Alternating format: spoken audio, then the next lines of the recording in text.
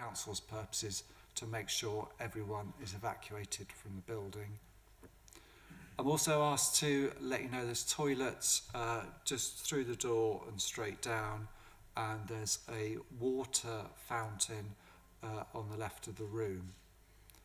Also, you should be aware the event is being live streamed and recorded, and if anyone has got any objections to that, please let me know. That's quite common practice for most councils. Okay, so in terms of appearances, to my right, to your left, should be Mr. James Morrissey of King's Council. Good morning. Good morning, sir. I'll ask you to introduce your teams with the opening. Yeah. Yes, Thank you. And the other side of the room for the council is Mr. Robson of King's Chambers. Yes, morning, sir. Good morning. Again, I'll ask you to introduce your witnesses in your opening statement. So members of the public will have the opportunity to speak after brief opening statements of both the appellant and the council. So that will be later this morning. Now, I must emphasise that this is the opportunity for you to speak, because once cross-examination starts, I would effectively have to restart the inquiry to hear anyone else again. So please bear in mind this morning is the opportunity for public speaking. I don't put time limits on people who want to speak, and everyone is welcome to speak. But please bear in mind this morning is the opportunity. I've already had requests from Councillor Paul Hartshorn, who's a district councillor at Blaby, and also Mr. Graham Harding, who's chair of the Parish Council Planning Committee. So perhaps we'll start in due course with public speaking with those two speakers. So as I said, anyone else is welcome to participate in the opening statements this morning. I will need to record your name, and forgive me if I labour the point to make sure I get spelling right, because I have to record the names of those speaking at the inquiry. I also need to let you know that the appellant's advocate has the right to ask you any questions. They don't grill you or cross-examine you, but they do have the opportunity to ask anything in terms of clarification. And in my experience, usually about 50% of the time they do that. But please don't be intimidated by such procedure. Can I just check if any members of the press are present? No, okay. Just in terms of the procedure, I held a case management conference, which was over Microsoft Teams, with both the council and the appellant, and that was just to go through the process for the inquiry to help it smooth running.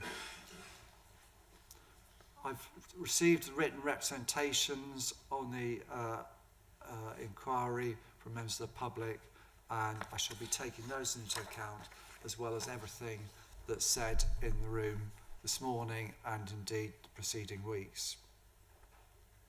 So the inquiry is going to progress in terms of formal examination and cross-examination led by both the advocates, and they're calling their particular witnesses to deal with the specialist items of the which are in contention.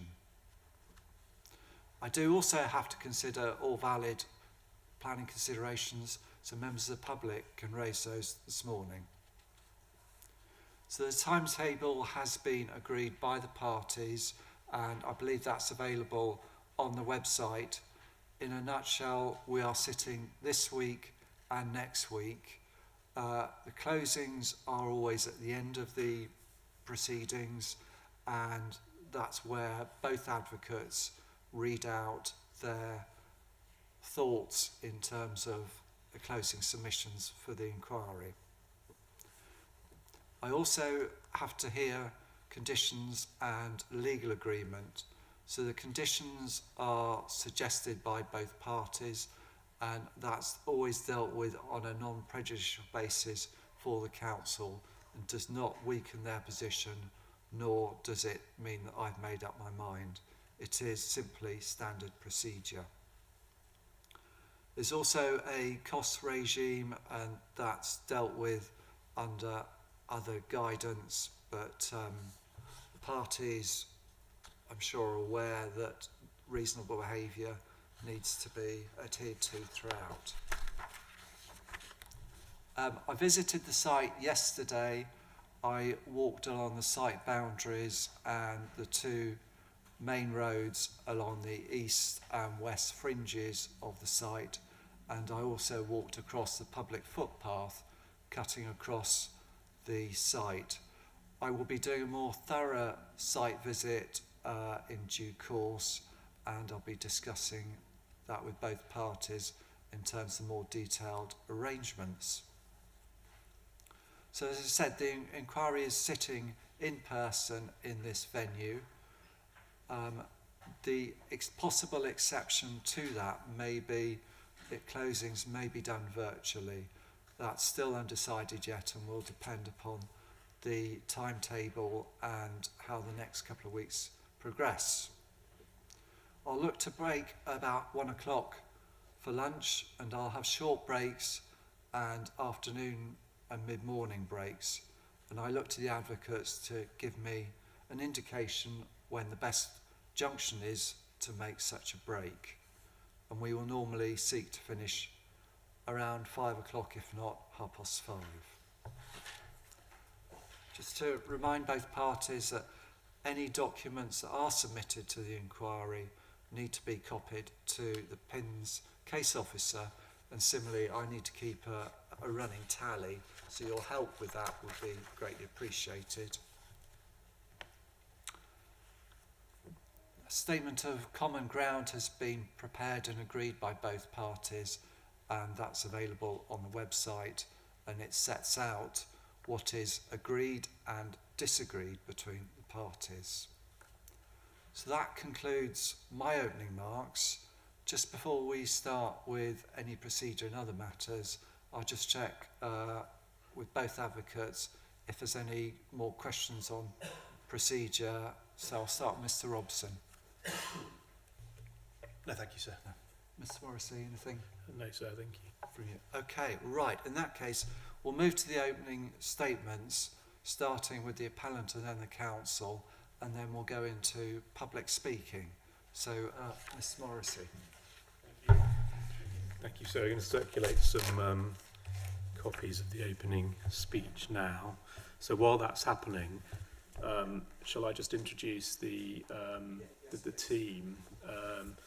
So you'll recall that you've got this in the core documents at CD 5.7, but in our position statement for the CMC, I set out the names, qualifications, and the positions of the witnesses. But in short, and this is the order in which they're likely to be called, is Gary Holliday, who is dealing with Green Wedge matters, Mark Smith, who is dealing with golf-related matters, James Stacey, who is dealing with affordable housing, and Nigel Cusson, who is dealing with planning.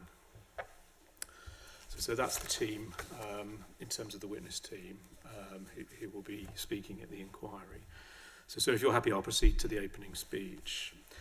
The provision of an adequate supply and mix of housing, including both market and affordable, is a fundamental and long-standing requirement for all local planning authorities in England. It's been at the heart of what our planning system seeks to achieve since the earliest version of the National Planning Policy Framework, NPPF, was published.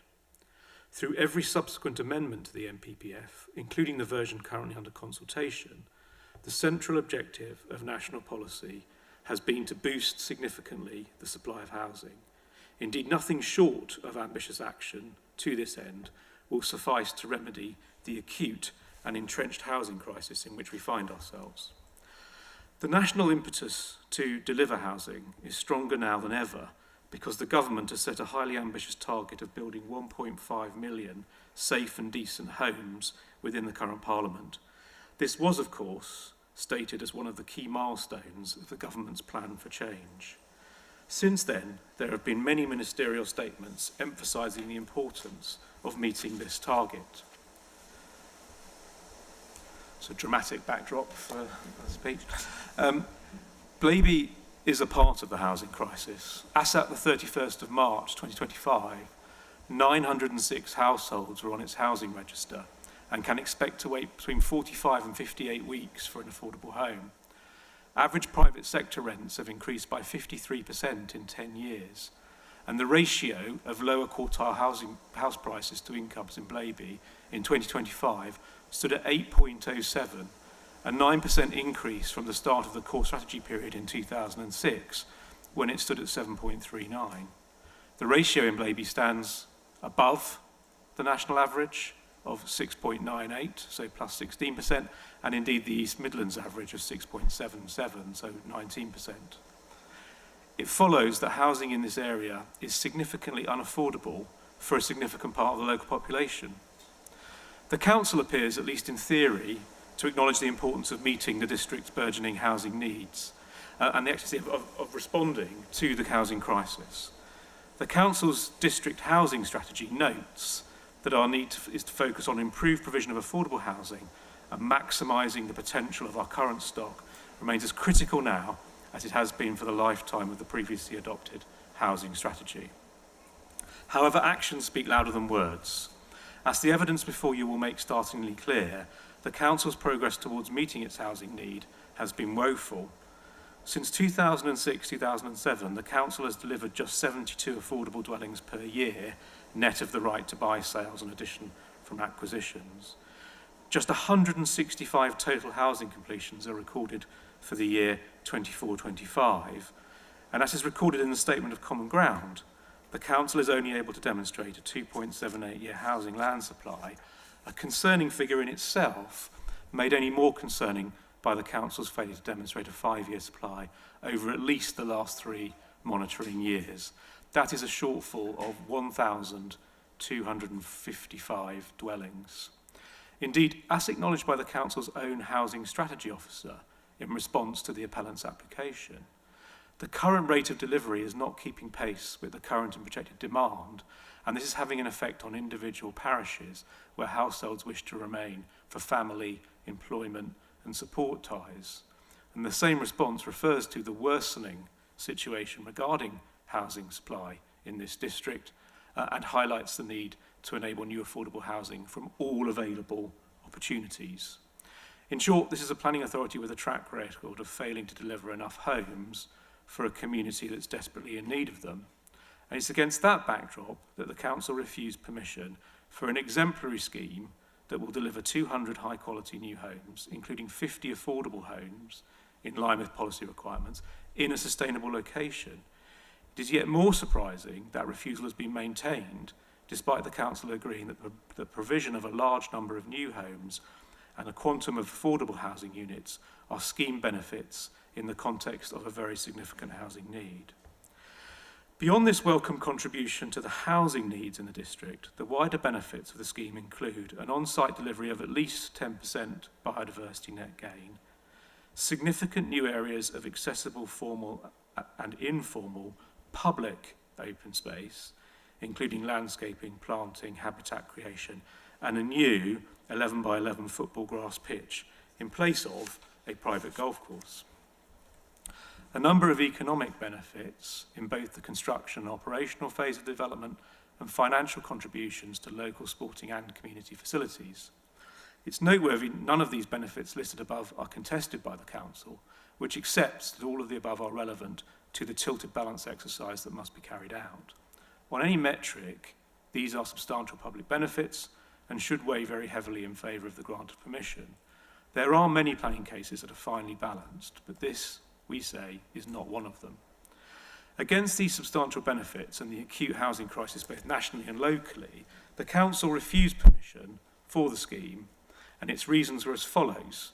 Reason for refusal 1, green wedge encroachment. This is an allegation that the scheme would inappropriately encroach upon the designated green wedge, leading to the further undesirable coalescence of Blaby with Whetstone and Countersthorpe, and so fundamentally undermine the Green Wedge's strategic objectives by failing to preserve its open and undeveloped character, disrupting vital green networks and diminishing existing public access for recreation. Reason for refusal 2 suggests that as against the acute housing needs of Blaby, the loss of the golf centre would be regrettable. The failure of the council to meet its housing needs over a long period of time deserves a rather stronger epithet. It is suggested that the closure of the golf centre would create a significant deficit in the district's recreational provision, and it is said that this loss is particularly impactful as the facility prioritises resilient, adaptable amenities that support foundational participation and beginner pathways, and which are said to be crucial for future-proofing golf provision in the area. Reason for refusal 3 was insufficient commercial mitigation, but thankfully the council no longer maintains that reason for refusal. So in the light of that, the issues for determination as agreed at the Case Management Conference are, of course, the effect of the proposed development on the Green Wedge. Secondly, the effect of the loss of the golf centre on the district's recreational provision, and whether the proposed recreational provision that forms part of the scheme is considered equivalent in terms of quantity and quality. And C, the planning tilted balance, and in particular, whether any impacts of the proposed development arising from the matters above would significantly and demonstrably outweigh the benefits for the purposes of paragraph 11D of the MPPF. So, as against the very significant benefits of the scheme, stand 2 objections only: Green Wedge impact and the loss of the golf centre. Now, standing back and having regard to the agreed application of the tilted balance, it's difficult to see how these objections could ever be said to be significantly and demonstrably outweigh the benefits. And as will be explored in the evidence, it's actually far from clear that such a contention is actually being advanced by the council. Moreover, as will become obvious to you, sir, none of the remaining reasons of refusal has any merit, and I just addressed each of them briefly now in turn. Green Wedge. The appeal scheme is the result of careful work between the appellant's landscape and master planning teams. It is defined by green infrastructure and public spaces, and responsive and sensitive to the local settlement pattern, all the while presenting the opportunity to make a significant contribution to the district's housing stock in a sustainable location. In this reason for refusal, the council referred to both policy DM2 and also CS16. It now appears to accept that it's only policy CS16, a policy that expressly recognises the need to balance the retention of the Green Wedge against the delivery of new homes, which is of real relevance to this appeal.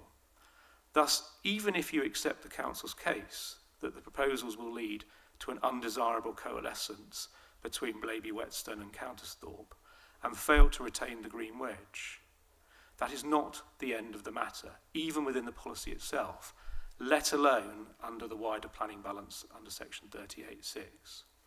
Moreover, as will be explored in the evidence, any impact on the gap between Blaby and Countersthorpe is, even on the council's own case, to be seen as very much a secondary concern.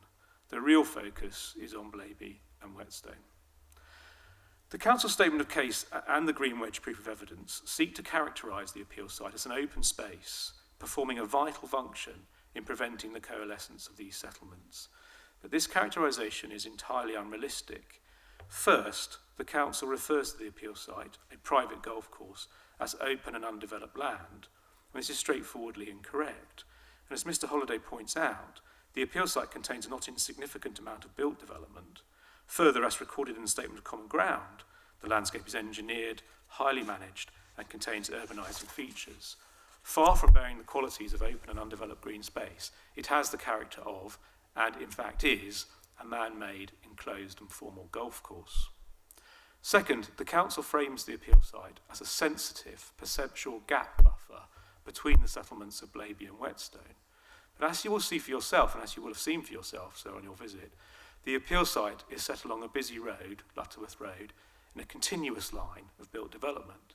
It's bound by the modern settlement edge of Blaby to the north, commercial and recreational land to the west, and a business park to the south. It plays no function in separating established settlements. Indeed, as Mr. Holliday's evidence sets out, those settlements are today only meaningfully separated by the Blaby bypass, a position that will remain unchanged by the appeal scheme. Viewed against this critical context, the Council's case as to conflict with Policy CS16, we say, entirely falls away. Importantly, while it's agreed that green wedge policies are not landscape policies, the Council agrees the appeal scheme will not bring any unacceptable visual or landscape effects in the medium term. The Statement of Common Ground further records that the scheme will be well screened and visually contained, and the remaining aims of the green wedge will in fact be furthered by dedicating approximately 65% of the site to landscape, green infrastructure, public open spaces and play, and habitat-related proposals.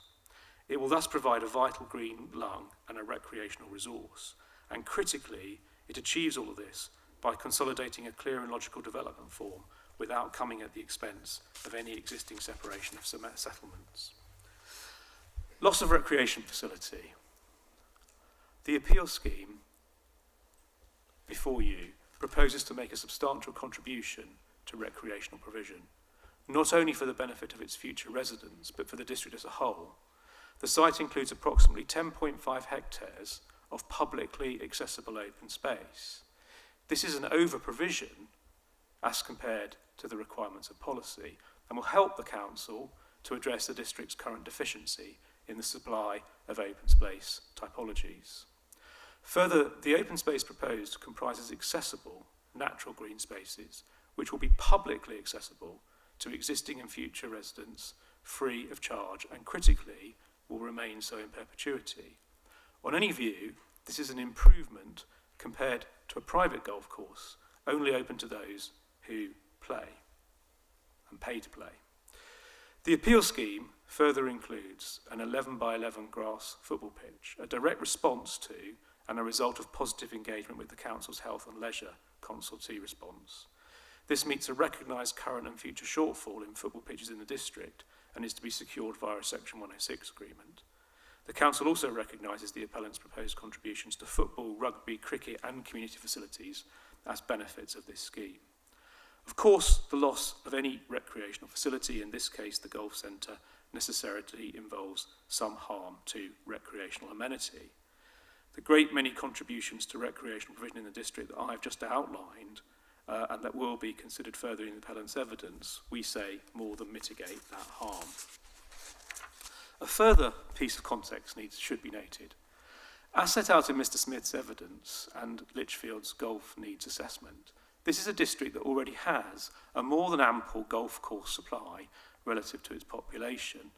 The district currently has 5 golf venues: Blaby Golf Centre, Cosby Golf Club, 18 holes, Enderby Leisure and Golf Centre, 9 holes, Kirkby Golf Club, 18 holes, and Whetstone Golf Club, 18 holes. That oversupply would not change even if the appeal scheme were approved. Blaby District still have substantially more golf provision per capita than the surrounding area.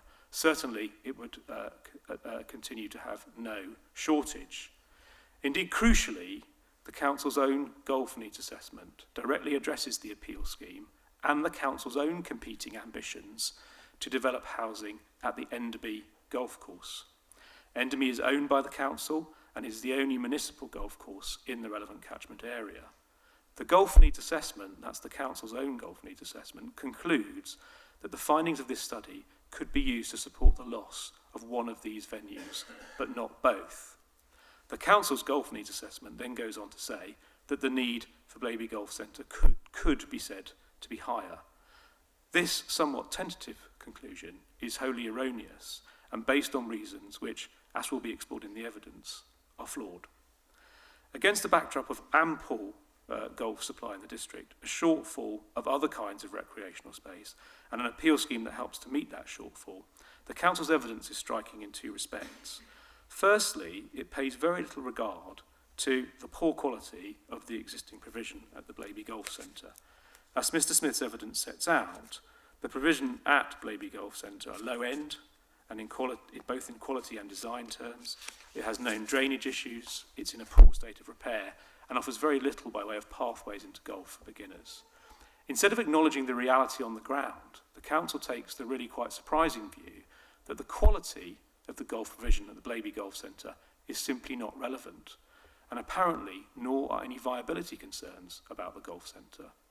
Considering the emphasis the Council's case places on the harm caused by the loss of recreational facilities at Blaby, that position is unsustainable. Secondly, and even more surprisingly, the Council's evidence pays no regard whatsoever to the impact of the Council having very recently issued outline planning permission to Davidson's Development Limited for a development of up to 53 dwellings. That development incorporates a substantial proportion of the current first hole at Blaby Golf Centre, the tee, part of the fairway and part of the green. At a minimum, the implementation of that scheme will require a very significant reconfiguration of the golf course, and one that will be safe neither for players nor passers-by. In the longer term, the consented Davidson scheme poses a serious threat to the viability of Blaby Golf Centre. It's all the more surprising the Council's evidence ignores the impending effects of the Davidson scheme when one considers that it is on a designated site. Davidson site was a reserve allocation in the Blaby neighbourhood plan. Indeed, it was one of only 2 reserve allocations, and they were both in the green wedge. In other words, the position in the Council's own policy is that the Davidson scheme forms part of the baseline. The Davidson scheme therefore represents a fundamental alteration to the baseline position against which the appeal scheme falls to be assessed. In those circumstances, the Council's silence on the effects of the scheme on the appeal side is frankly baffling. That leaves only the Council's case on policy compliance, and it's agreed, by reason of policy CS 15 being out of date, that paragraph 104 of the NPPF takes precedence. On that less restrictive test, this reason for refusal too becomes unsustainable. Planning balance. Overall, sir, and as Mr. Cusson will set out for you, the planning balance weighs clearly and demonstrably in favour of the grant of permission in this case. There is no reasonable basis, we say, for the Council to have refused permission in this case. The appellant's case, as canvassed in these opening remarks, is that the proposals before you accord with the development plan read as a whole. Nonetheless, and in the light of the Council's woeful 5-year land supply position, it's common ground that tilted balance is engaged in accordance with the paragraph 11D2 of the NPPF, whereby decision-taking should be made on the basis of granting permission unless any adverse impacts of doing so would significantly and demonstrably outweigh the benefits. As will be made clear to you over the course of this inquiry, sir, the numerous weighty benefits set out above of the appeal scheme amply meet the tilted balance test. So in conclusion, so this is a council with less than 3 years of housing land supply, a position that's worsening, not improving. Its own golf needs assessment supports the loss of either the Blaby Golf Centre or the Enderby Golf Course.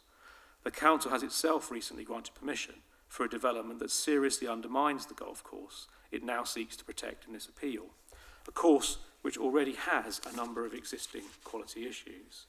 The council also relies on green wedge policy to seek to oppose the appeal scheme, but fails to grapple with the fact that these policies themselves call for a balance against housing need.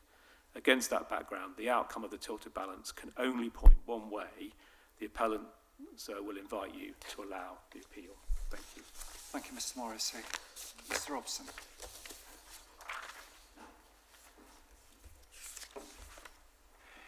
Thank you. Thank you.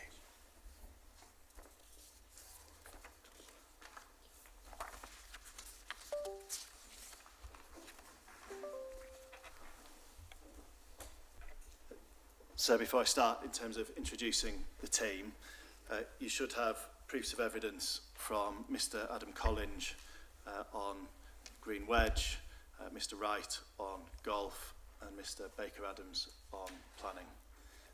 And so I can produce a note to be handed in with qualifications and credentials, etc. Thank you.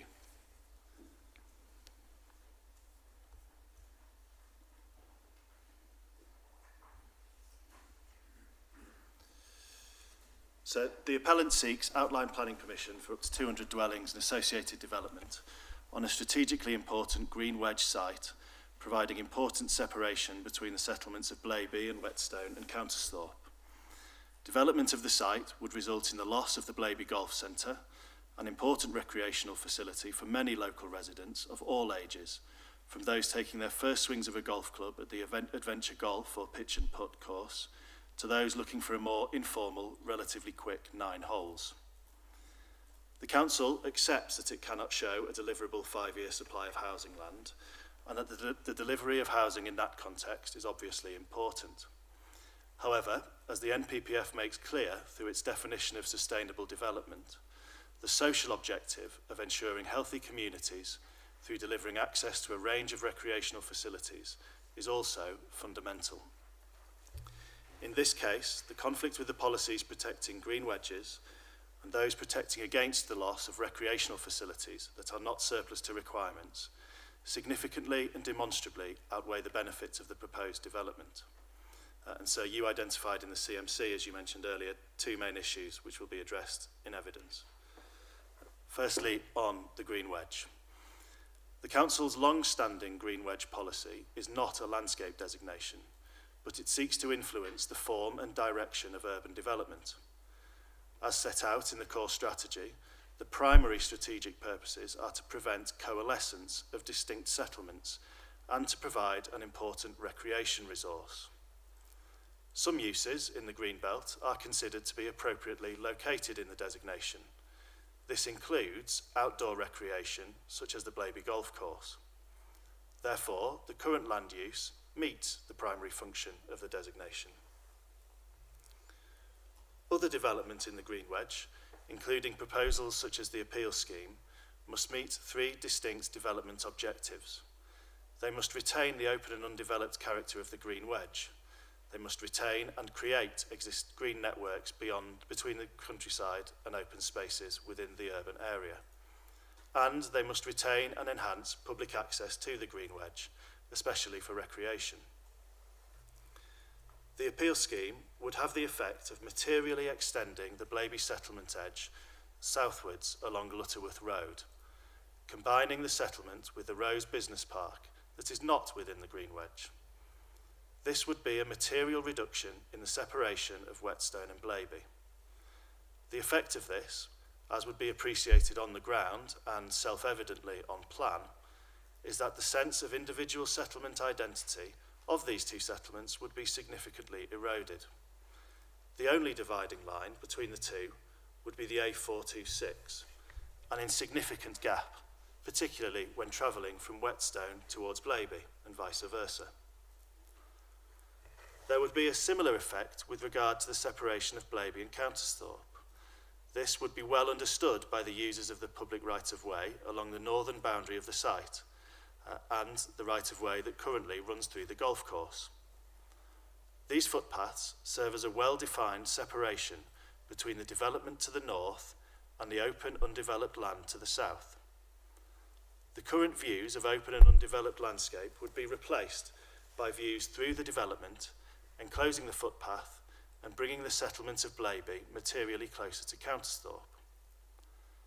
It is clear that the proposed development will not retain the open and undeveloped character of the green wedge.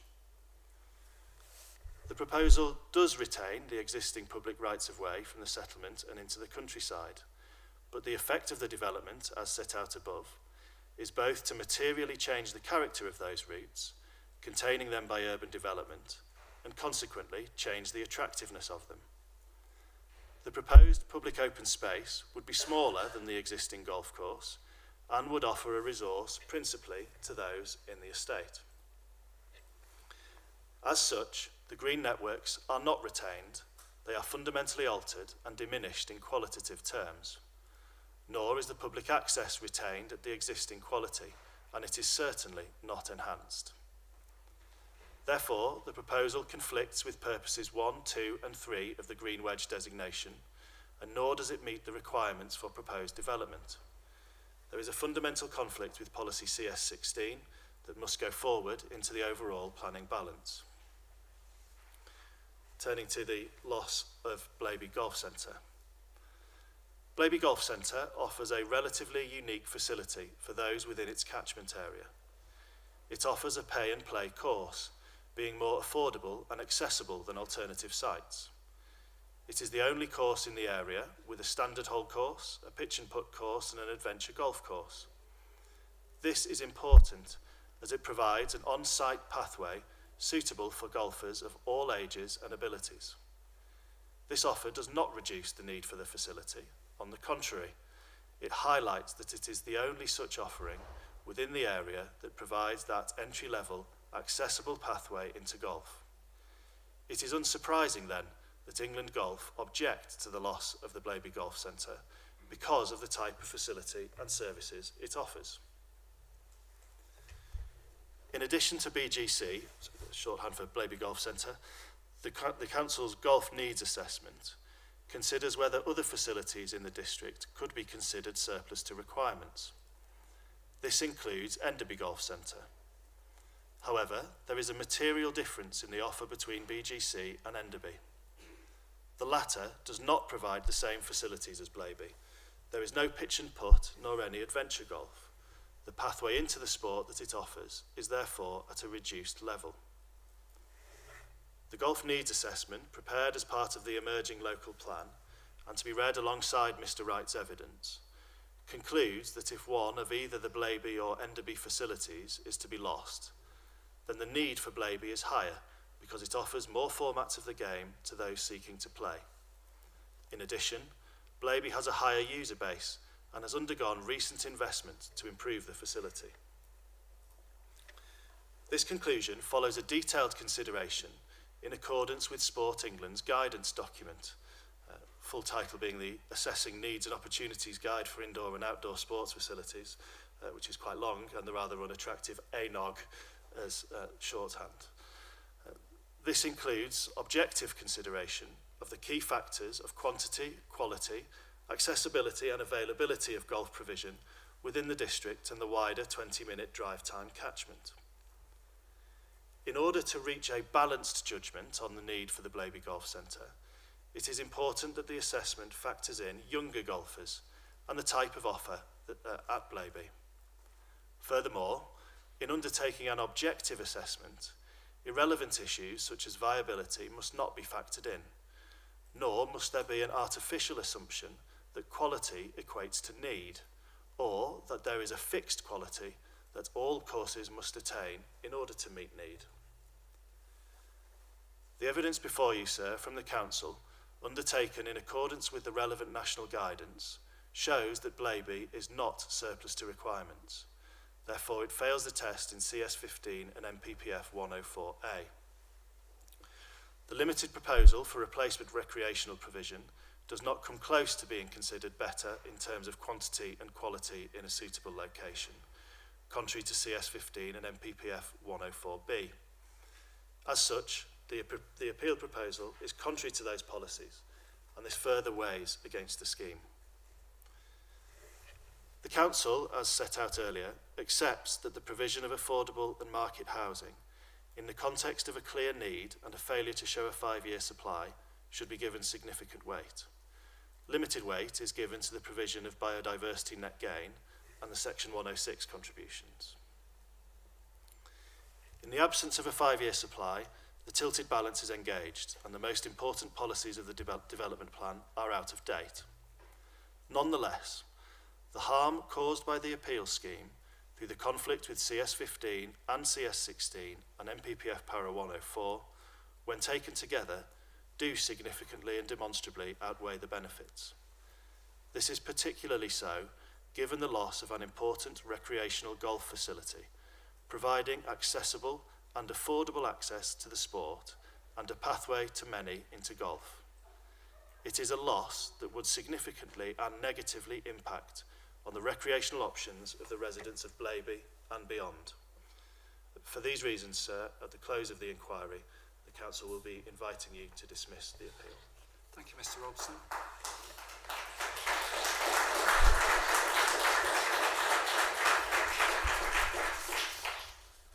So we'll move to public speaking now, and I'm minded to start with the two speakers that have advised they wish to speak.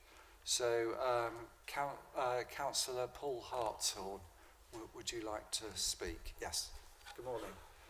I think probably ideally if both advocates can see you and hear you.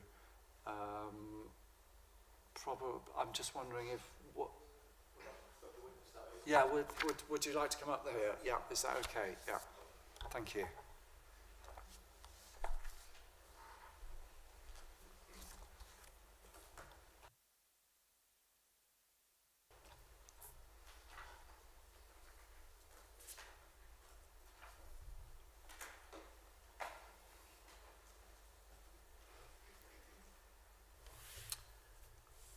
Sir, thank you for allowing me to speak today.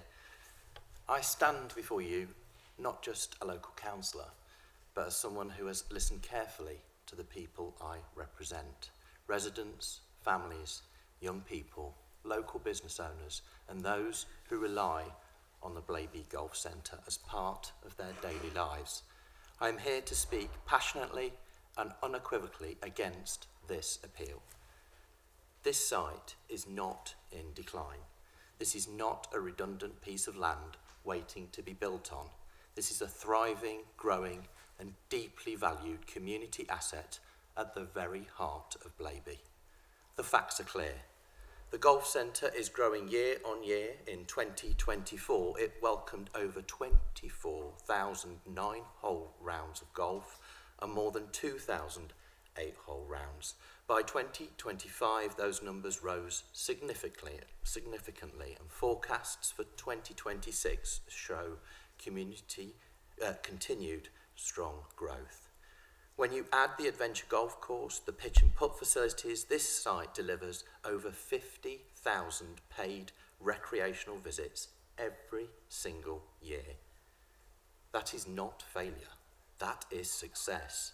And it does not stop there. The on-site restaurant at Carpy Kitchen now serves over 50,000 covers a year, proudly using locally sourced produce from nearby farms. This is a business investing in our economy. Over recent years, the operators have invested hundreds of thousands of pounds into the site, refurbishing facilities, expanding the restaurant, improving outdoor seating, and upgrading the car park. Businesses do not invest like this if they are preparing to close. Families do not dedicate 37 years of their lives to something that no longer matters. This is a family-run business with deep roots in our community, serving generations of local residents. But this appeal is far more about golf. This site supports more than 50 local jobs.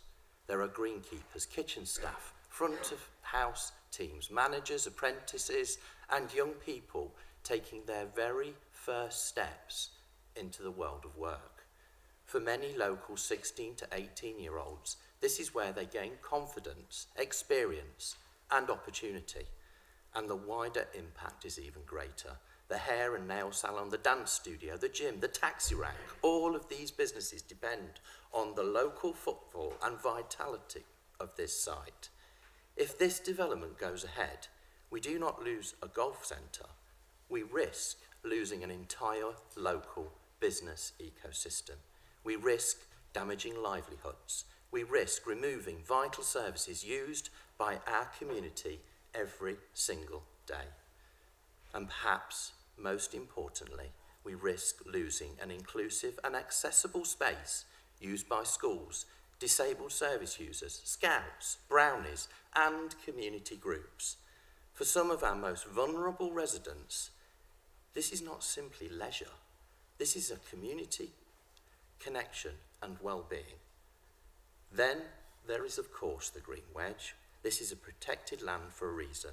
It exists to preserve the open character of our area and to prevent the merging of our district communities.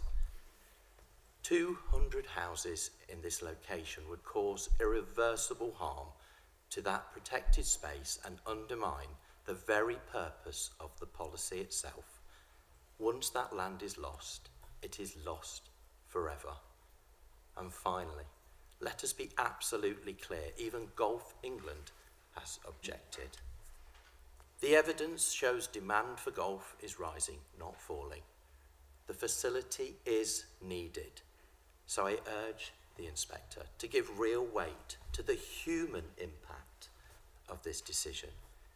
Because this is about jobs, this is about families, this is about community identity, this is about protecting what makes Blaby, the village I like to call my home, special. I respectfully ask that this appeal is dismissed. Thank you, sir. Thank you, Mr. Hart.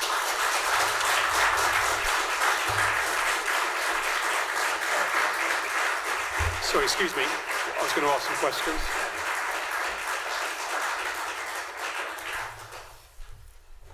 Yes. Sorry, Miss Morrissey. Yes, My apologies. I've got a handful of questions, Yeah. if I may.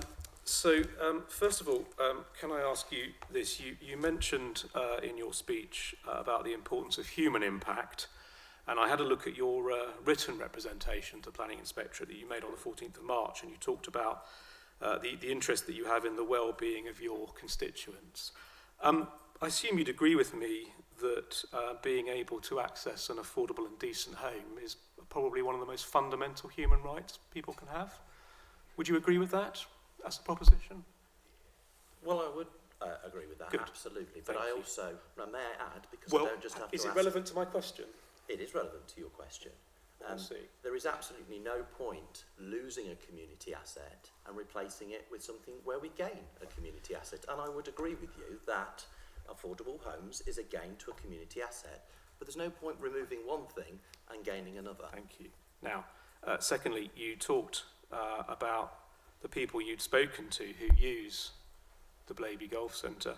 How many people of the 906 people on the council's current housing register did you speak to about their views on whether this site should be appropriate for housing or golf? How many did you speak to?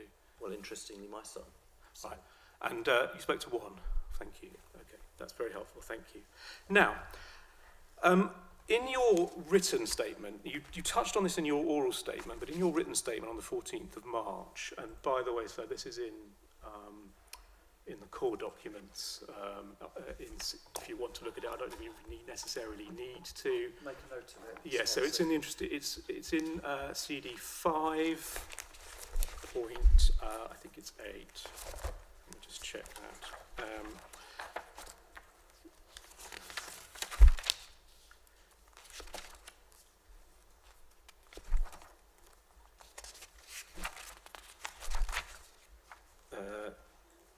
No, it's 5.6.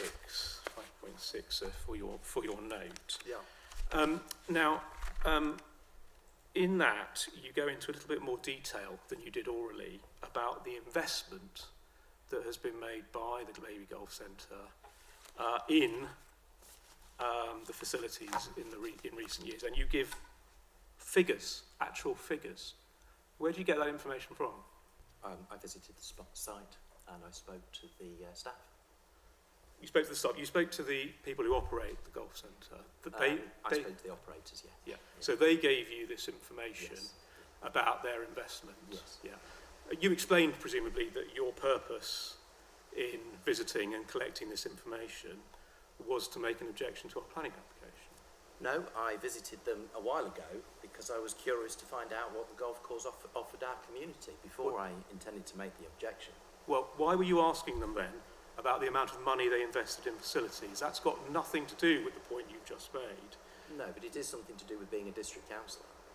Is it? Well, I visit the local Indian restaurant and ask them how many covers they serve. I also visit the local Chinese and ask them how many covers they serve. This information. Why would I not ask why would I not ask one of the biggest businesses in the community about what they do? Well, that information is only relevant to your objection, isn't it?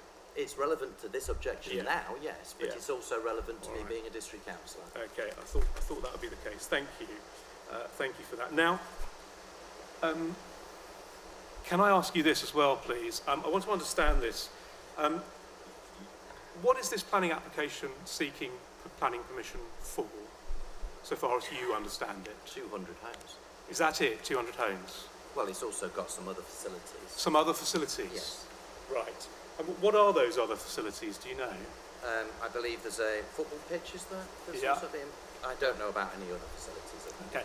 Well, it's also proposing the resiting of the existing retail, leisure and sui generis uses. So the other non-golf uses, the cafe, the salon, whatever else there is there. So those current uses will have an opportunity to continue on a recited provision. That's what the application applies for. You were aware of that, were you? I was, but in your application, it doesn't state about the details on that relocation. And in previous experiences, may I add, relocation often means that those businesses cannot afford where they're relocated to because rents rise. These are small businesses, and the premises that they're currently in suits them perfectly. They don't want to reposition into something that's maybe purpose-built, but is going to cost them an awful lot more money and maybe make their businesses unviable. But that's the point about the detail, which you don't know the details of. Neither that. do you. No, well, no, but you don't, do you? Neither do you. No. But when I asked you what this application proposed, you didn't seem to be even remotely aware that we were proposing those things until I told you.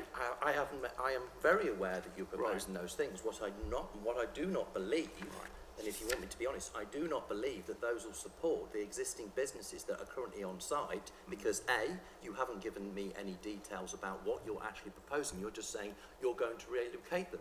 If you turn around to me and say you're going to relocate them for free, they're going to have to pay the same rent, their business turnover is not going to decrease, then I would suggest that what you're actually offering is exactly the same as what they've got now. What I don't believe you're doing is, I don't believe you're doing that, sir. Right. Well, have you actually looked at the conditions that we've agreed with the council? Have you? I probably have, yes. You probably have. Yeah. Well, when did you look at those?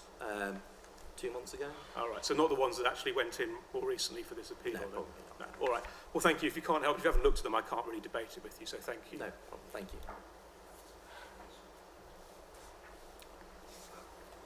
Okay.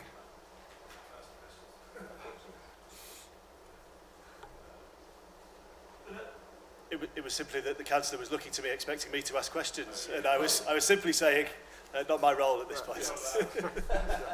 Okay. It's all right, before I stand up and walk away again, Yeah, just to make sure everybody's got an opportunity to speak. Yeah, no, that's fine. Thank you, Mr. Hart. So, Dan, for persevering with the loud noise from the tempest outside. Yes. Do you want a copy of this? I Am I allowed to give them a copy? Yeah, we can get copies.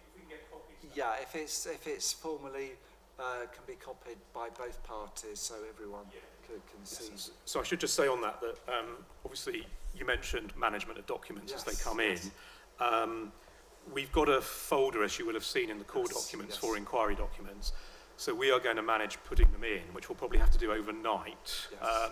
But so far, I think just from today, we've got 2 opening speeches. Yes. So I was going to suggest. My one would be, I think it's CD 14. I think it's CD 14 that we've got for the. Yes, sorry, 15. So it's CD 15 is the relevant folder. So my opening speech should be 15.1. My learned friends will be 15.2. And then if we can make that speech when we get copies of it, 15.3, it would be very helpful if you could send an electronic copy because it'll allow us to put it up on the website more easily. I mean, otherwise we can scan it, but okay. If you email the council and then they'll pass it on to us. That would be very helpful. Yeah, that would be very helpful, and I'm very grateful for the assistance. It does involve me with a certain amount of multitasking, so the help is much appreciated. That's fine. We'll try and keep the list up to date, so we've got a list of where everything is. And thank you. Very much appreciate the help. Thank you very much.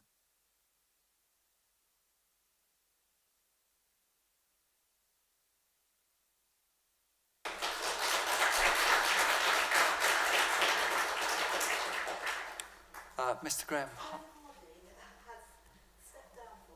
Oh, right. Sorry to hear that. I'm the new vice chair, but I haven't got a lot of the information that he had. Right. Would you like to speak? I can speak, yes. Well, yeah, it's up to you. I mean, I'm not requiring you to speak, but if you would like the opportunity to speak. Yeah, I would like them. Yeah. Okay. Right. And I'll leave that on the table.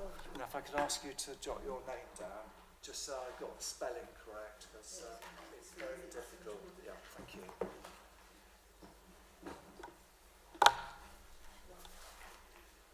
probably if you leave that on the table for any other speakers. So thank you. Just for purposes this morning, can I make a note of your name? Sue Jordan. Sue Jordan, okay.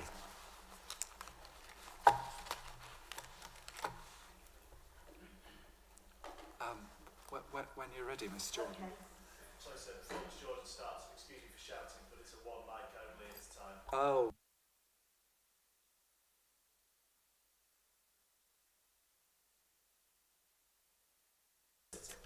Okay. Right. So I'm Sue Jordan. I'm the new Vice Chair of Blaby Parish Council. And unfortunately, Graham Harding resigned last night. So I haven't got all the information that he's prepared or anything on behalf of Blaby Parish Council, but I can speak on behalf of myself. I'm a local resident and former county councillor, and I live very near to the development, and I see what great benefit the golf range is to the people of Blaby. It's in a significant area of land on the green wedge between Blaby and Counterthorpe, which would see the two villages, along with Whetstone, almost joined together, losing the individual characters and communities that have evolved over centuries. Furthermore, although I understand the need for new houses, I fail to see the requirement for the number being proposed in this and other applications in Blaby. I realise there are housing quotas, however, 3 large applications have recently been approved in Counterthorpe and there are others planned in Blaby. Surely we do not need to increase the number of houses in Blaby by such a large number. Existing older houses are failing to sell in Blaby and builders are failing to complete existing developments as the houses are not selling. The new housing development in Counterthorpe is not going ahead as quickly as proposed because they can't sell the houses. If this proposal were to go ahead, Blaby would lose the much-loved golf course, which is a family business built on the site for over 35 years by 3 generations of the same family. There are no other leisure sites in the area that can offer residents a chance to exercise outdoors, providing mental stimulation and the opportunity to enjoy leisure time with friends and family. It provides essential benefits for community cohesion and family life. As well as a golf course, the site offers an 18-hole adventure golf course and pitch and putt. It is suitable for all levels of golfers and attracts players from other cities in the Midlands. At the site, there is also a restaurant, a gym, the only one in Blaby, which is also much loved, a dance studio, a hair salon, a boutique and shop and taxi rank. These businesses will also lose their livelihoods if this plan were to go ahead and may struggle to retain clients. As a county councillor, I received a number of complaints about the recent increases in the amount of traffic in this stretch of Lutterworth Road. If this site were to be approved, it would only add to the problems. There is considerable increase in the traffic due to the businesses located on Roseway Estate, such as Screwfix, and when there is an event on at the Alliance Rugby Club, including matches, there are a large number of parked cars in the road causing mayhem.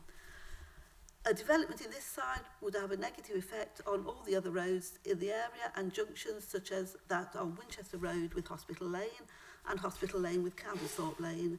There are already traffic jams and this junction at rush hour and school times due to the location of Thistley Meadow School. Another 200 cars would worsen this considerably. Although the flood risk level on this site is 1, there has been a considerable increase in the amount of flooding in Blaby since the construction of the Barrowcliff Road site and that on Scouting Way. For the last 2 years, the established houses at 102 and 104 Winchester Road have been flooded in January. This has never happened before. Residents were assured that the attenuation basins on the Barrowcliff Road site would prevent flooding, but this is not the case. This year, residents from Skipper's Close were digging trenches to divert the water from their houses to the ditch to prevent them flooding again. I fear that additional extra houses can only worsen the situation. There is not the infrastructure in Blaby to accommodate an increase in the population of Blaby by 200 new households. The schools are full, as are the doctor's surgeries. This proposal is extremely popular with local people. It's extremely unpopular with local people. There were over 1,700 objections to the planning, and there was a huge turnout at a meeting organised by Blaby Parish Council regarding the proposals.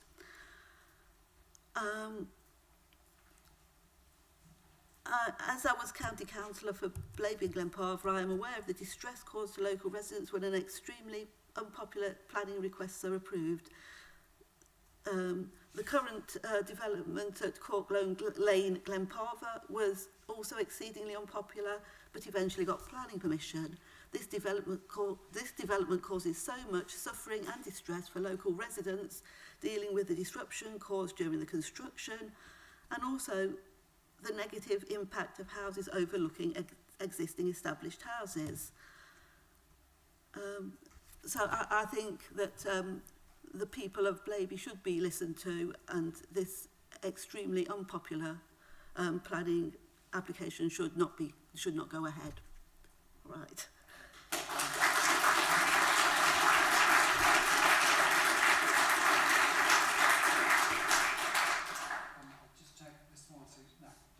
Thank you. Step down. Thank you. Is there anyone else that would like to speak? Yeah. What I normally say is those of you who've got pressing engagements should self-prioritise. So it's not. So I'll let you self-prioritise each other on that basis. Okay. I need to get to work, so. And I wasn't quite sure of the. I've not prepared anything to. You jot your name down. Yeah. My name's Max Louch. I'm primarily a golfer. I also live in the area though, and know a lot of people in Blaby. I don't know anybody that does agree with the proposal for the housing. But I'd like to specifically talk about the golfing provision. I think the initial statement referenced 5 golfing facilities in the area. They don't all offer the same provision that Blaby does. 3 of them are members clubs where you can only play on an appointment basis rather than the pay and play that Blaby offers. So if I wanted to play this evening at Blaby, I can go along after work with my friends who I play golf with. We can arrange it after work, dependent on weather, dependent on childcare, family commitments, etc. We can truly go along this evening, go up to reception, pay our money, go to the first tee and play a round of golf. That's not possible at Whetstone, at the 3 of the other courses mentioned. I've just looked at, on Google at Whetstone Golf Club while I was sitting and listening. £830 for a yearly membership for an adult at that club. Generally, if you're wanting to play at those places, so it's currently £9 to play 9 holes at Blaby. You're looking at a minimum of sort of £20–30 to play an equivalent hole at the other courses, which usually is not available. The times that are normally available for visitors, as they're referred to, are generally times when their members don't want to play. So you're looking at the more unpopular times during the day when obviously people need to be at work, etc. So the sort of the information there about the golf provision, just for me, it's just clearly not true.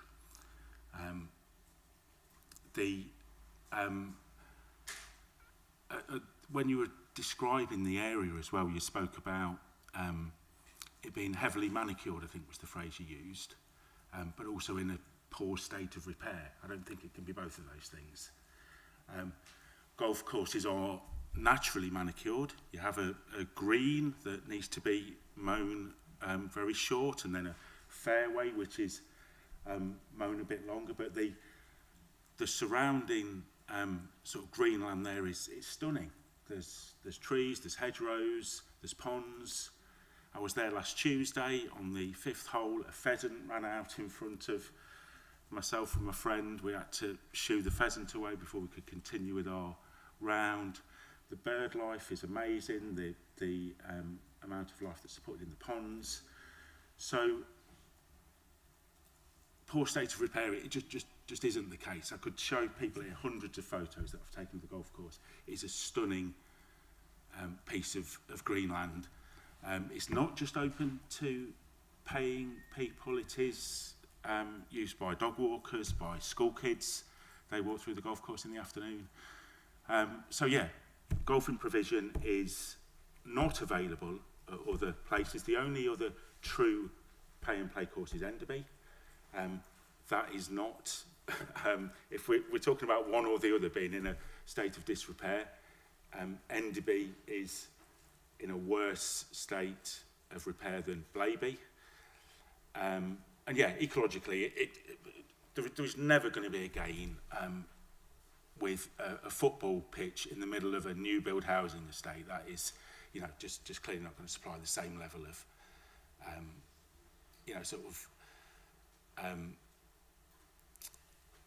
recreational provision or, you know, ecological considerations that the golf course currently does.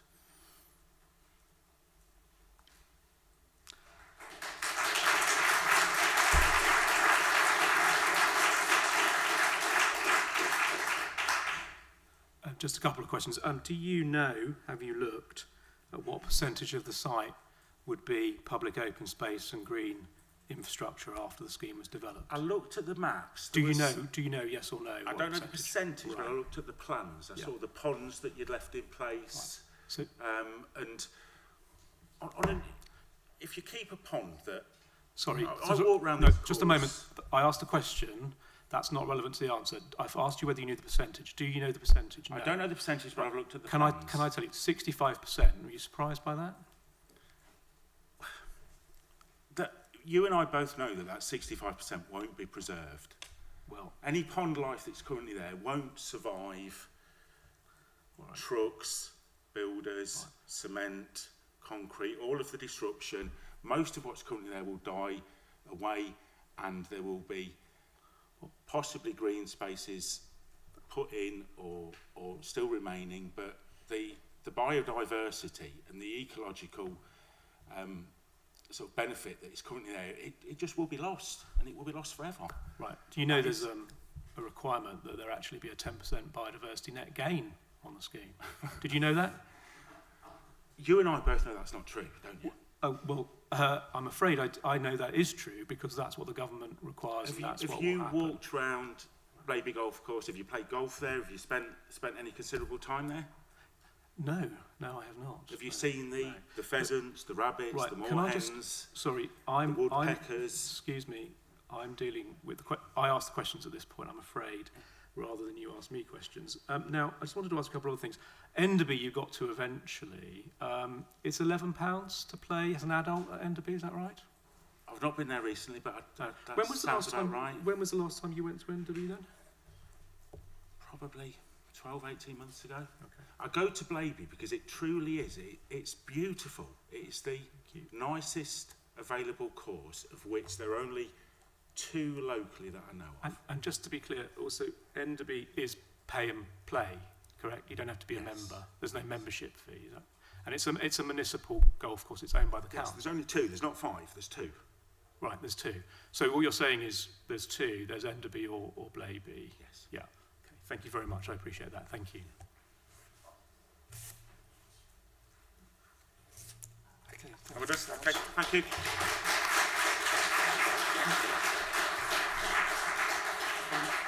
Yes, sorry, gentlemen. Just to let you know about protocol, I'm afraid only the advocates are allowed to ask questions. I know it might be tempting to question back, but it's actually the role of the advocate, I'm afraid. So please bear that in mind. If you are asked a question, you've got to respond rather than asking another question. Yeah. Sorry, can I make your name? Yeah, David Saunders. Thank you. Thank you very much for the opportunity to speak today.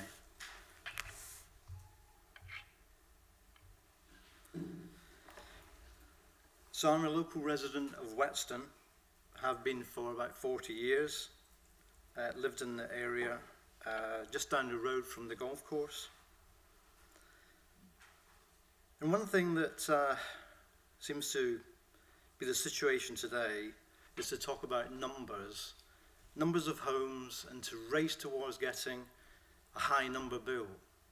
And it's often not thought about how we actually sustain communities together.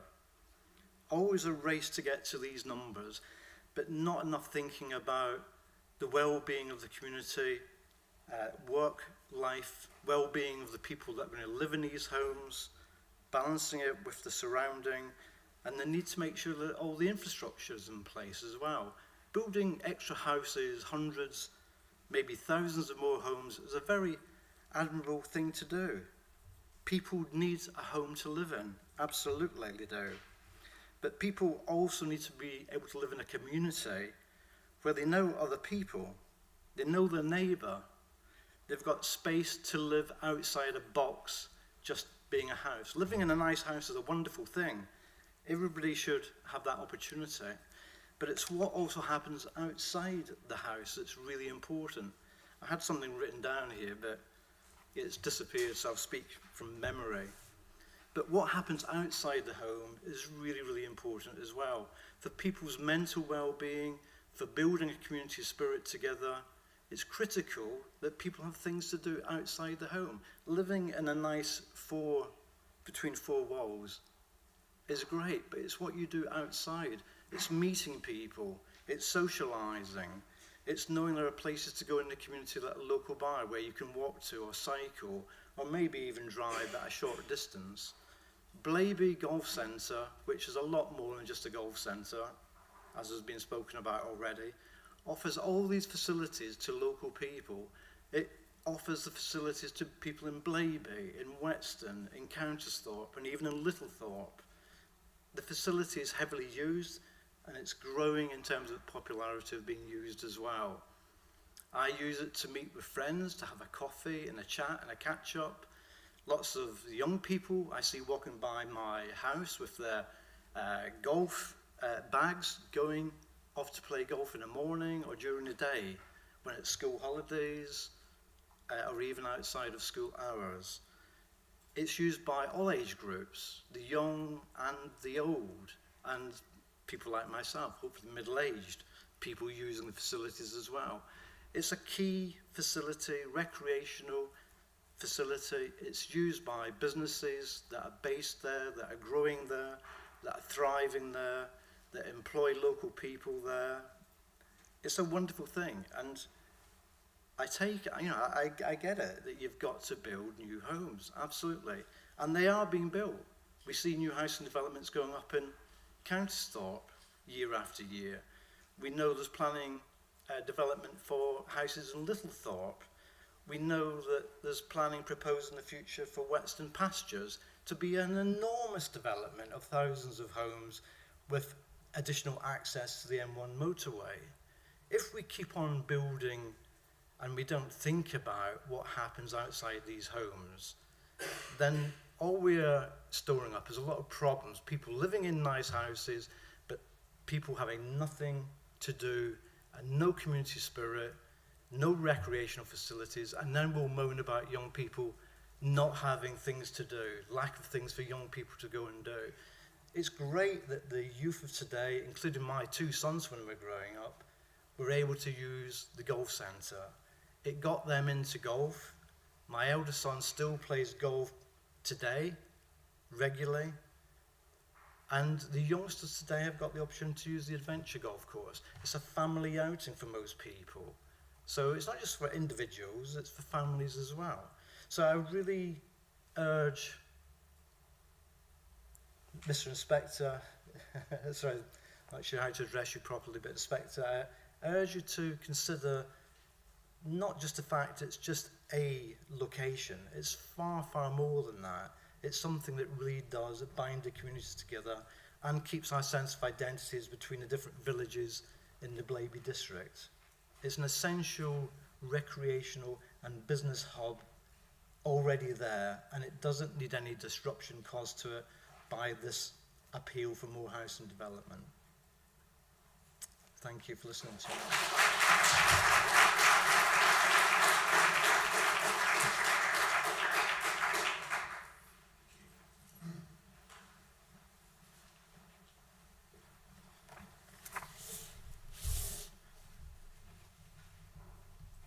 My name's Andy Hall. H-A-L-L. Thank you very much. Good morning, everybody. I sit here as a long-standing supplier to Blaby Golf Course. My business, St Martin's Coffee Roasters, can provide direct commercial evidence that this is not an underused or speculative site. It is a real, functioning, economically active business with sustained customer demand and proven long-term viability. I first started trading with Blaby Golf Centre on the 25th of March 2021. My last recorded invoice with Blaby Golf was 2 days ago, 11th of May. We have a continuous trading period of over 5 years, which includes 252 separate orders placed with my business. That amounts to over £80,000 in total spend with my small business alone. The average order value is £300. The average order frequency is every 7.6 days. And I'm ever so grateful to report that the average payment time from Blaby Golf Centre is 13.6 days, which is an example to every good customer-supplier relationship. This is not an occasional or incidental trade. This is the profile of a stable, responsibly run business with regular customer footfall, consistent hospitality demand, and strong operational reliability. Blaby Golf's purchasing history with our business demonstrates not only consistency, but significant commercial scale. Blaby Golf evolved from an emerging customer relationship into a major, dependable commercial account for us, demonstrating sustained business maturity, resilience, and increasing economic contribution over time. Blaby Golf Centre supports more than its own site. It sustains independent local suppliers like us, generates recurring commercial activity, supports employment, attracts visitors, provides recreational and hospitality value, and strengthens local business diversity. It is proven productive land, already contributing to the economy, not vacant land awaiting better use. This is not just a golf site, it's an operational business ecosystem that actively supports livelihoods, supply chains, and community infrastructure. Its loss would not simply mean land redevelopment, it would represent the displacement of a proven local business, loss of trade for surrounding independent suppliers like mine, and potential reduction in local employment, loss of recreational and social amenity, and an erosion of economic diversity. This appeal should consider not just land potential, but the demonstrated economic and social value that will be lost by removing a thriving local business ecosystem. Thank you.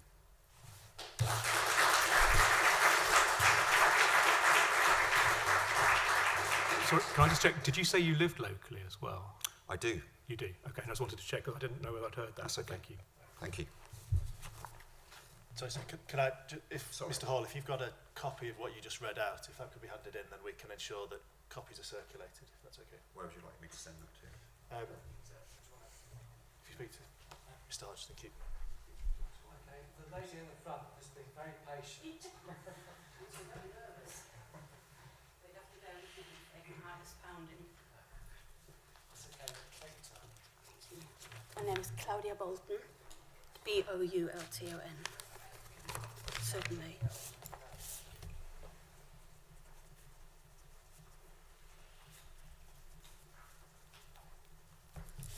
Thank you.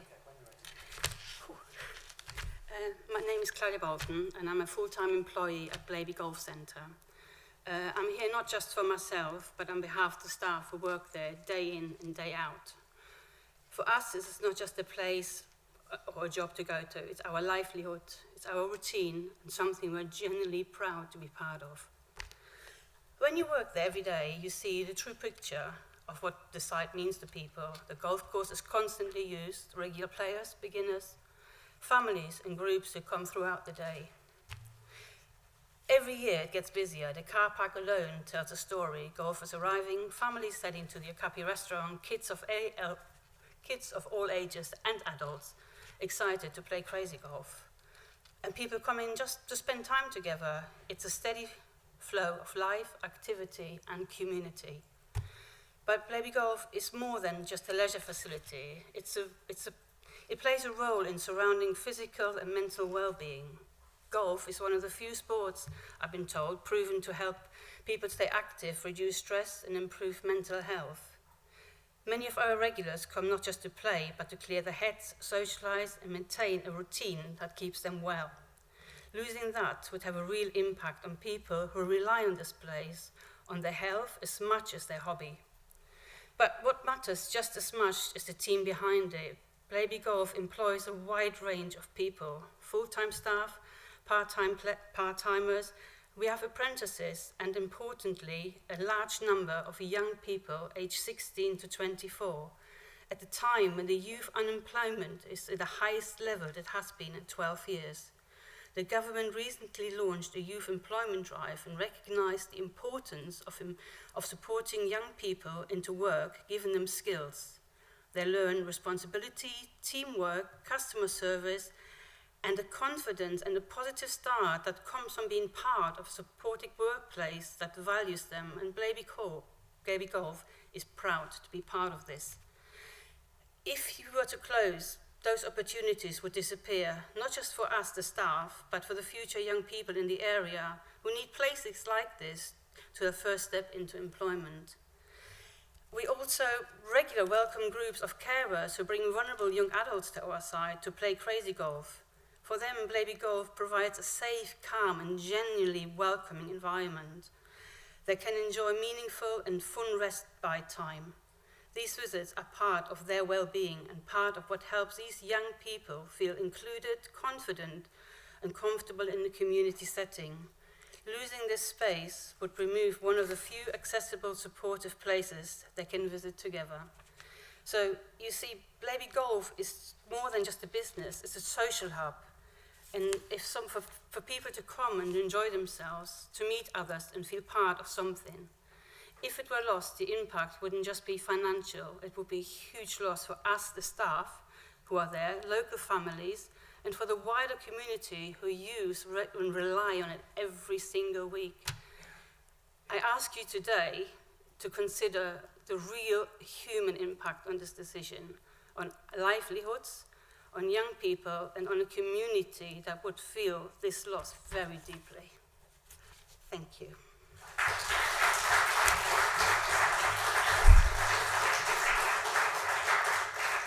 So just a couple of factual clarifications. What job do you do? What's your job title? I'm one of the chefs at Blaby Golf.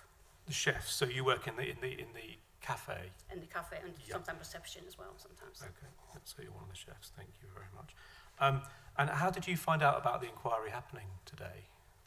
Well, it's local news. It's local news, but you Not knew being it was happening funny, today. it's all over. And so who is your employer then? It's the owner of the cafe, as you No, it's Blaby Golf itself. Blaby Golf itself. Yes. And did you discuss with them that you were going to come and give evidence with them today? No, I didn't. You didn't tell them at all that you were coming to give Well, evidence? I asked for time off, as obviously I need holidays, I'm working there. So Did I you didn't talk ask for about the time off. content of your evidence with them? No.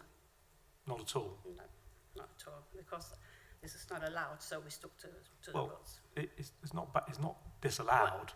You could do. I'm just curious about. No, we spoke. I'm here for myself and for the staff that's there, because we're all affected by this. And we spoke as a team yesterday. We went out even last night, and we spoke about what we want to put in and what we not want to put in. So And were your employers, your bosses, there at that meeting? no, No. it's a staff. It was a staff meeting, but not with those. Yeah. Right. Okay. Thank you very much. You're very welcome. Anyone else? Yeah, I think the gentleman at the back was the first one. Yeah, with hands. And then the gentleman at the front, I think probably booked his slot after that.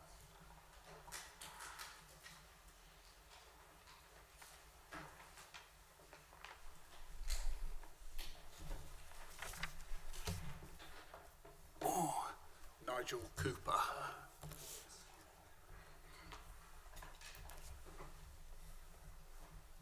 Thank you for the opportunity to speak, and I'm speaking as a golfer, albeit not a very good one, and someone who uses all the facilities at Blaby Golf Centre. I've been using the facility for many years, and like many people, it's more than just a place to play golf. It's part of my routine and my life. It's a place to enjoy time with friends and family. What really stands out to me and others is how busy it is, particularly at weekends, bank holidays, school holidays, and the mix of people who use and enjoy it. You have the regular golfers like me, beginners, families, and groups of friends who use it throughout the day. It's not unusual to see juniors out learning the game, parents playing alongside their children, and senior players all out enjoying the course at the same time. That's what makes this place different. Unlike the more traditional golf courses, which can be intimidating, with costly green fees, dress restrictions, and restrictive tee times, Blaby Golf Centre welcomes everyone of all ages and abilities. It's one of the most affordable places to play golf in the area, which makes a huge difference. It opens the game up to those who may not otherwise have the opportunity to play. You only have to visit to see what a thriving place it is. The car park's often full, the course is busy, and there is a really good atmosphere around the place. If I'm not playing golf, I can take my wife for breakfast or lunch, probably not as often as she'd like me to, and I play the 9-hole pitch and putt course with her, and take the grandchildren to play crazy golf over the summer holidays. It's a place where family and friends can spend time together and is part of the local community. This is a family business established for over 36 years. You can see that in the way it brings people together and the welcome you get when you arrive. And it would be a terrible loss to the community and beyond if it were to close. It isn't just a golf course. To many, it's a community hub, and you can't easily replace something like this or replicate the positive impact it has on people's lives. I ask you to consider carefully the real loss this proposed development would create. It's more than an open green space. It's an affordable and well-used community-centred leisure facility available to all. I know that my sentiments are shared by all those who use Blaby Golf Centre. Thank you.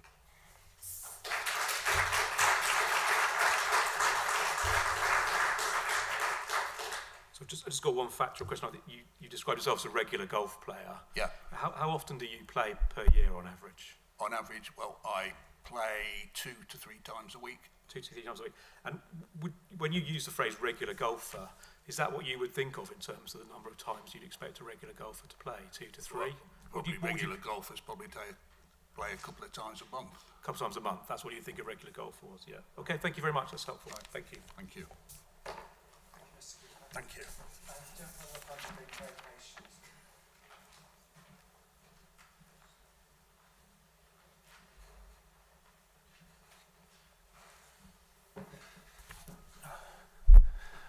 I feel a bit insignificant after all these representations.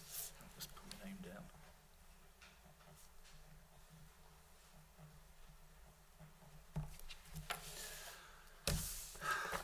Thank you, sir, for allowing me to say a few words. I'm a local resident, Ian Warner, living in Blaby. I and my family have been appalled about the proposed building on this green wedge between Blaby and Countersthorpe. The residents of Blaby and the parish council in recent years have taken steps to protect the green wedge around Blaby from further erosion.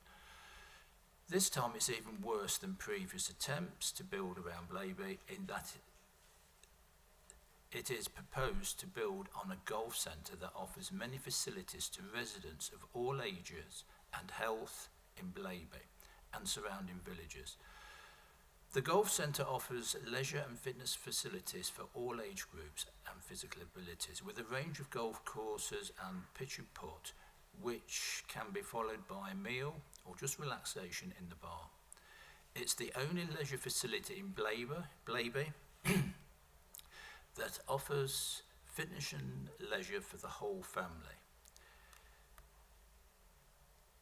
Parish and district councils support us residents in fighting against these appalling ideas.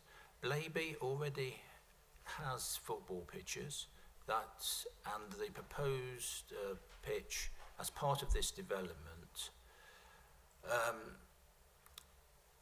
is really irrelevant, and what people need is what is there now. This is the second proposed development in this area of Blaby.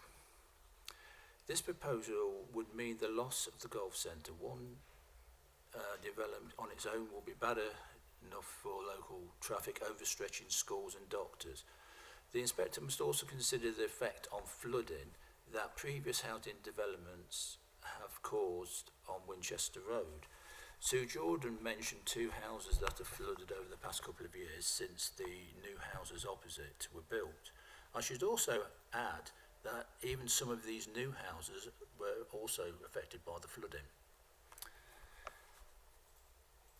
The green area to the north side of the proposed development contains several public footpaths that run, and also paths that run across the golf course and around the perimeter, and they are heavily used by school children and walkers.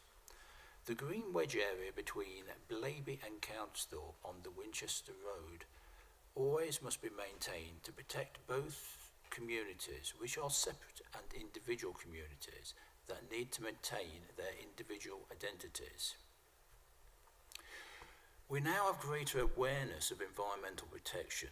The golf centre over the years has allowed the enhancement of the natural wildlife in the area.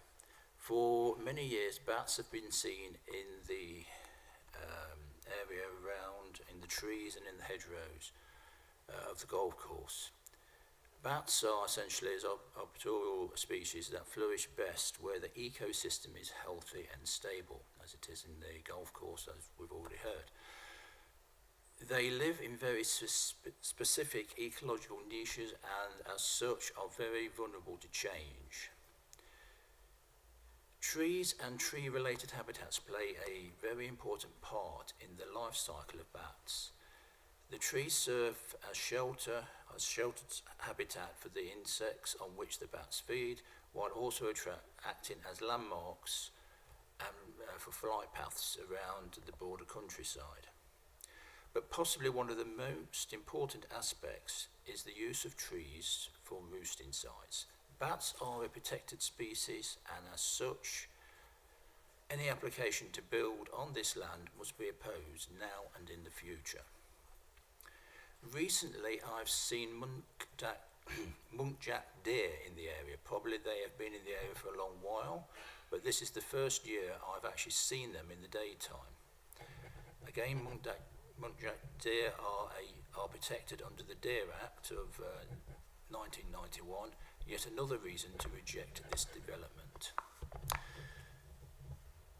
The proposed development will have many impacts on the residents of Blaby, not just those that border the site.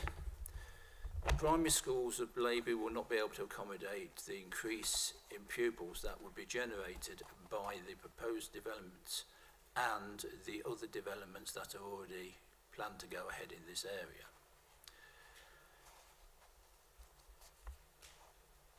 Where I live on Southway, we have in the past years, during heavy rainfall, noticed the storm drains cannot cope with the amount of water being carried, and constantly we have seen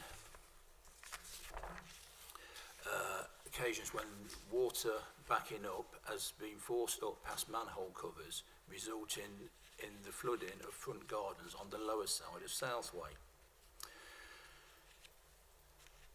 Gelson Builders, in their application to build on the bordering land to the north side of the golf centre, acknowledged in their outline planning application the development will have an impact on surface water runoff and natural water absorption. Their consideration to use permeable hard paving to reduce the rate of water runoff is an admission that they were aware of the impact that any development in this area will have on the already inadequate drainage and the increased flood risk. If this development was to go ahead with this knowledge, Blaby residents would hold the councils and the inspectorate responsible, or consider them responsible, for the consequences which came to a reality last winter with the water runoff from the existing developments causing flooding. And flooding from this site would obviously impact the industrial units to the south of the site. I could go on about the effect on local property values and disruption to the way of life in Blaby due to the extra pressure any development would put on services like doctors and dentists, which are already overstretched. But also please remember, it's not just local traffic from additional properties, but the building site traffic that would be generated during the construction if the development was allowed. And of course, the loss of any recreational facilities for all these extra residents if the proposal went ahead. So I would say to all concerned, please act sensibly and protect Blaby, its residents and its wildlife from this proposed development. Then look to the future and ensure that we do not get any more planning applications on this public open recreational area. If the existing owners need to sell the land, then that would be an opportunity for the council to compulsory purchase the land for the benefit of the local community and its wildlife. Thank you.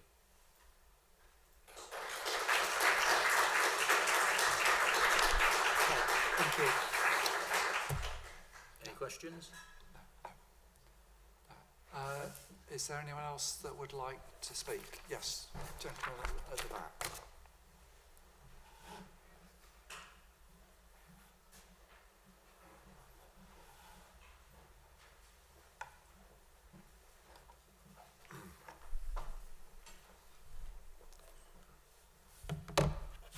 Jackalored. Jackalored, A-L-L-U-R-E-D.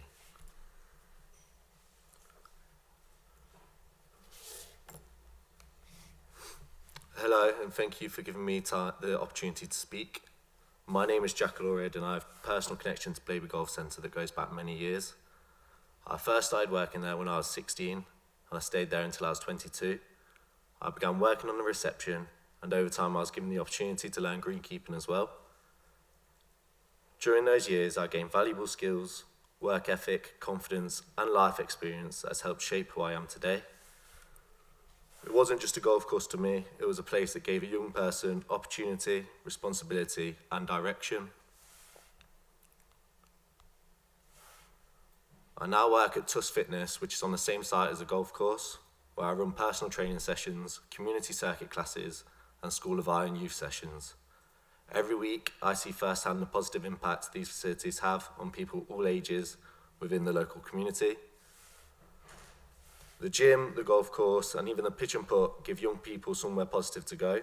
For many young lads especially, it is somewhere to spend time productively, improve their confidence, stay active, socialise, and stay off the streets. These opportunities and environments are becoming harder and harder to find. Speaking on behalf of the gym, it is unlikely we would be able to survive relocation without clarification of how long we would be closed and a substantial client loss as a result of such procedure. Once community spaces like this are gone, they are gone forever. Blaby Golf Centre is more than just land. It is a place that supports health, well-being, employment and community, and it has genuinely helped shape lives, including my own. Thank you for your time.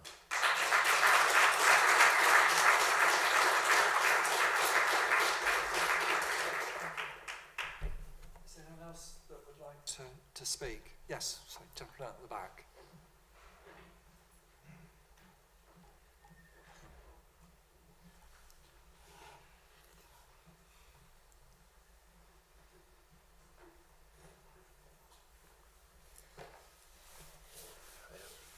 Cuthbert.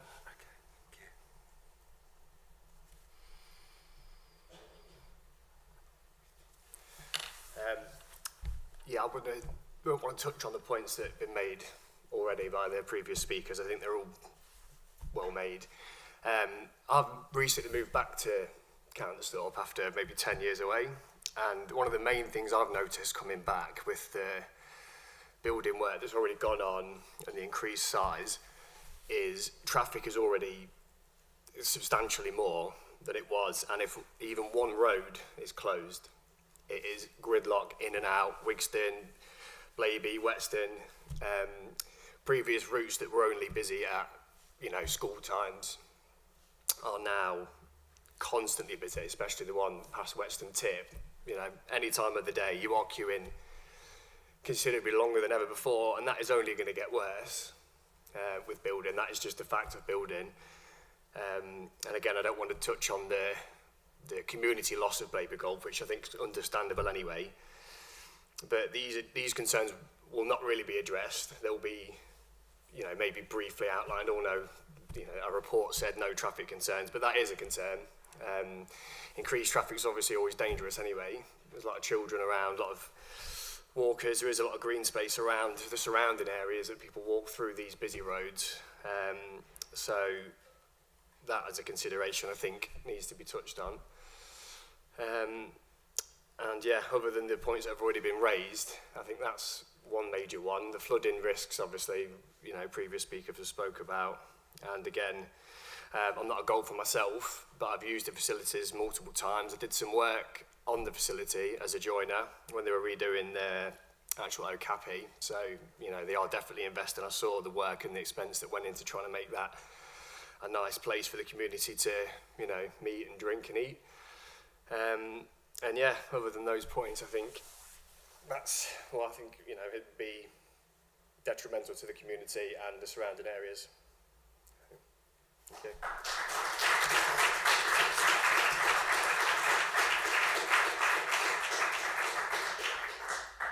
Is there anyone else that would like to speak? As I said earlier, really it's the opportunity this morning, because once I begin formal examination of witnesses, it's difficult to accommodate them. Okay, right, okay. So we'll close the public speaking then. Slightly conscious of the time. I didn't stop for a mid-morning break because I didn't want to discourage people from speaking. What's the view of both advocates? Would you rather have an early lunch now and then start with the first witness, or? I don't mind. I think you said you'd be about an hour. Is that right, Yeah. in chief? So, we could have a 15-minute break and still get evidence in chief completed. What would be the preference? Would you rather have a break and then? I'm happy with it. I'm happy with a 15-minute break now, sir.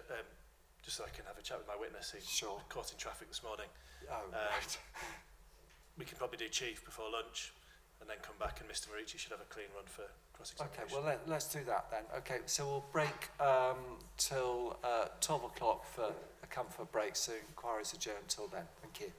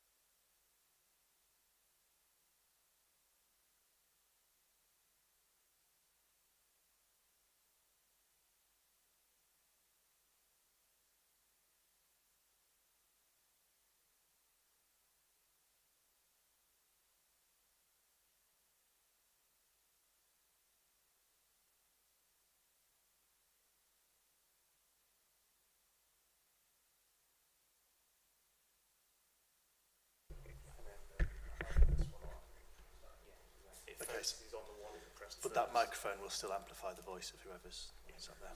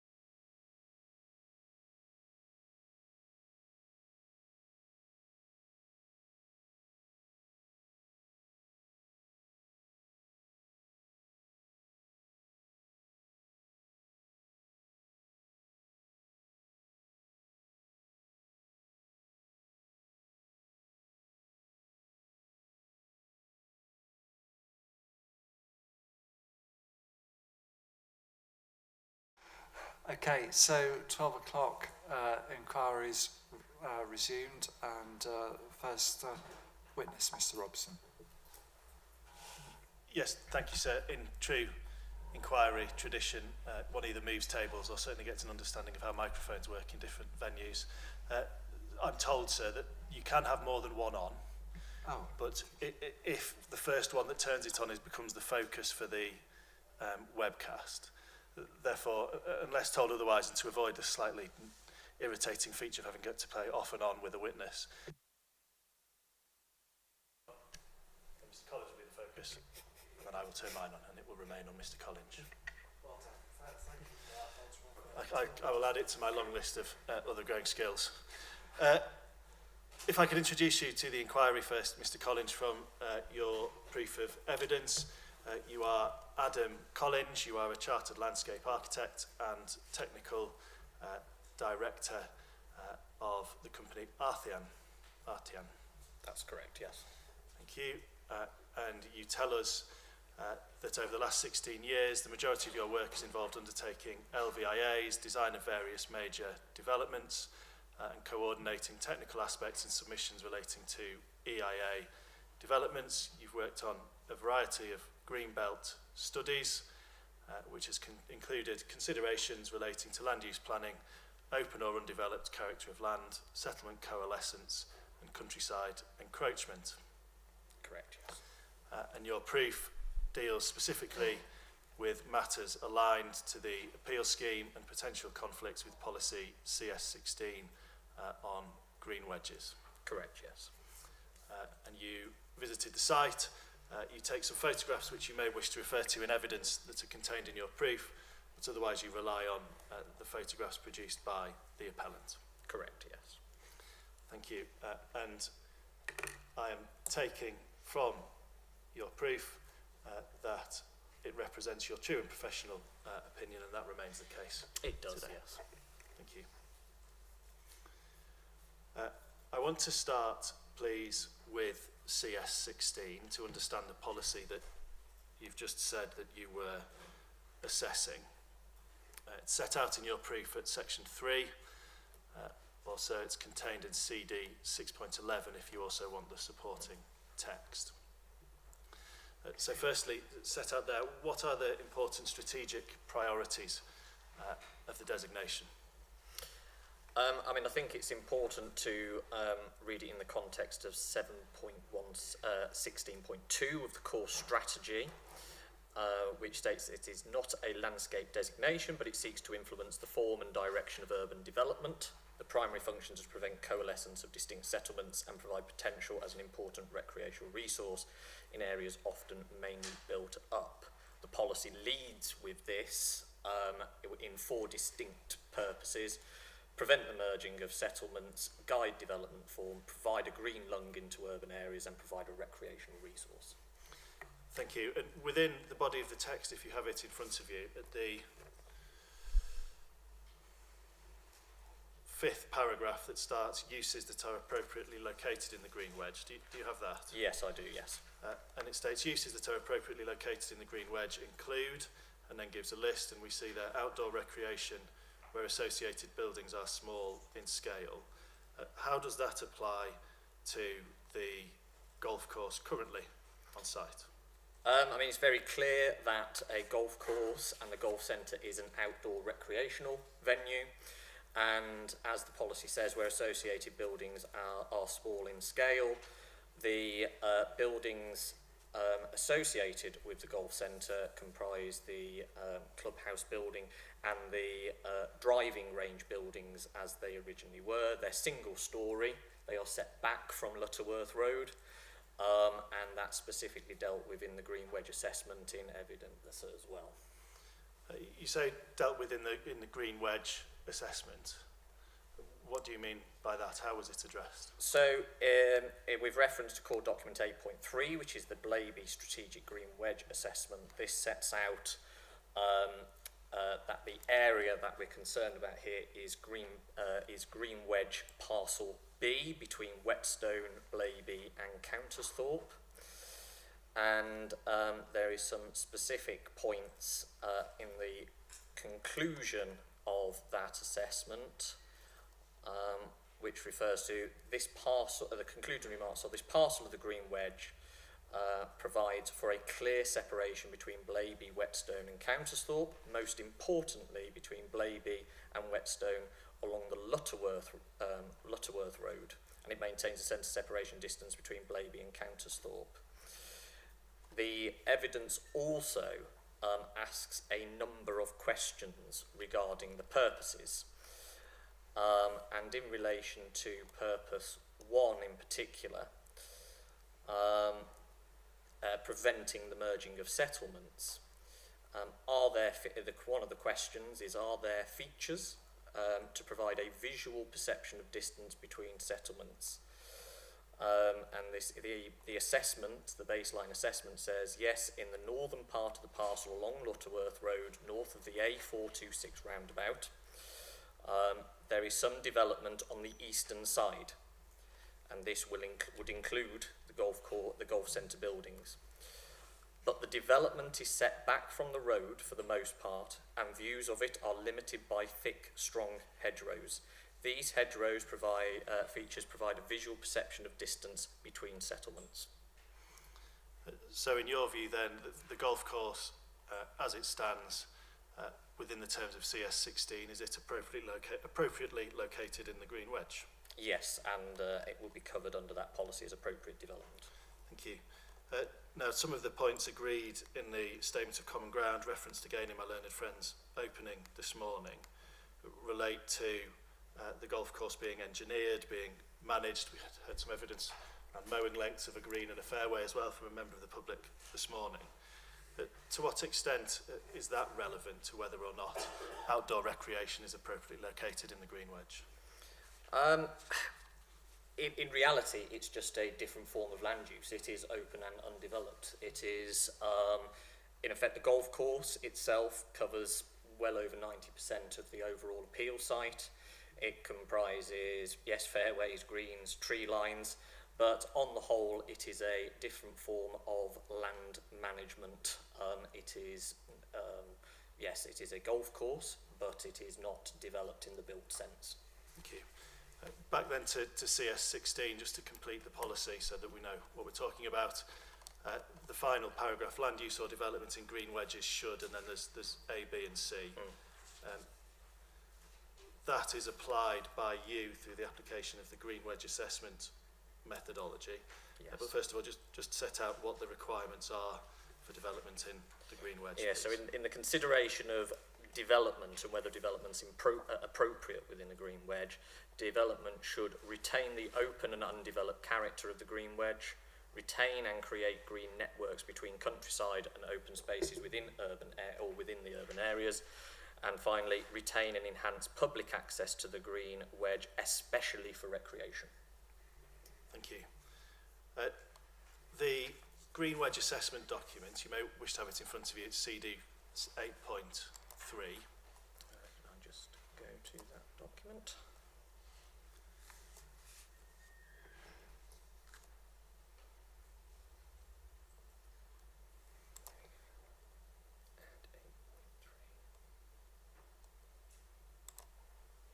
And you deal with it in your section 3.2, internal page 11. PDF at 11 as well, they match up. Set out for the inspector, please, what the methodology requires and how you've applied it in this case. Yeah, so and as I set out in section 3.2, is the methodology comprises a two-stage process, and this is the baseline assessment that was undertaken. So stage one is just a desktop assessment to identify the extent of green wedges, their environment, historic and recreational characteristics. Stage two involves site-based appraisals, so assessment of those of the parcel areas. The site-based appraisal includes a site pro forma for each parcel of land, which asks a series of questions. So there are roughly 3 questions per purpose: in relation to preventing the merger settlements, guiding development form, providing green lungs, and providing recreational resource. Each one of those questions is then answered in turn, and it is a judgment then in terms of whether the land meets the criteria of green wedge. So they're almost pass-fail questions. Now, there's some dispute around the drawing of boundary parcel A, parcel B and parcel C with Mr. Holliday. The actual methodology Mr. Holliday applies in his Appendix 2. Therefore, what dispute do you understand there to be about the applicability or appropriateness of that methodology, if any dispute? I believe we've used the same overall approach to assess the questions under each of the purposes of the policy. I believe the dispute may be where we've come to different conclusions against those questions. Now, you've said, and it's in the statement of common ground, my learned friend and I have both said it again this morning, it's not a landscape designation. What role does a Glivia type assessment have, therefore, in concluding whether or not the site is representative of the green wedge? Overall, it has very limited influence. It is a separate, landscape will be covered under a separate policy in this instance. Policy CS16 is primarily dealing with land use planning, settlement separation. It is a much more planning-based policy relating to the amount of land and how that is used or developed. In terms of the character and other matters and visual influence, that is not specifically referenced in the policy or relevant to the policy. Obviously, when we are talking about perception of distance or perception of separation between settlements, that is a visual judgment as well. Thank you. Now, you set out in part, looking at your plate 3.2, which which is an extract from the Green Wedge assessment, your proof, page 12. Do you have that? Yes, I do. Parcels A, B and C, and the appeal site lies within parcel B. You then go on to set out some of the changes in terms of consents that have been granted. Briefly, please, for the Inspector, the changes since the 2016 assessment and any effect on the Green Wedge. Yes, so one of the main points is the Rose Business Park, or otherwise known as the Blaby Business Park, has been omitted from the Green Wedge. That is immediately north of the Lutterworth Road A426 island, or the A426 bypass. This is probably better represented on plate 4.1 of page 18 of my proof, even though I have just sketched on the potential appeal scenario. But that is the business park is a white shaded area, the same as the settled areas of Blaby, Whetstone and Canterthorpe. It is not within the Green Wedge. There have been other incremental changes around the southern edge of Blaby, which has required it to be redrawn in the latest local plan, and as well some development around Canterthorpe. And clearly we also have the latest recent planning permission approval, which is immediately north of the site over former allotments, which will need to review the Green Wedge boundary in due course. Yes, and just for reference, plate 3.3 in your proof.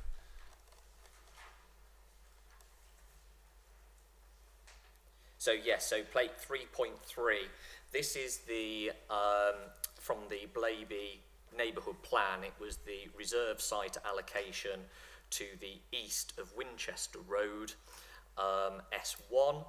That, I believe, is currently subject to a hybrid application, but certainly the indication was from the Blaby neighbourhood plan that a reserve allocation for housing has been allocated there. And S2, which is the site I suspect we might look at in a bit more detail. Yes. Which is the... S2 is the one immediately north of the appeal site and scheme. It's reserve allocation S2 of the Blaby neighbourhood plan. As far as I can tell, the boundaries of those areas are virtually exactly the same. So the allocation and the proposed development area, or the approved development area as it now is. Thank you. Moving then to strategic purpose 1, preventing the merging of settlements. What is your assessment as to how the site and the development would affect this strategic purpose? So there are a few aspects to this. Firstly, very clearly, the built development would replace the golf course on the southern side of Blaby. It would replace the existing frontage along the Lutterworth Road.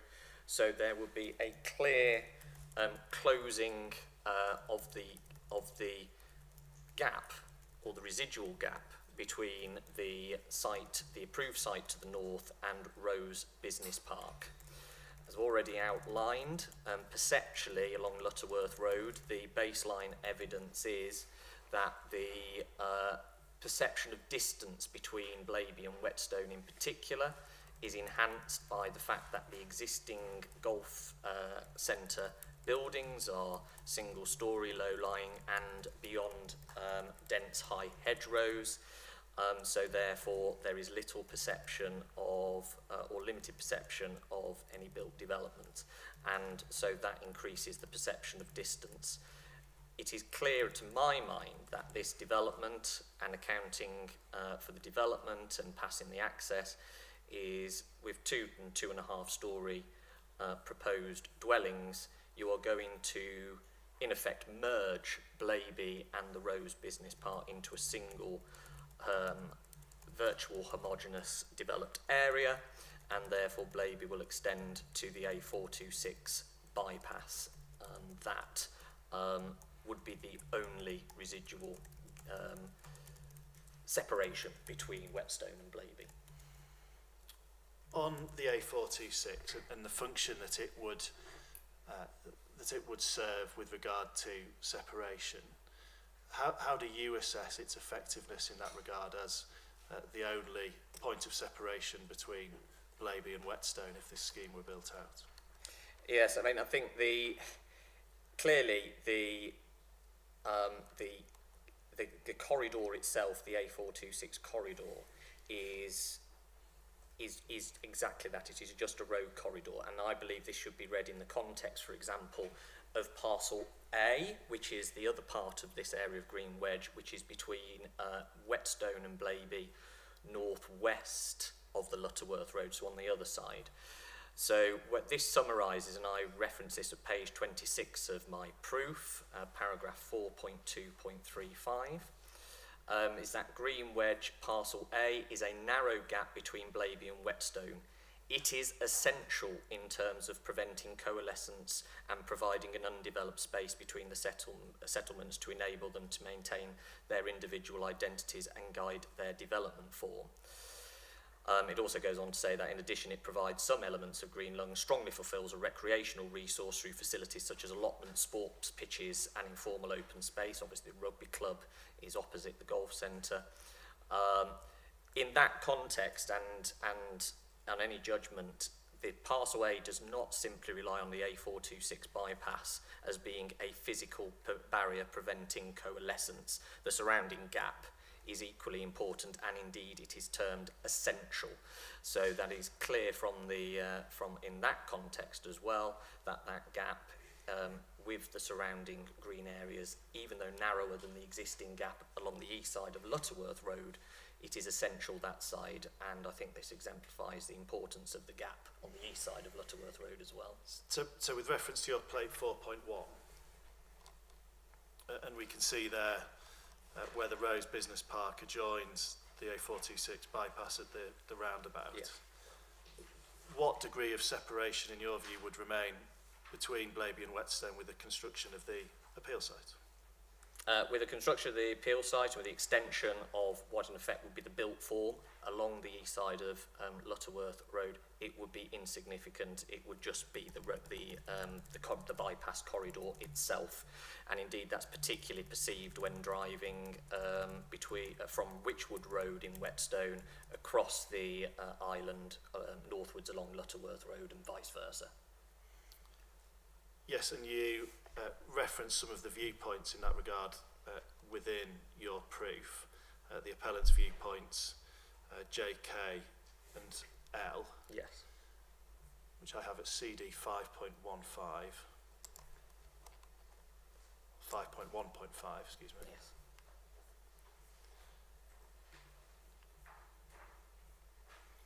And it starts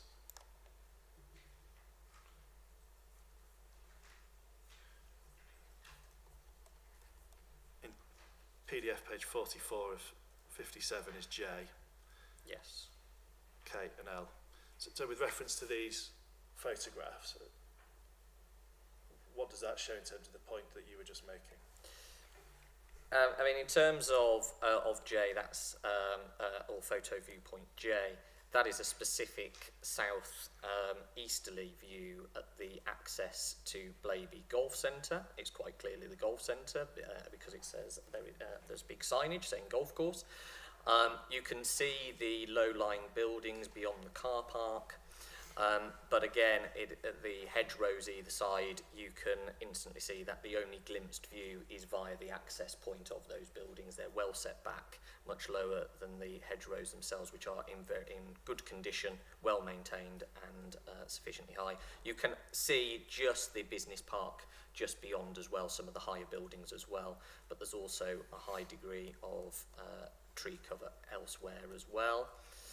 And that is totally exemplified from photo viewpoint K on the following page, which is southwest of the appeal site. There is virtually no perception of the golf centre at the moment from roadside due to the hedgerows. That's adjacent to the Welcome to Blaby sign. And then photo view L, that is directly opposite the Rose, or now named Blaby Business Park, and that just shows, larger scale buildings, but quite open and clearly recognisable. So clearly in terms of that transition, as you go north along the Lutterworth Road from the bypass, you have clear views of the business park, but then limited perception of any development along the east side of Lutterworth Road, because due to the hedgerows before you get to the settlement edge. And indeed, I have supplemented my evidence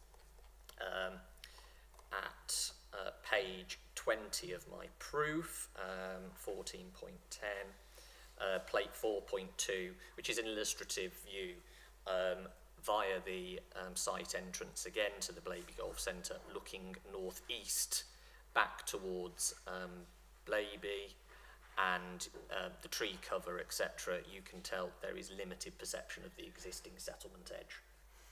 And then you go on in your proof 4.2.17 towards the end of to the end of that section to deal with the effect of the proposed development. Yes, so obviously the appeal scheme will build a series of 2 and 2.5 storey dwellings across the appeal site. There is some frontage onto the Lutterworth Road, and that will be particularly evident when passing what in effect would be the estate entrance. So that would be viewing southeast and northeast. The tree line in particular, there is a cypress tree at the boundary of the site, and then beyond the car park there is a tree line and scrub, etc., which is within the golf course at the moment. That is the southern boundary of hole 1, I believe, at the golf course. That would be entirely lost to development. It's due to be removed. So again, you're just bringing very clear evidence of built form into the view along that route. One of the points that Mr. Halliday makes in his Appendix 2, it's probably worth you having that in front of you.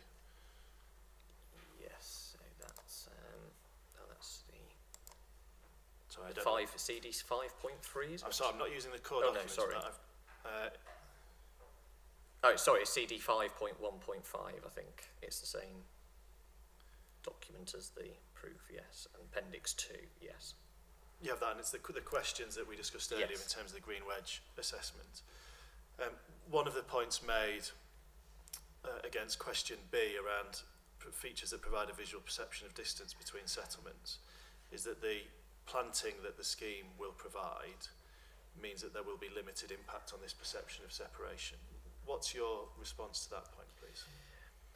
I mean, I think, it's in the absence of details as well, but I mean, very clearly, 2 and 2.5 storey buildings at, reasonable proximity to the road frontage, they are going to be visible, as I make a clear statement that the roof lines, etc., in the upper portions would be visible at times over the hedgerows.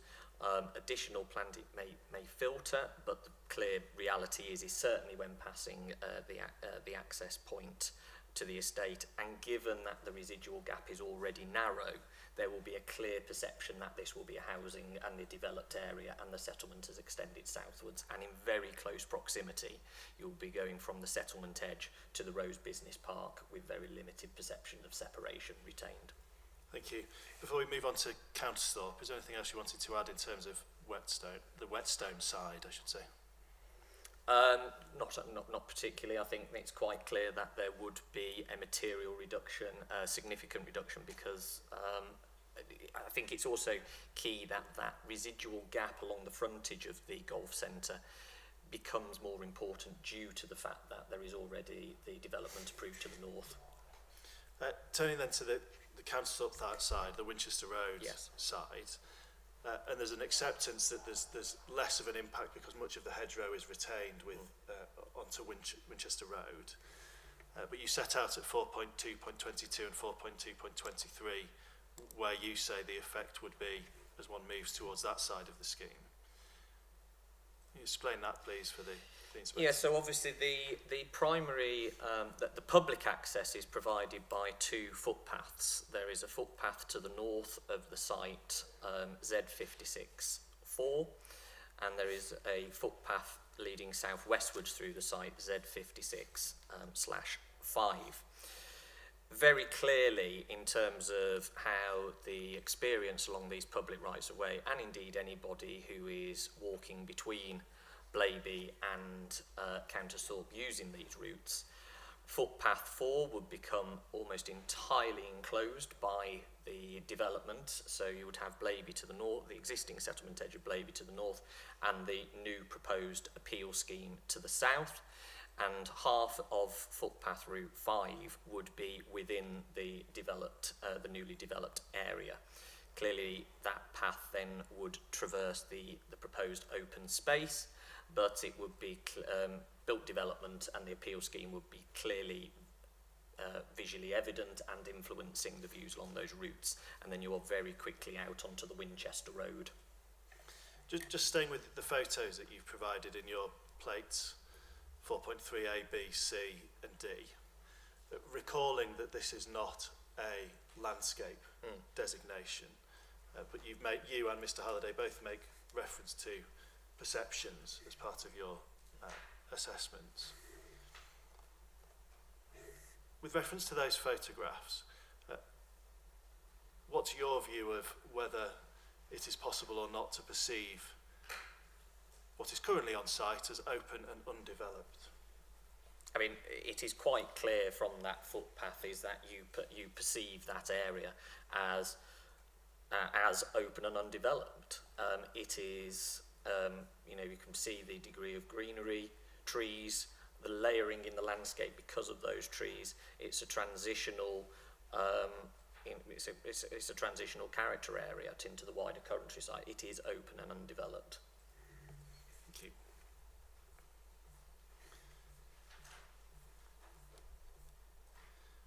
And you go on to provide further photos, plate 4.4, 4.5 as one moves through the golf course. Yes. Again, open and undeveloped land or not? Again, open and undeveloped, and indeed, certainly looking north from footpath 5 as it leads from the site, you can see it is quite clear how much limit, you know, the progressively limited influence of the existing settlement edge over this area as well, due to the layering of tree cover, etc. Thank you. And you go on then to provide your conclusions 4.2.27 and 28 with regard to Countersthorpe. Briefly summarise those for the inspector. Yeah, so there would be a reduction in the perception of distance between Blaby and Countersthorpe, particularly observed from the footpath routes. Within a very short distance, it would be clearly evident from the footpath route and proposed open space when travelling, that should say west away from Winchester Road, so when you're travelling east towards Winchester Road, west away. So I would concur that visual coalescence would not occur between the settlements directly due to the intervening vegetation, but the perception would be observed from those footpath routes. And indeed, and I think it's the entirety of footpath 4 would be experienced from within a new settled area. Thank you. And you apply then the questions from the green wedge assessment methodology. I think much of the response to those questions you've dealt with already. Is there anything else you'd like to draw out from those questions? I think really clear. I mean, I'm obviously referencing the appeal scheme evidence, and just I've referenced at plate 4.8 the aerial view of the proposals, and I think that sort of shows how the infilling of the residual gap of residential development between the Rose Business Park and the existing Blaby edge. So it illustrates how that gap would be closed and the separation would no longer exist. And of course, your plate 4.8, a view provided by the appellant. If one moved a degree or two to the left further round, one would see the roundabout. Yes. And then immediately adjacent to the roundabout on its western flank would be what? It would be Whetstone. Thank you.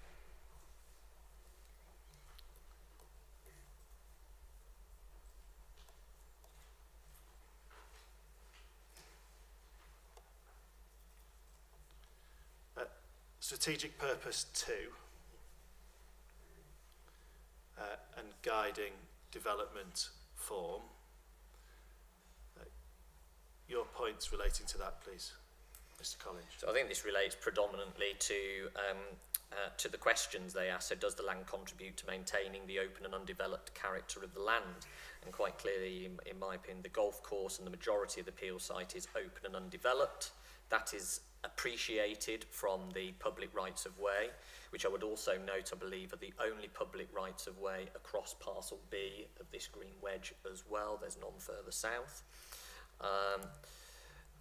So whilst the appeal site is relatively visually enclosed and therefore has limited visual influence over the wider landscape and environment, it does not detract from the fact that this is open and undeveloped land. It is just well tree lined. There is good layering in the landscape. In terms of then contributing towards creating a green network between countryside and open spaces, I would note that the strategic green wedge assessment CD 8.3 did not identify this as a particular function of the parcel or the appeal site, but I would just note that that the changes proposed, there is, I refer to the appellant's evidence extending that the open space provision would complement that of Countersall Country Park and Blaby Oaks. But neither of those are abut the site. They are separated by over 250 metres to the east. They're the other side of the Winchester Road, which is obviously the boundary of this piece of green wedge. As such, at most, any open space provision would provide a stepping stone, but no direct landscape connectivity. And then again, it is important, I think, to recognise that the appeal site itself contains a range of ponds, which I believe were local wildlife sites or candidate wildlife, local wildlife sites. These would be retained, but it's already got, as a golf course, has a network of rough grassland, interconnected tree cover, and other features. So there is already green infrastructure across the site. And then the defensible boundaries, it's clear that they relate to the existing settlement form and the road boundaries of the Lutterworth Road and Winchester Road in particular. The southern boundary of the appeal site in relation to the green wedge is obviously less well defined. Partly it's defined by the Rose Business Park, but then it is certainly at the southeastern side, the main barrier is just the existing field boundaries. Just briefly on if you have Mr. Halliday's Appendix 2 in front of you again, with regard to Countersall Country Park and Blaby Oaks Wood, you've mentioned already that there are existing public rights of way across the site. Would additional links be provided to those that are already there? No, the means of accessing along those footpath routes from the south side of Blaby exist along the existing public rights of way. There is no additional linkages, as far as I'm aware, over to Countersall Country Park or Blaby Oaks. So the access to those areas can be achieved currently along the existing public rights of way for walkers. And indeed, it's not quite a local walk. You do need to make a choice to travel that far and obviously cross the Winchester Road as well. So just going back to your starting point of the policy in CS16, where development must retain and create green networks between the countryside and open spaces and retain and enhance public access to the green wedge. To what extent, if at all, does Mr. Halliday's response go to meeting those tests? I don't think it particularly answers the question, other than it is just a change in the form in terms of what's there. What is quite clear is that there is a reduction in recreational access due to the loss of the golf course. So it's accepted that the public open space would be over a smaller area. And in terms of the access and connection with wider country park areas, etc., they are already existing. It is just changing the form of how they are, you know, of the current land use at the site. But in terms of the route that one takes, how do you assess the impact of the change between a route through the golf course to a route through the development as proposed? In terms of it's just changing the form around there. It's no great benefit or anything like that under the policy. The policy is just that there is recreational access that is provided on the public rights of way. The open space would be a different form of land management. Thank you. And there's necessarily some overlap then between the evidence you've just given and strategic purpose 3 in terms of providing a green lung into urban areas. And you set out your response to the purpose 3 test at 4.4.6. Probably a less contentious area. Yeah. Briefly, the response to those questions and your views, please. Yeah, I mean, I think the key point that I would come to again is that the total area of the golf course, which is open and undeveloped, that is materially reduced by development. The public open space is obviously going to be smaller. I accept that legislatively there would have to be biodiversity net gain, and that would have to be 10%. That is accepted. But the degree of tree removal in particular is noted, which obviously the tree belts and the tree lines perform a green infrastructure network at the moment across the golf course, and there is a significant amount of tree cover to be removed, which both contributes to the perception of distance between settlements in terms of layering the landscape, but also in terms of the existing sort of habitat connectivity across the site. And the final question, no heritage assets within? None that I'm aware of, or that's pertinent to this inquiry. Thank you. And then strategic purpose 4, in terms of recreation resource, your 4.5.3. First question, does the land contain public access routes? And you say yes, and they would be materially influenced by the appeal scheme and the sense of transition away from the existing settled edge.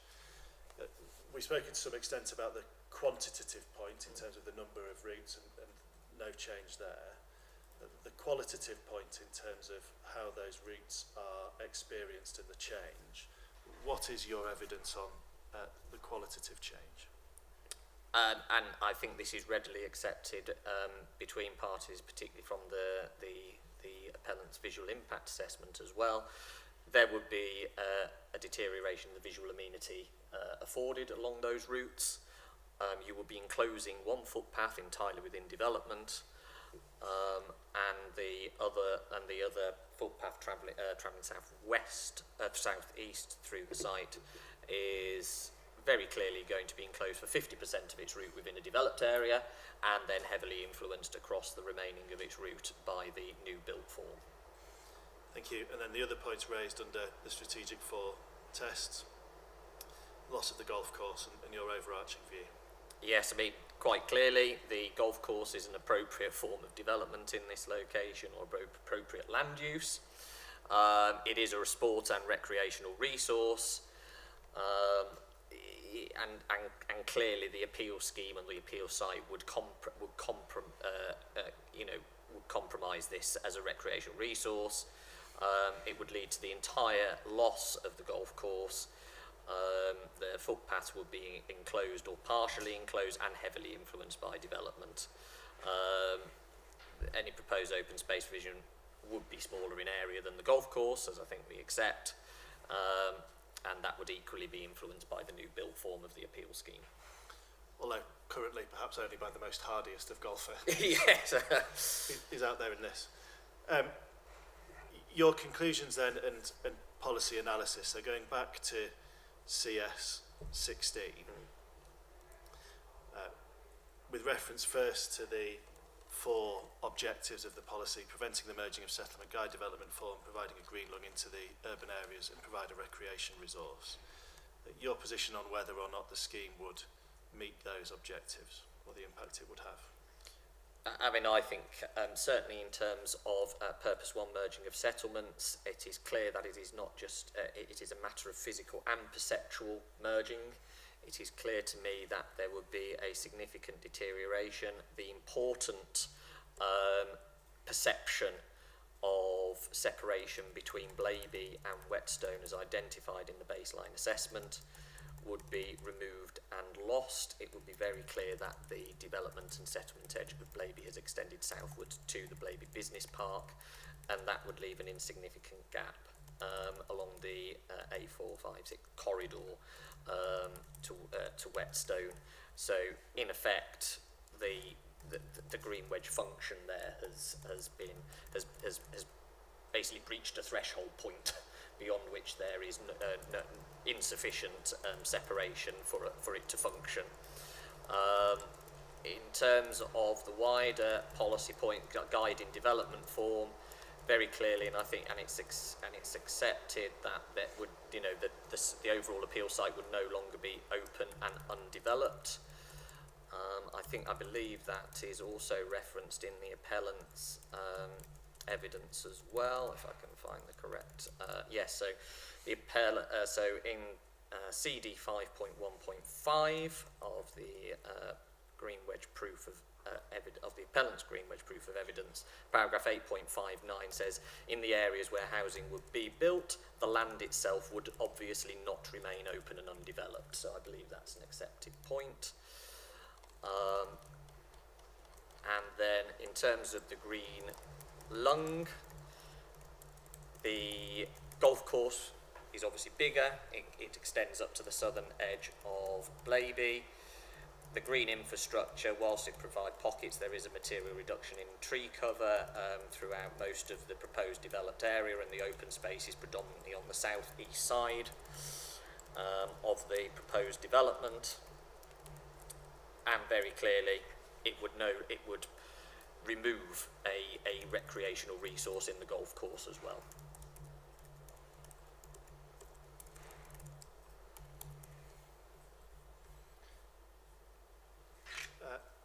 Thank you. So you've dealt then with the three tests underneath. You've addressed retaining the open and undeveloped character of the green wedge, retaining and creating green networks between the countryside and open space. We have your point. And retaining and enhancing public access to the green wedge. I think we've got your points. Yes. In response to those as well. So those were my questions in chief. Hopefully the rain has stopped so people can get some lunch, but it looks unlikely. Okay, so we'll adjourn for lunch now. Normal PINS guidance is an hour for lunch. So if we resume at 1:45 with cross-examination. Yes, so that's absolutely fine. I was going to say, so on core documents, yeah.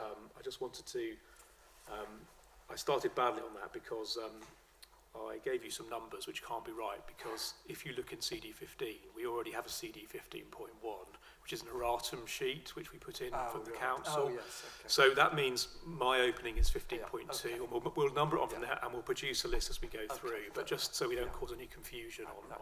I do appreciate the help. Thank you. It's welcome.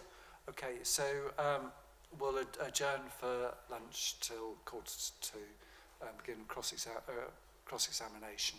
Mr. Collins, you're hopefully aware of the normal protocol witnesses, yeah, but I mean it doesn't stop somebody getting you a sandwich. Okay. The author of the protocol, I feel like we need to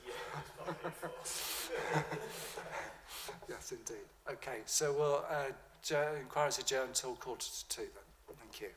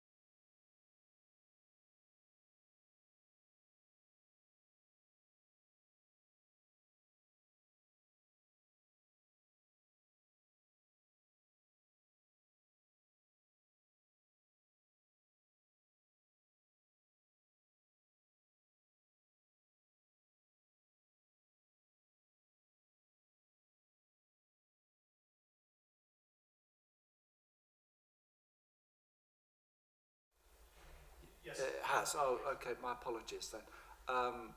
Yes, I'm very happy to look at all of those areas. It's quite a short walk away around. In fact, I virtually did that yesterday, and I'll repeat that. If it needs to be amended during the course of proceedings, then let me know. Yes, and the addition from the council was the drive along Lutterworth Road, I think has been put as a note on the list of viewpoints to visit. Yeah, yeah. No, very happy to do that. So we'll maybe discuss site visit arrangements, whether it's accompanied or unaccompanied, etc. During the proceedings. So yeah, very happy with that. So if there's any other aspects that do need to be added to that, then very happy to do so. Okay, shall we start in earnest then, Mr. Morrissey? Thank you. Good afternoon. Can I ask you first of all just about when you became involved? I know you tell us in your brief you visited the site, I think for the first time on the 29th of March, is that right? Yes, that's my first site visit. That's your first site visit. So that was a couple of weeks before proofs were exchanged, roughly. Yes. Yeah.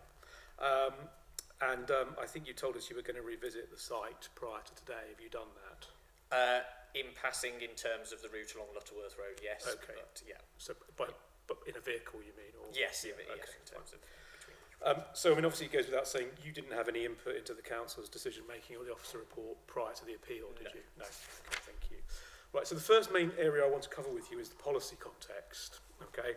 Now, we agreed, obviously, that the nature of the Green Wedge policy is that it's not a landscape designation, yes? Now, can I ask you to go, please, to the Statement of Common Ground, which is CD 5.3.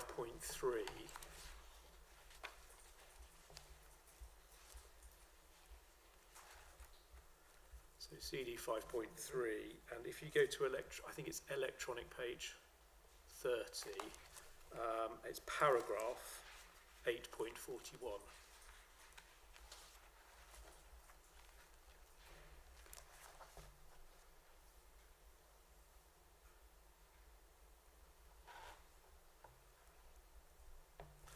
So, electronic page 30, paragraph 8.41, it's agreed that policy CS16, green wedges, is not a landscape designation, but one of land use control. The green wedge designation does not seek to protect a landscape of any particular quality or amenity contribution and does not consider other matters such as landscape character, its intrinsic value, or features and components. Now, that means, doesn't it, that the fact that land is included in a green wedge designation tells you nothing about its landscape quality, character, intrinsic value or visual components, correct? Because it's not designated on that basis. Correct, by separate pieces. Thank you. And then if we look in your proof, please, so your proof of evidence, and it's paragraph 3.1.3 of your proof.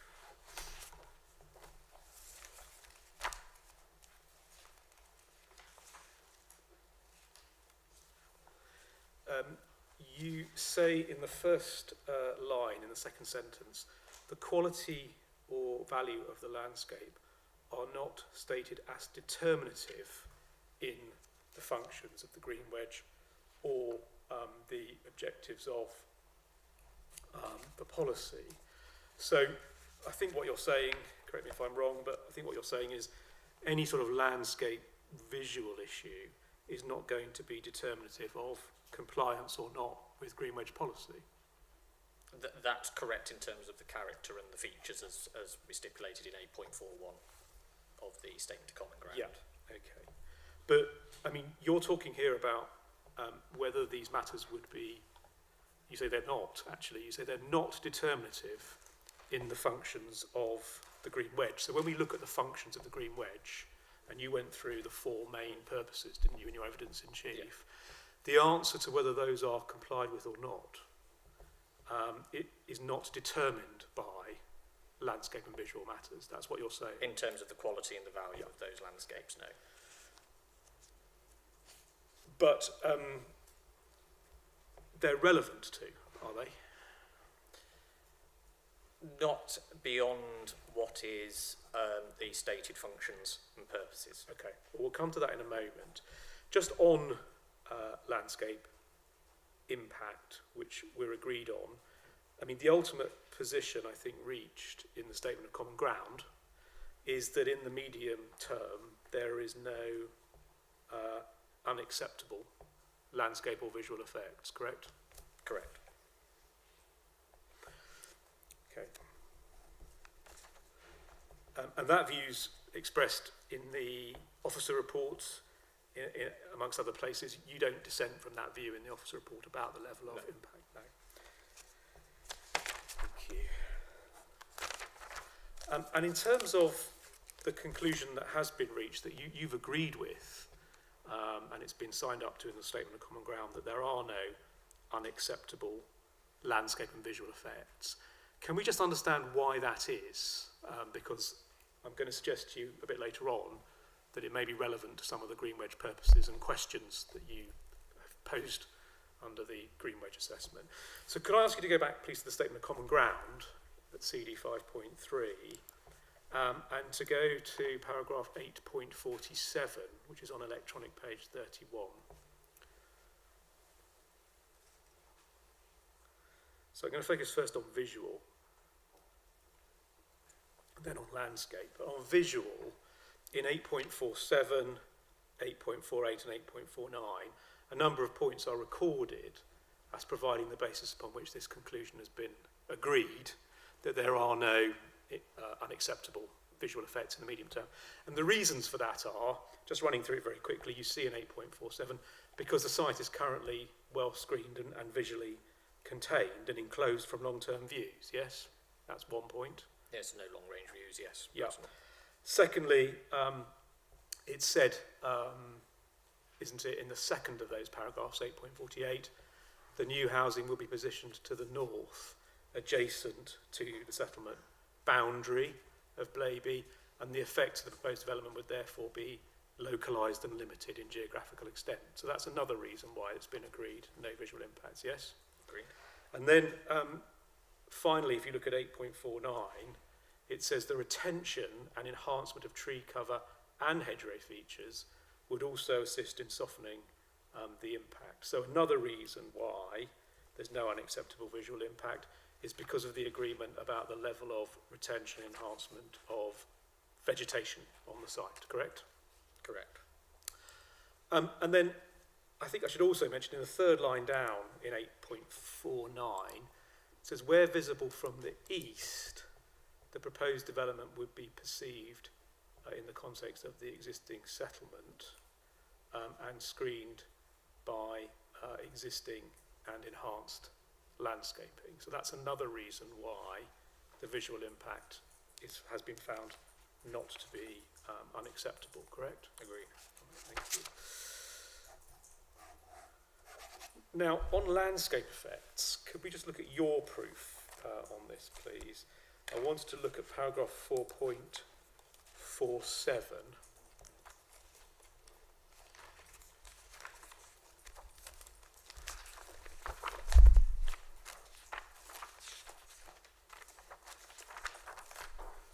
Now, I think at your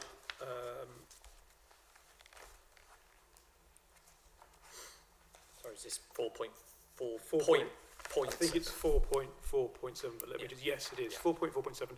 Obviously, you're discussing here matters under your appraisal in relation to purpose 3, which is the green lung.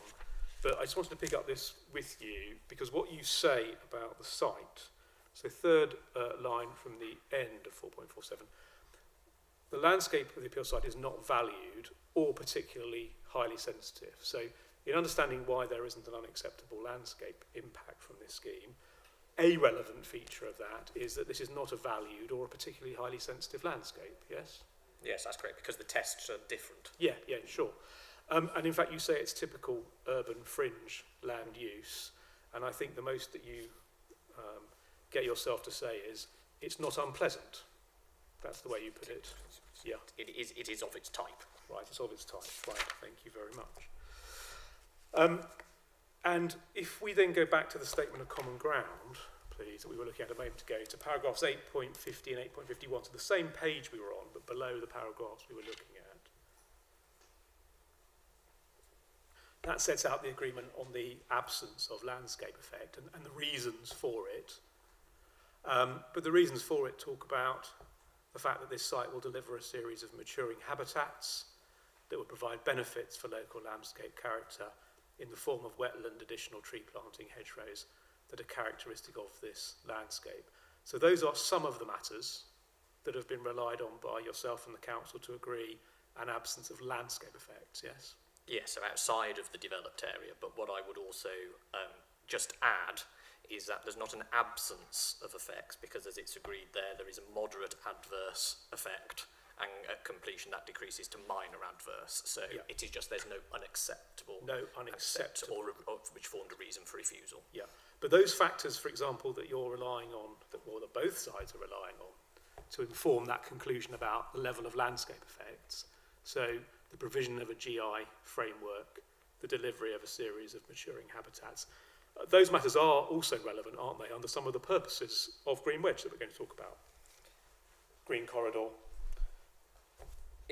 Insofar as they may be pertinent to the specific questions, yes, but obviously the tests for landscape are different under policy terms from the Green Wedge policy. Yes. So, for example, I'm going to take that point, but for example, one of the questions on Green Lung asks about ecology, doesn't it? And so the fact that we are delivering green infrastructure and a series of maturing habitats that will provide benefits to local landscape character would be relevant to that question, yes? Potentially relevant, but I would caveat in the sense that obviously it's over a smaller area. Obviously you have a development form to go in, and as I have accepted as well, legislatively we must have a 10% BNG, biodiversity net gain as well. Yes, although that's still a benefit. It's just a benefit you have to provide. Yes, okay. Now, want to understand where your evidence on the policy side of this fits in more widely to the council's case, because it's fair to say, isn't it, I mean, essentially your proof is focused almost exclusively on policy CS16, yes? Yes, that's correct. Now, you do mention in passing, don't you, if you go to your proof 2.2.3,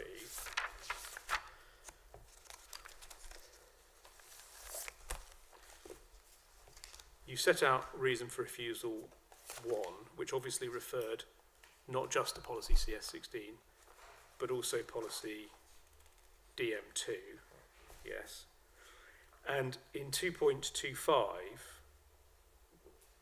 you set out what's said in the Statement of Common Ground, and again, in doing that, you make reference to policy DM2. Is that correct? Yes, that's a direct quote from the Statement of Common Ground in respect to policy DM2. Yeah, but the position that's set out there is it's agreed that the council do not consider DM2 to be the most relevant policy in respect of the appeal. So you don't actually, do you, any further deal with policy DM2 in your As it's agreed between parties, no, it's CS16. All right, thank you. Now, neighbourhood plan policies, just before we get back to CS16, you do make mention, don't you, of neighbourhood plan policy. So if we go to your page 14 of your proof.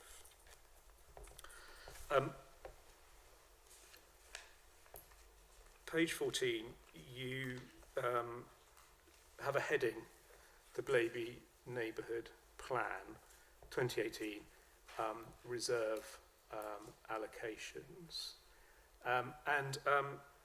What you do over on page 15 is you set out the 2 reserve sites that were allocated by Neighbourhood Plan. Yes. So both the sites that were allocated in that plan, they were both in Green Wedge, weren't they? Yes, they were, yes. Thank you. And obviously, as you pointed out in your evidence in chief, S2 is the site of the Davidson scheme that the council issued a planning permission on last week. That is correct, yes. Okay. And that planning permission encompasses, as we heard, I think, in opening, it'll probably be picked up with other witnesses, encompasses part of the existing golf course, doesn't it? Yes, the northern edge, yes. Thank you. Now, you mention also in your proof at 3.31 policies BNP2 and BNP9 of the neighbourhood plan. But then you set out what's agreed in the Statement of Common Ground, which is that those were not referred to in the reasons for refusal, and therefore they don't form part of the council's case, correct? Correct. Yeah. So can we then turn back to policy CS16, which is obviously where you are focused. And there's two paragraphs in your proof that I just want to look at in terms of the approach that you've taken to assessing compliance with that policy. So can we first of all look at 2.1.2? So 2.1.2.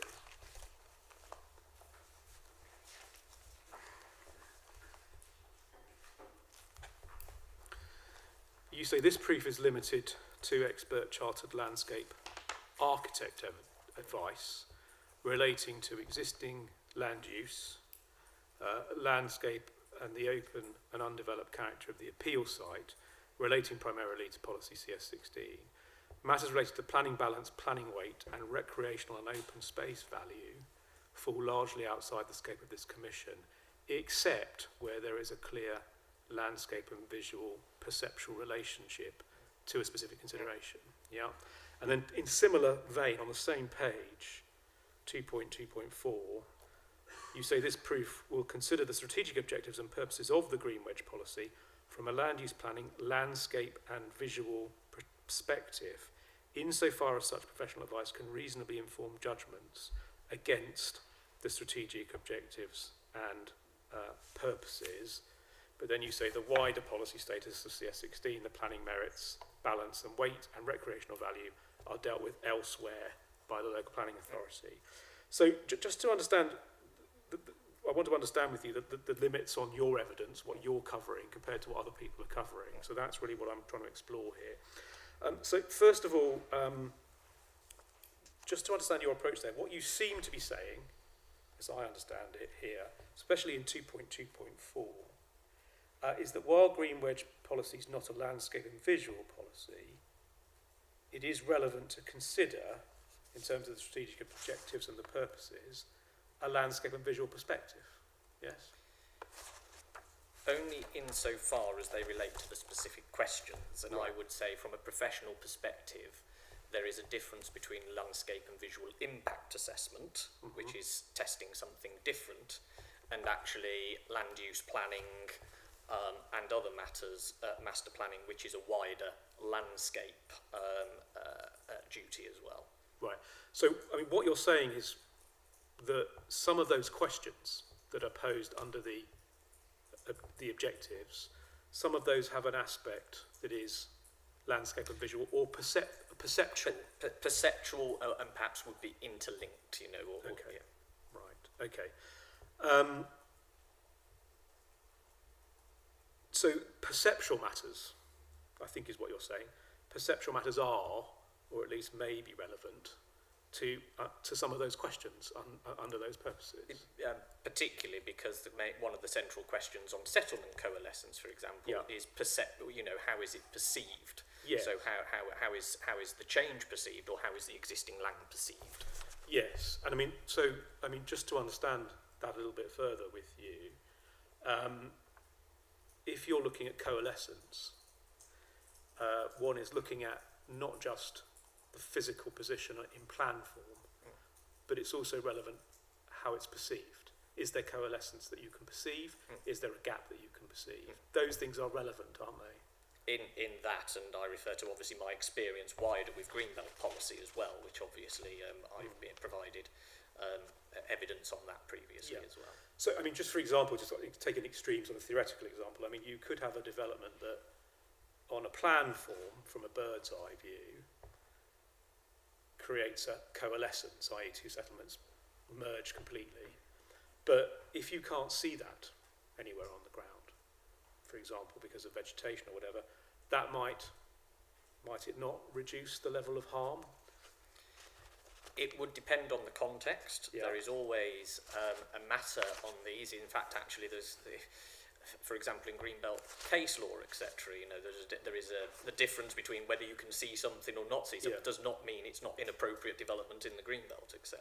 So no, that's true. That's true on Greenbelt. That's true on Greenbelt. But I mean, in terms of Green Wedge policy, are you saying what the position's similar? Is that what you're saying, or the same? I mean, obviously the policy is as set out under CS 16. Okay. But there may be similar, similar considerations. But in terms of, you're right. If there may not be direct visual coalescence between two locations or 2 points, but indeed there can be the perception of visual coalescence or settlement coalescence due to a journey along a route, for example. Right. Okay. Well, could we look at? Could we perhaps look then at CD 8.3, which is the Green Wedge assessment?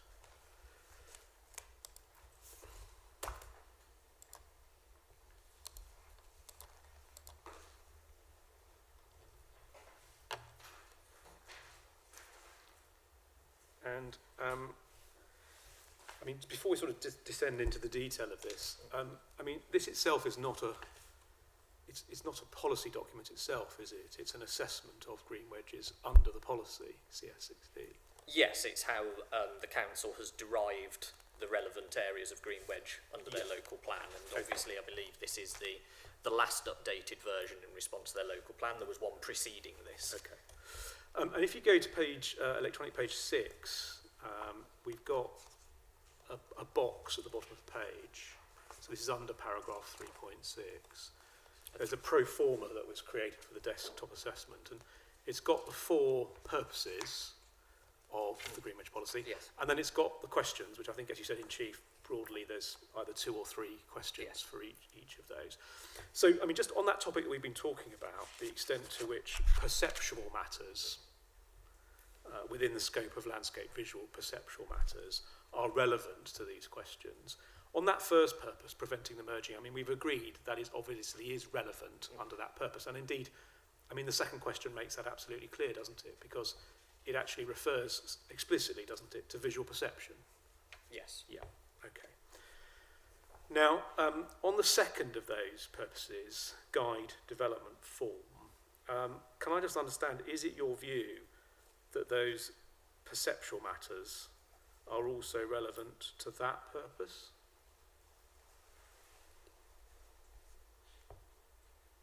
I mean, in the sense of, in terms of guiding development form. Yeah. So obviously on the first one, the first question is it maintaining an open and undeveloped character? It is not talking about the value of that or anything else. It is just, is it open and undeveloped? That is the question. So is perception irrelevant to that first question? It's a different form of perception. It would be how it is, I mean, for example, perceived from the local footpath routes. Or something like that. So, I mean, for example, if I'm I mean, we'll come to this actually in some detail, but there's obviously a footpath through the appeal site. Yes. Right.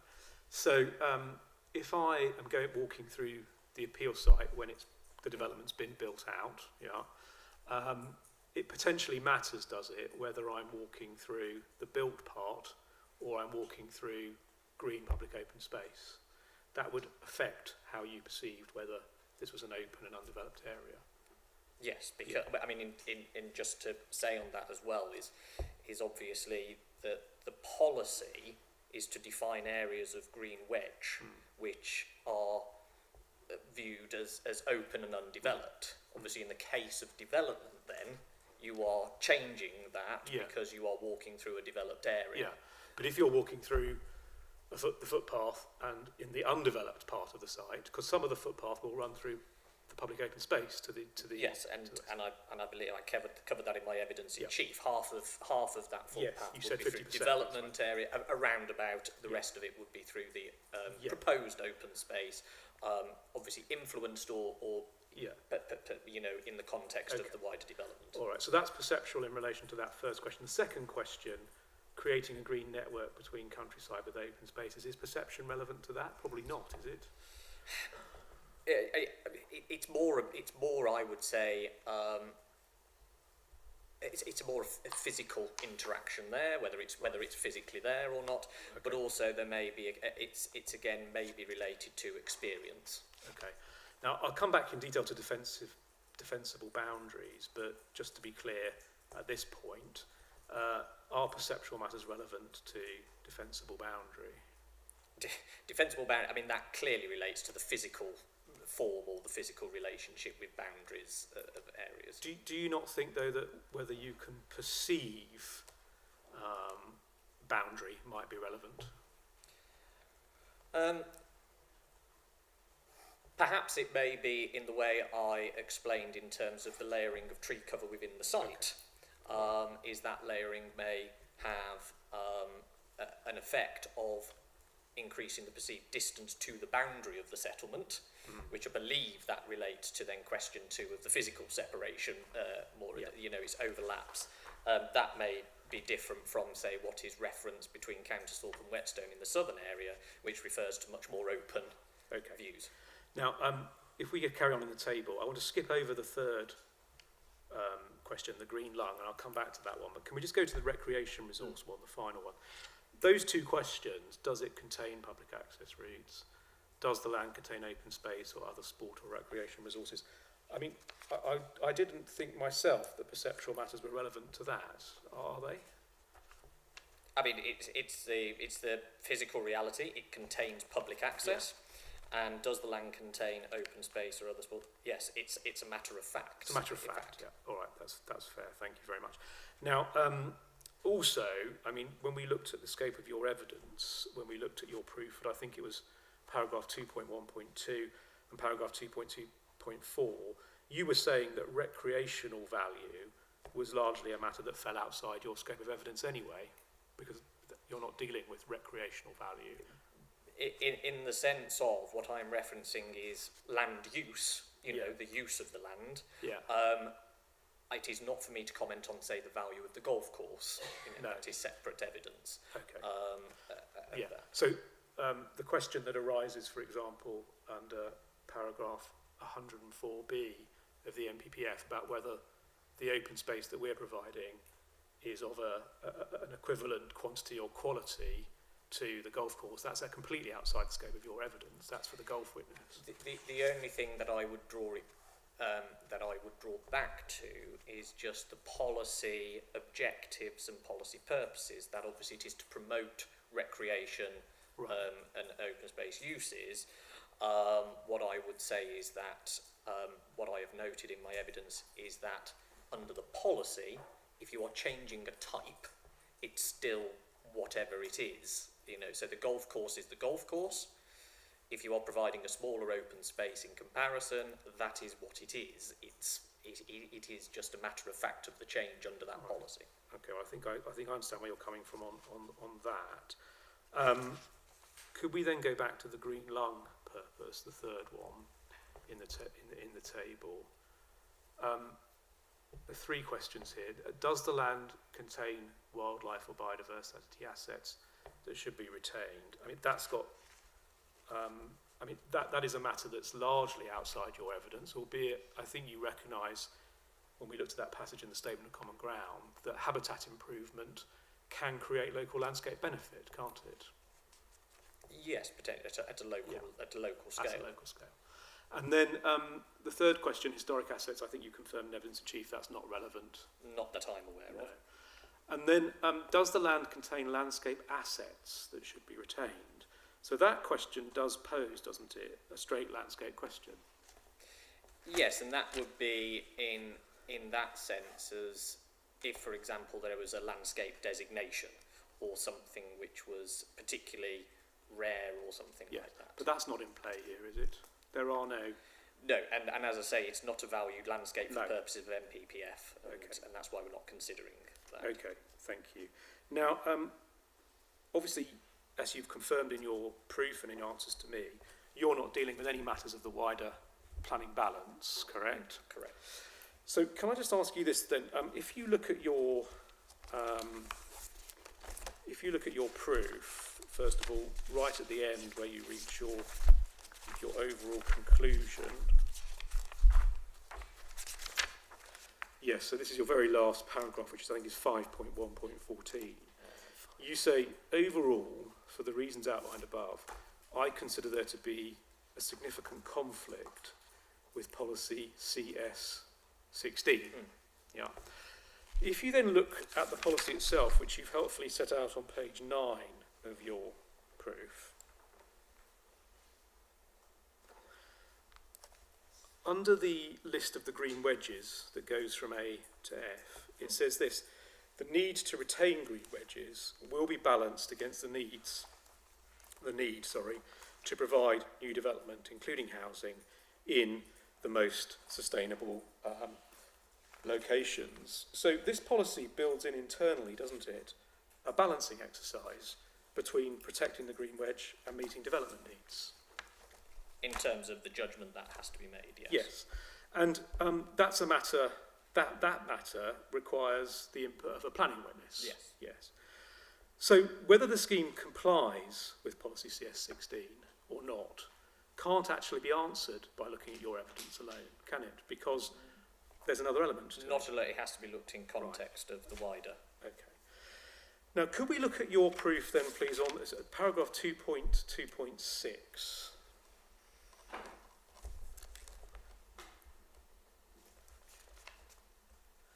What I would like you to do is, you'll see that you're quoting from the Statement of Common Ground. Do you see that in paragraph 2.25? Could you go have that out in your proof, but could we also look at it, please, in the Statement of Common Ground?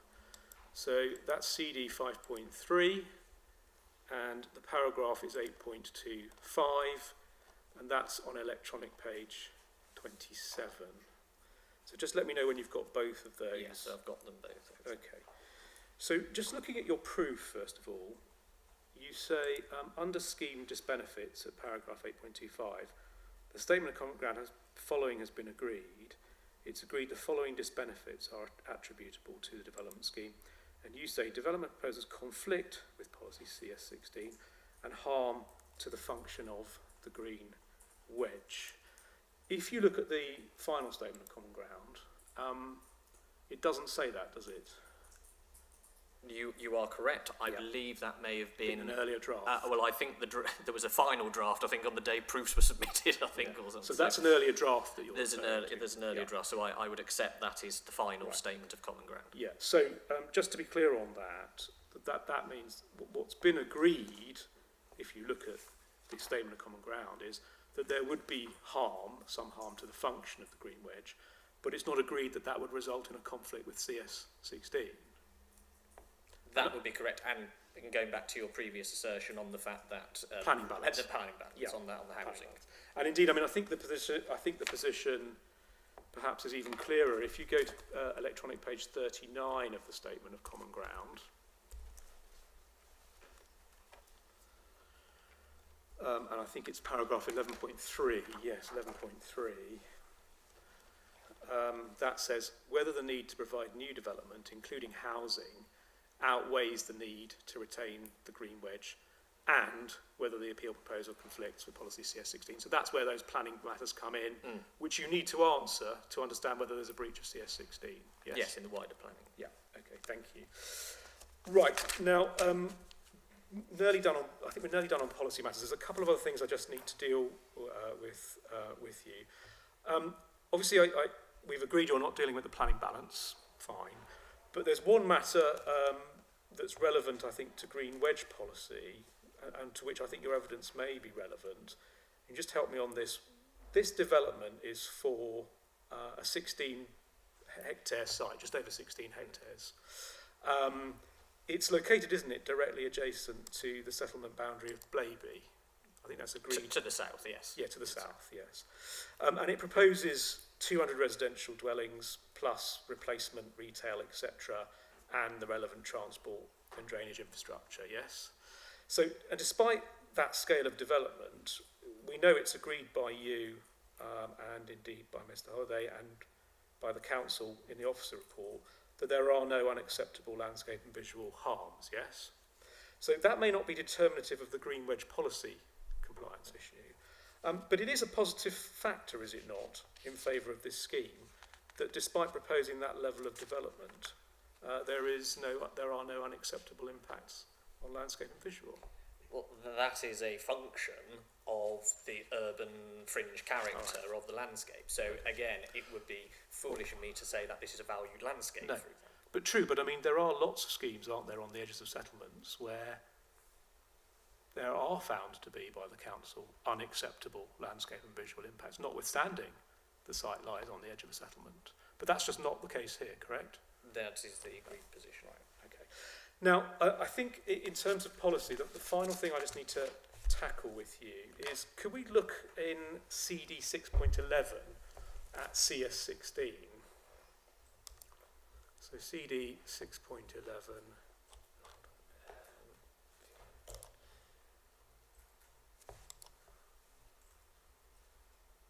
Policy CS 16. I'd like you to go to the bottom of electronic page 2, numbered page 80.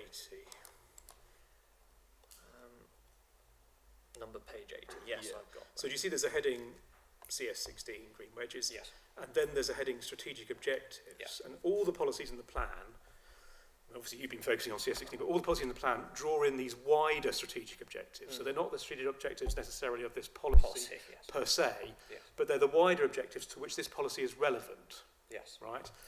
Now, I just want to run through these with you to see the extent to which these are or are not in the scope of your evidence. Could we just start at the bottom, please?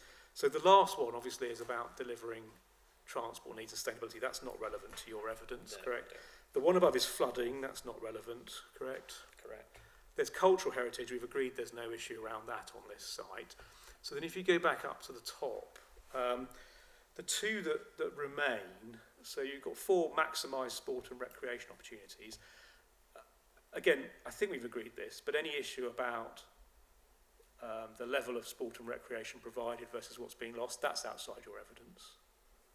Yes, other than the factual reference Yeah. to how the land is used Okay. and land use, Right, and how fine. that contributes to the policy. And then the other one is protect important areas of the district's natural environment, species, habitats, landscape and geology. Well, species and habitats, ecological evidence, geology is not relevant, but landscape here is again relevant to that objective, yes? Yes, in terms of the important, the district's natural environment. Yeah, okay, thank you. That could be an overarching term as well Yeah. as specifics. Yeah, okay, good. All right, so can I move on then to talk to you about strategic purpose 1 of the policy, which is obviously prevent the coalescence of settlements. Just to understand, I want to kind of orientate ourselves in relation to this discussion. Can I start, please? Obviously, you helpfully, I think, in your proof at 1.1.2, set out the reason for refusal. Yes. And the reason for refusal in the second line of your quote talks about further undesirable coalescence of Blaby with Whetstone and Countersthorpe, yes? So just to help us on that, if you turn up Mr. Holliday's proof of evidence at page 2, he's got a plan there which appears in various places, but just so we understand this coalescence Is debate. this CD 5 1.5? Good question, yeah, hang on a moment. Yeah, CD 5. I believe it's 1.5. No, sorry, CD, sorry. This is his proof of evidence, so I think it's CD 14. Right, sorry. Yeah, so CD 14.4. So this is the actual proof of evidence. Yes.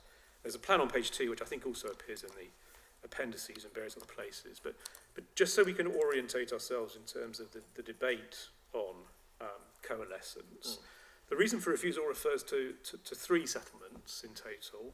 So we've got Blaby, obviously to the north of the site, and which the site boundary adjoins the settlement boundary of Blaby, yes, to the south, as you said. To the west, you've got Whetstone. Yes. And then to the east, you've got Countersthorpe. Yes. Southeast, yes. Southeast, yes, fair enough. It is southeast. So you've got southeast, you've got Countersthorpe. Now, as I understand your evidence, both written and oral, your principal concern on coalescence is about the coalescence between Whetstone and Blaby. Am I right about that? That is the area in which I believe there is a fundamental change, beyond which a threshold has been breached. There is a deterioration or erosion of the separation between Countersthorpe and Blaby as a result of the development. But on your own evidence, and I'm going to come to the detail of it, that's a much lesser impact on your own evidence, isn't it? Yes, compared to the along Lutterworth Road. Okay. And I think we can pick that. So if you go back to your proof, please, to your executive summary on page 4, 1.1.5.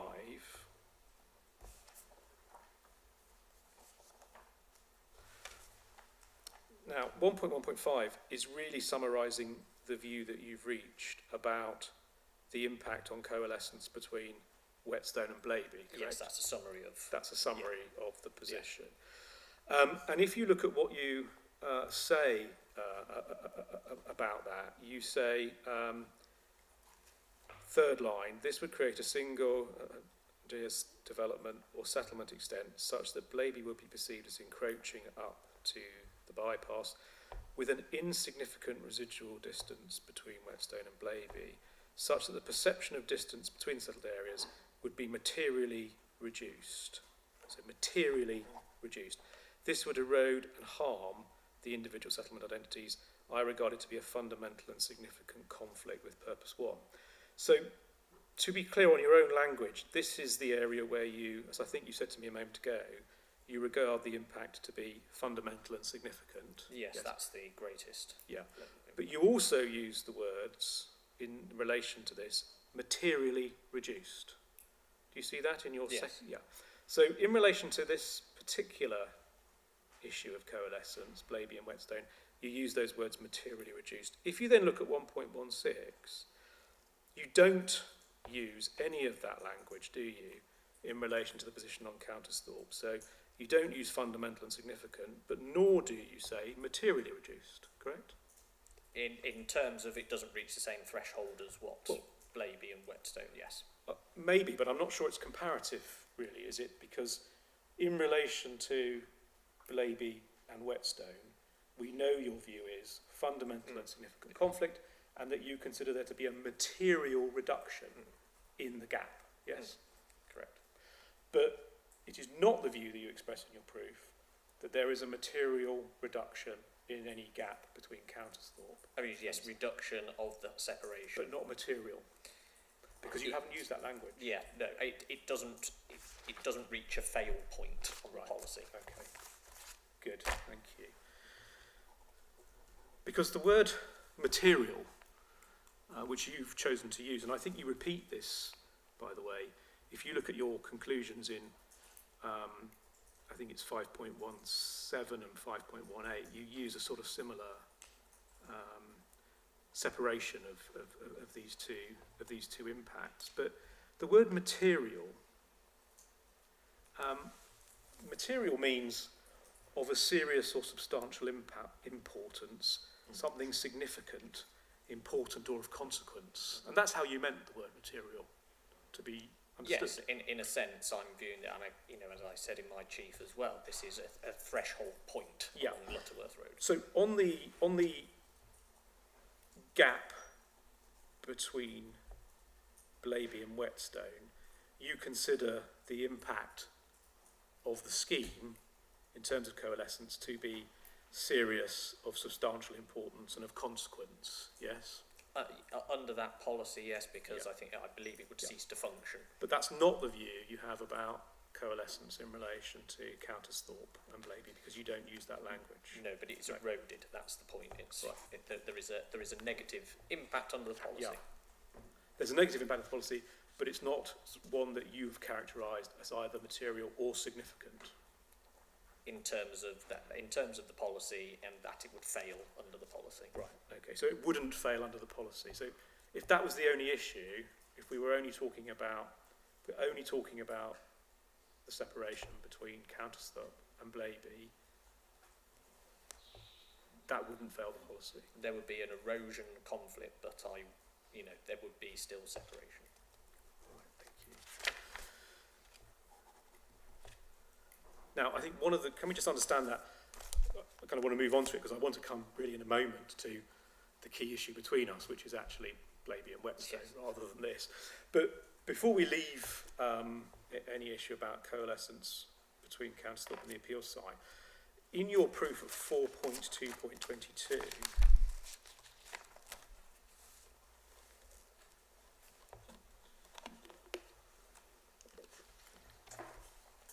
think this is part of, and correct me if I'm wrong, but this is part of, and perhaps an important part of, the reasons why you've concluded that any impact on the gap between Blaby and Countersthorpe is not material or significant. You say 4.2.22, in respect of Countersthorpe, the appeal site boundary extends to within 100 metres of the village settlement extents.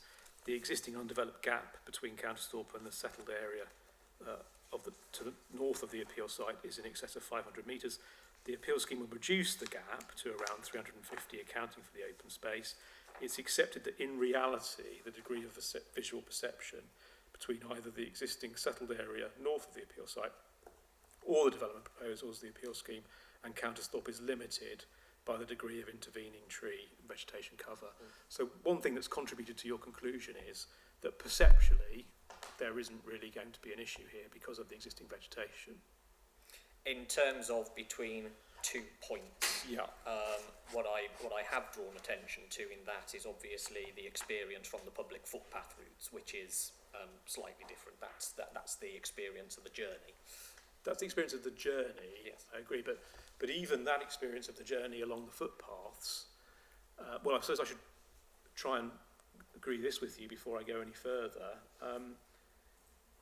The footpaths that you deal with in your proof, they are relevant, aren't they, to separation between Countersthorpe and Blaby, not Whetstone and Blaby?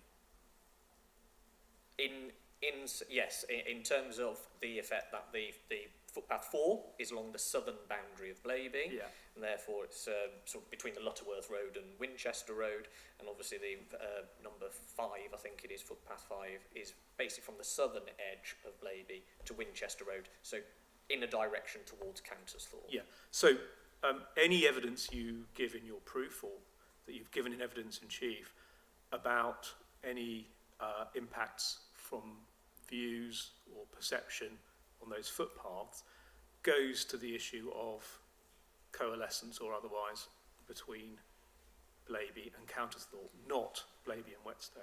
In terms of that specific point, the wider use of those footpaths, which may be covered elsewhere, is a separate issue, but yes, in terms of the matter of settlement coalescence. So any impacts that you're referring to in relation to those footpaths fall into your conclusion on separation between Countersthorpe and Blaby, which you regard as not material or significant?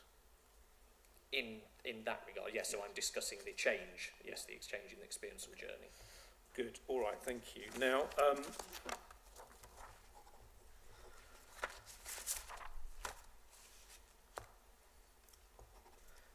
obviously the focus of the dispute between us is on the Blaby-Whetstone issue. And just kind of by way of introduction into that, could we look at your proof of 4.2.18?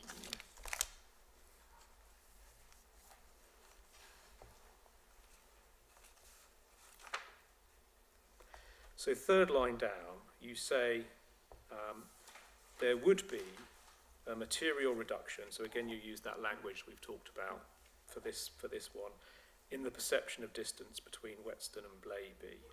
So that's a material reduction in the perception of distance, yes? This may not entirely relate to users of the A426 Blaby bypass, where adjacent tree and vegetation cover do provide some visual containment adjacent settlement areas, but in particular relates to road users emerging from Whetstone along Wychwood Road, immediately west of the Blaby bypass, Lutterworth Road, Island. So I just want to understand that with you. What you're saying is you say it's not entirely related to users of the A426, but in fact your particular concern relates to road users emerging from Whetstone along Wychwood Road, immediately west of the bypass. Is that correct? Yes. Right. So, I mean, just to understand how that works, I mean, if you go, actually, I wonder if we could have maybe if we just go back to page 2 of Mr. Holliday's proof. It's not the clearest plan of the roundabout, but I think it'll do for these purposes.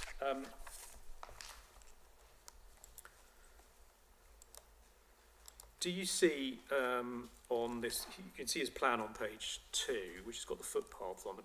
Do you see at the bottom left-hand corner there's a footpath marked, I think it's 257 with a yellow dotted line. Do you see that? Bottom left-hand corner. Which is within Whetstone. Yes, within Whetstone, within that's Whetstone, right. yes. Yeah. And then you'll see there's a road that leads off from there, heading north and then west. Sorry, north and then east. Sorry. Yes, Wychwood Road. That's Wychwood Road. Wychwood Road. Yeah. Yes. And then it comes onto the roundabout that, and from that roundabout you can then head up Luttersworth Road. Yes. So your concern about the material, as you refer to it, reduction in the perception of a gap, arises not for those travelling up and down the A426. Your particular concern is about people emerging from Wychwood Road onto that roundabout and then going up Luttersworth Road. Yeah, I mean, in terms of, just to put this in context, the A426 is obviously a bypass route. Yeah. It is travelling around the edge and between the settlements, etc. This is dealt with within the actual function of the green wedge here, in terms of reference to Lutterworth Road. And what I'm referencing here in particular is Wychwood Road to Lutterworth Road, in the sense that obviously that's the primary route for people travelling between Whetstone and directly north into Blaby. So that is the journey, or the area over which, within a short distance, you would hit Blaby from Whetstone. It is about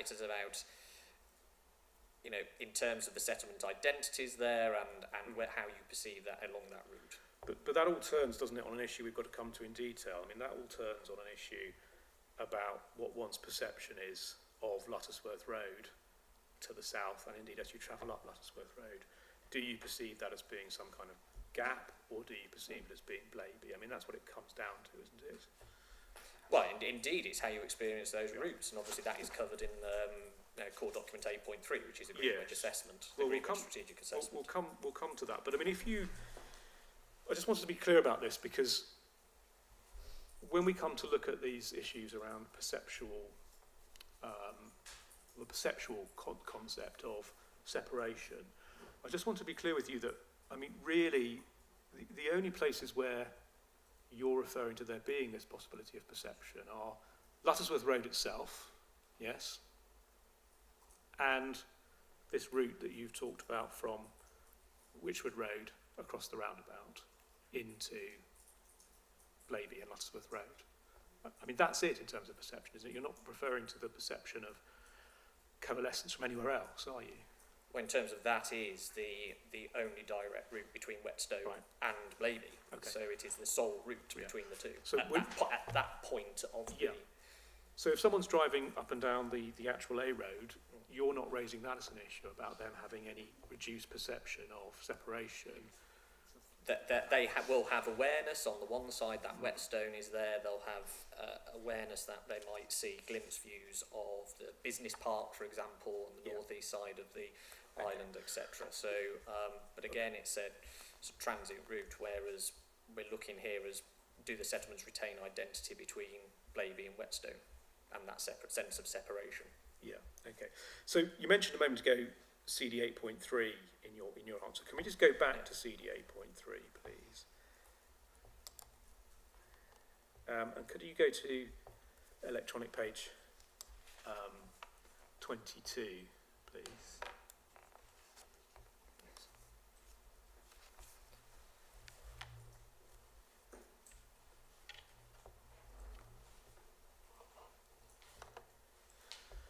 There's a core strategy key diagram that you should find on electronic page 22. It's got many, many colours on it. Yes, yes, I've got it. So Appendix 1. Yes, Appendix 1, core strategy key diagram. And just to kind of understand the nature of this gap that we're in particular concerned with, on the west of Blaby, that's the longest boundary, isn't it, that runs between these two settlements. It's to the west of Blaby. I mean, that's the place where you've effectively got Blaby runs all the way down the side of the A road, and on the opposite side, you've got Whetstone, yes? Yes, where you've got an area of green wedge between Blaby and Whetstone on its And that's side, parcel A. Parcel A. And yeah, parcel A. B is the part between Lutterworth Road and Winchester. And parcel A is obviously a much narrower area of separation, is it not? It's a line, it's a road with, I think, some vegetation to the side of the road. And one can see that, I think, in the conceptual image, can't you? You've got the road marking the distinction between the two, and some green as well, yes? Yes, and it's classed as essential. Well, I'll come to whether that's quite right in a moment, but I won't go out of place for that, because I think you drew attention to the word essential, didn't you, in this document, is that right? Yes, that's correct. It's on, it's the... Is it page 9? I think I may have gone too far. Hold on a second.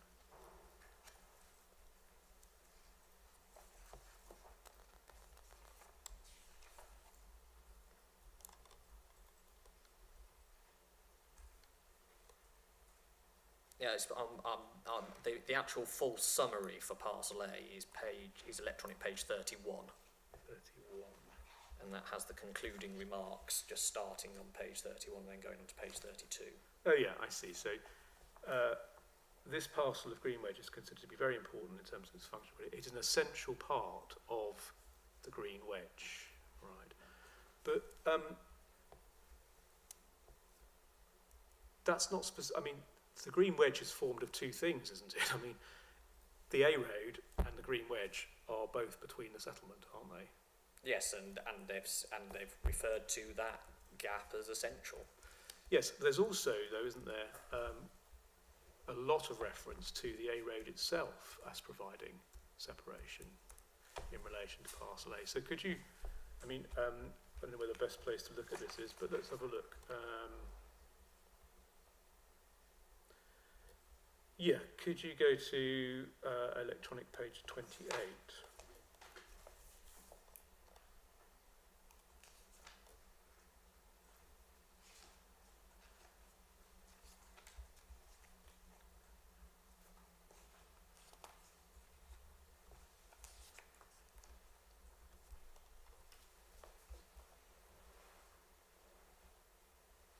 So, is it electronic page? Yes, electronic page 28.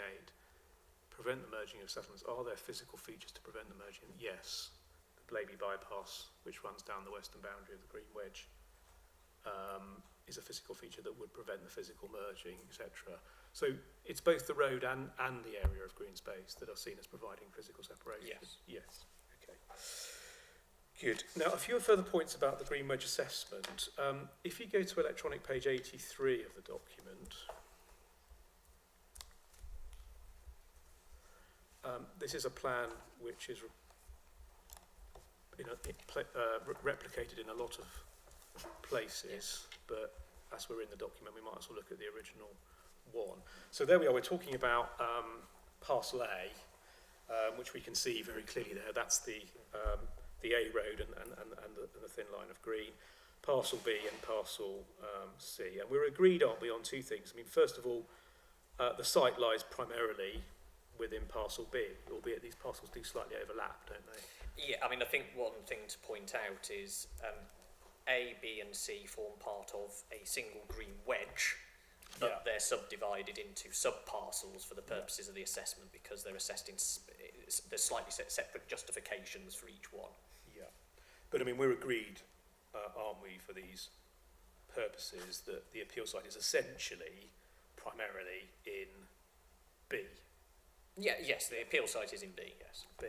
And indeed, I think you say in your proof, not only is the appeal site in B, but I think in your proof at 3.2.14, you say for the purposes of this proof, the direct effects of the scheme relate to the effects within parcel or sub-area B. And then you say, and the wider implications for the host green wedge designation. So far as you're concerned, the direct effects of this scheme are direct effects on parcel B. Yes, in terms of, yes. Yeah, okay. So it's in parcel B, the appeal site, and the direct effects are also in parcel B, as perhaps one would expect. Yes? Okay. Now, could we then look at electronic page 10 of this assessment, please? And this is... So which page was that? Sorry, electronic page 10. 10.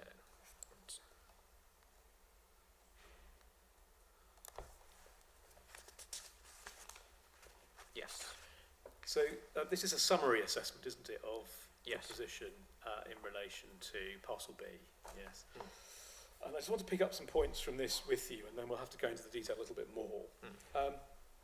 So this parcel of Green Wedge broadly fulfills its function in providing clear separation between Blaby, Whetstone and Countersthorpe, but we're considering your primary concern, Blaby Whetstone here. Okay. As the closest points, yes. Yeah, okay. It says houses are under construction in the Green Wedge to the south of Blaby, which have compromised the previously open and undeveloped nature of the land. So just note that. We'll come back and look at this in a moment. But at the time this was written in 2016, there was housing being constructed to the south of Blaby, which is now there, isn't it, to the north east of our site. Yes, and I believe the boundary's been reviewed to account for that. Okay. And secondly, if you go down, it says, it talks about houses being built in Whetstone, which I don't, south of Whetstone, I don't think we need to concern ourselves with that necessarily. It then goes on to say the location, bottom paragraph, the location of this Green Wedge remains open, undeveloped land between three settlements and is considered to represent a green lung. There are numerous recreation opportunities within it, including rights of way and multiple sports pitches. And then you'll see some amendments to the Green Wedge boundary to the south of Blaby to reflect the completed and permitted residential development to the west of Winchester Road, which is under construction at the time of this report.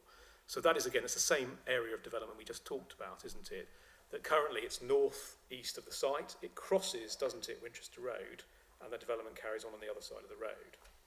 We can look at it on another Yes, plan in effect, yes. Yeah, okay. And then it says a potential candidate site has been identified east of Lutterworth Road between the recent developments at Leicester Lions Rugby Club and south of Lincoln Drive. So we'll look at what that might be in a moment. But this is referring to housing south of Blaby that was under construction.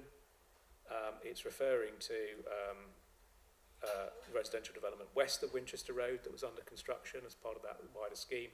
And thirdly, it's looking at a site east of Lutterworth Road identified for the Leicester Lions. Now, if we then go back to the plan that we were looking at a moment ago, the one that's in many people's evidence, it might be worth actually, so we can look at the Green Wedge assessment as well, just looking at this in your proof instead. So page 12 of your proof, you set out this plan showing the parcels. Page 12.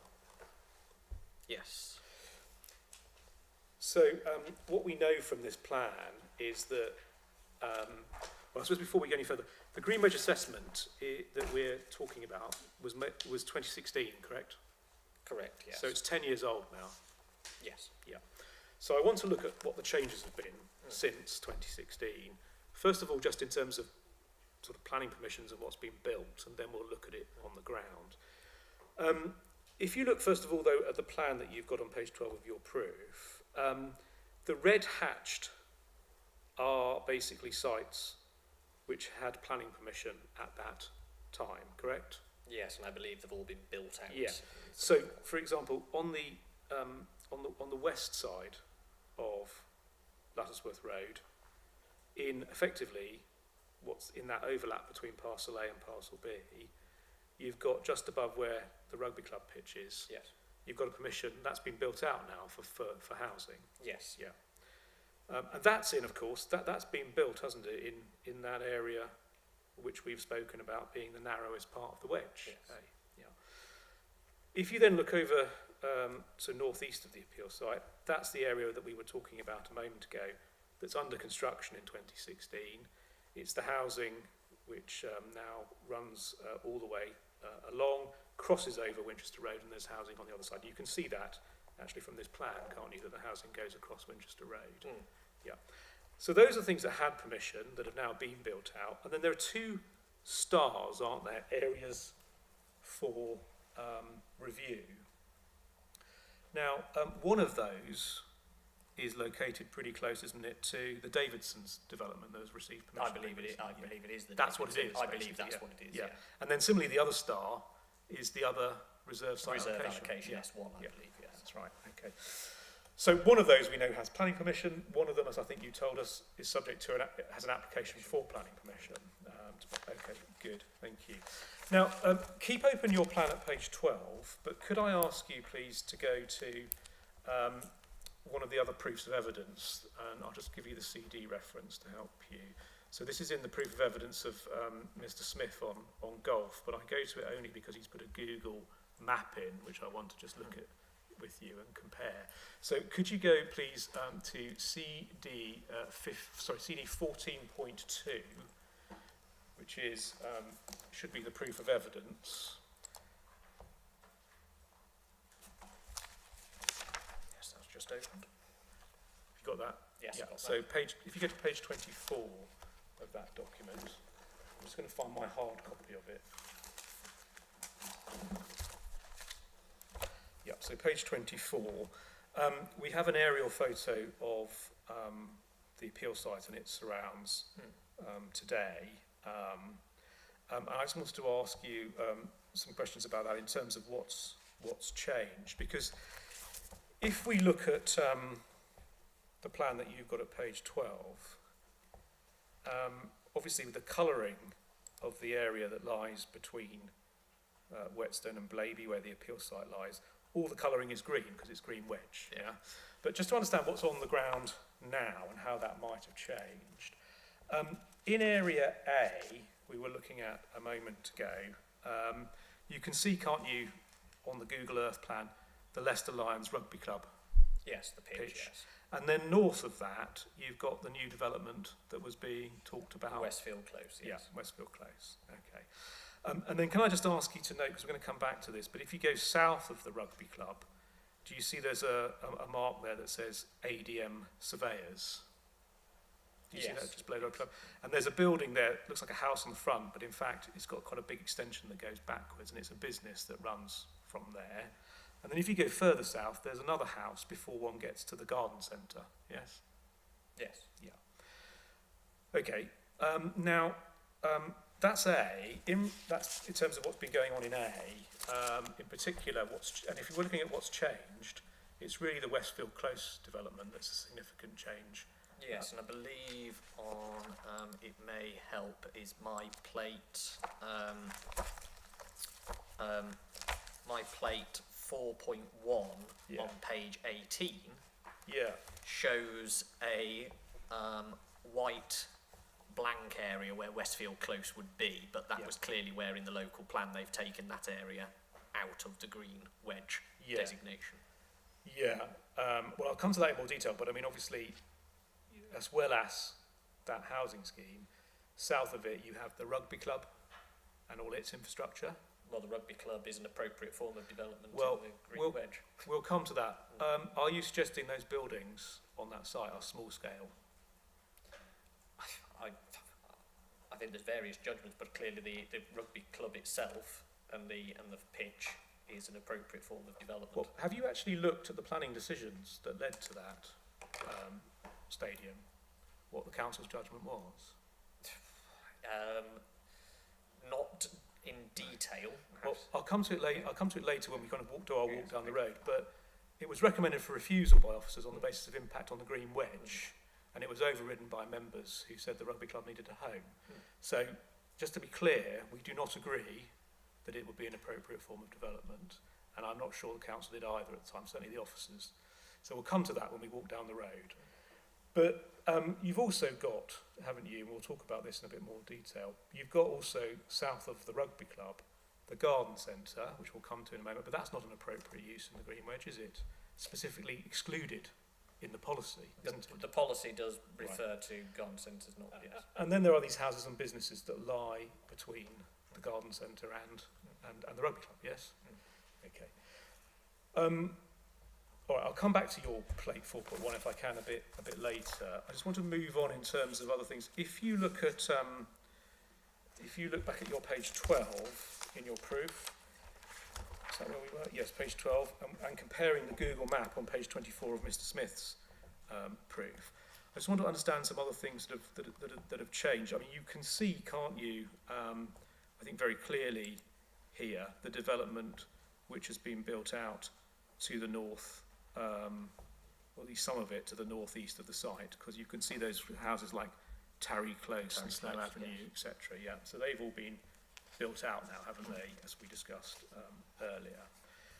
And then, in addition to that, obviously we now know, don't we, we've got the planning permission for Davidson's, which we'll look at in a bit more detail, lying to the northwest of the site, yes. And we've also got across the road so across Winchester Road, you've also got the other reserve allocation, yes, so that's policy S1, which I think is called Keeper's Farm, isn't it? Yeah? Yes. Could you then look at, could you go to the appendices to Mr. Cusson's proof, and if you need a CD number for that, that will be CD 14.2, I think. That's the planning proof. That's the golf proof 14.2. Sorry. Oh yes, it is. You're right. Sorry, 40. It's the appendices. It's 14.8. CD 14.8. CD 14.8. And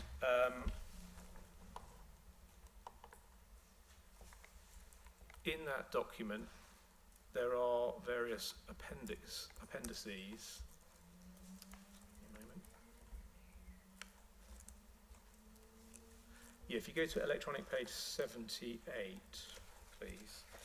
So electronic page 78, it's appendix 10 if you're in the hard copy.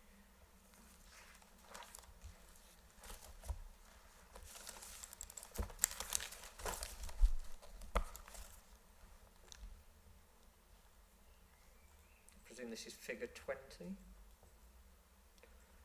Yes, correct. That's correct.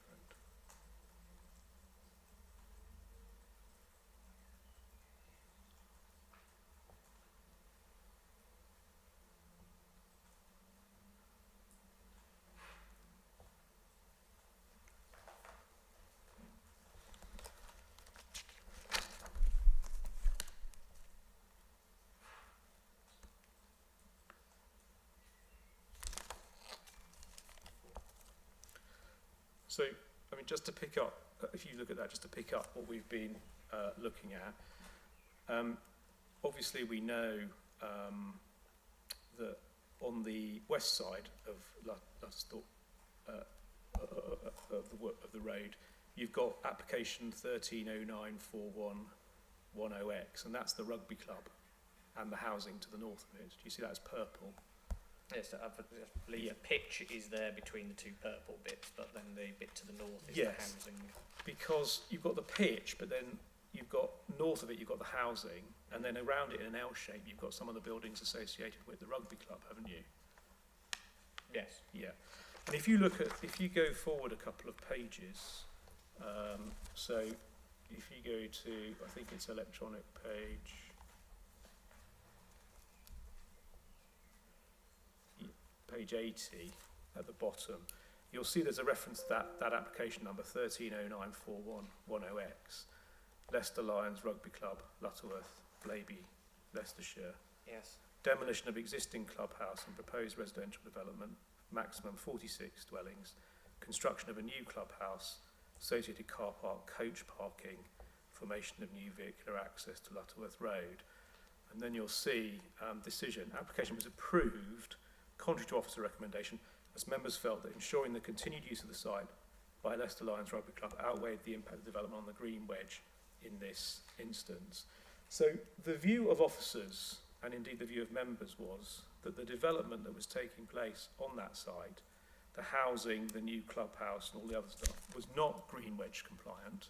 It was actually in conflict with the green wedge, but it was granted for other reasons. Yes? It appears so, yes. Yes, it appears so. Good. And then if we go back to the plan that we were looking at, in terms of permissions, I mean, that permission that was granted, as we've said, is in Parcel A, yes? We see very clearly marked on the plan in blue the Davidson's permission, 230968, to the north-west of the site. Yep. And it also maps on very clearly, doesn't it, the Keeper's Farm application shown in orange over on the eastern side of the appeal site. Yes? Okay, good.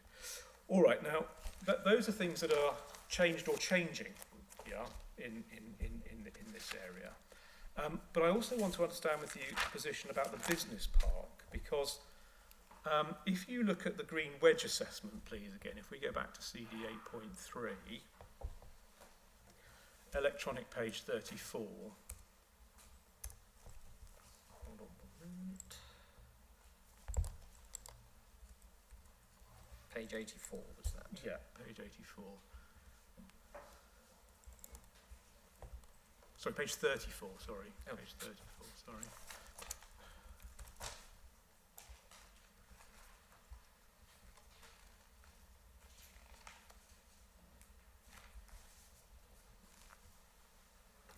So page 34, there's in the table C, does the land include uses that are incompatible with green wedge policy? And then it's got in the final column, yes.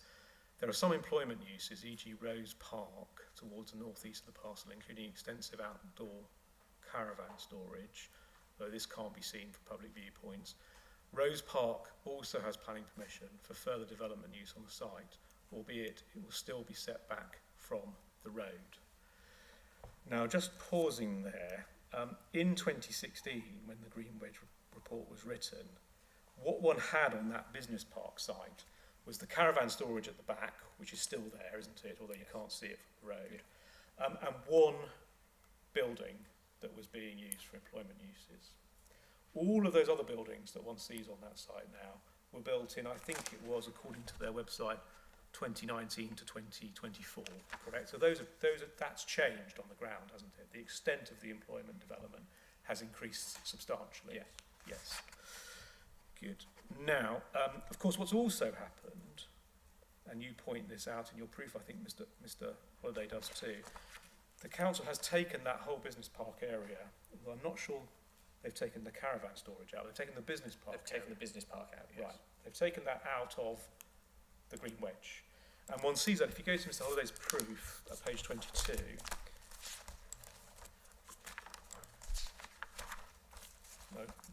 page 22, yes, of his proof.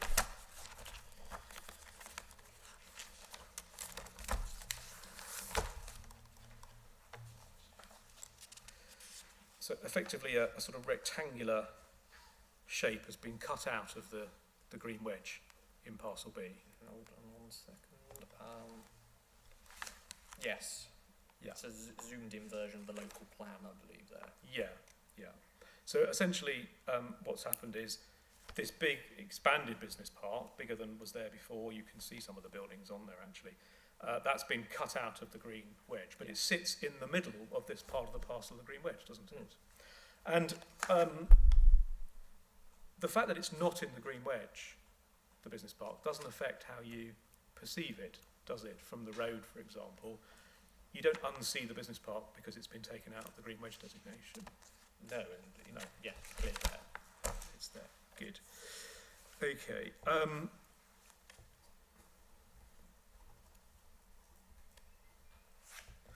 Now, with all of that in mind, we've looked at the various permissions that have been granted, the things that have been built out. So we've looked at the housing to the north, the east of the site, we've looked at the business park, we looked at the development around the rugby club, etc. Despite all of that, if we look at your proof, please, at 3.2.10, having set out what the green wedge assessment said about sub-area B, you say at 3.2.10, I consider the overall summary assessment remains valid, noting that the green wedge boundary will need to be reviewed as a result of, that's the Davidson's planning permission, and S2. And I think to similar effect in your proof at 4.2.10, 4.2.10,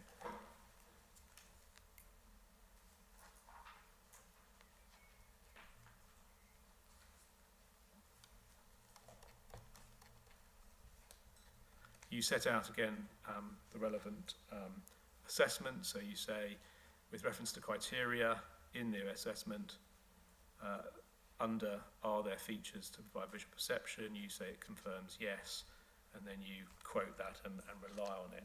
So your view, as I understand it, is that despite all these changes on the ground and the permissions that have been granted that haven't been built out yet, you think the assessment that was reached in 2016 about Parcel B remains valid? Yes, overall, and in particular reference to, obviously it identifies a number of changes, obviously there has been changes since, but obviously clearly it is referencing the experience along Lutterworth Road on its eastern side as well. On its eastern side? Yes. So the east side of you know, that's what Parcel B is referring to there. Okay, well, we'll look at that in a moment.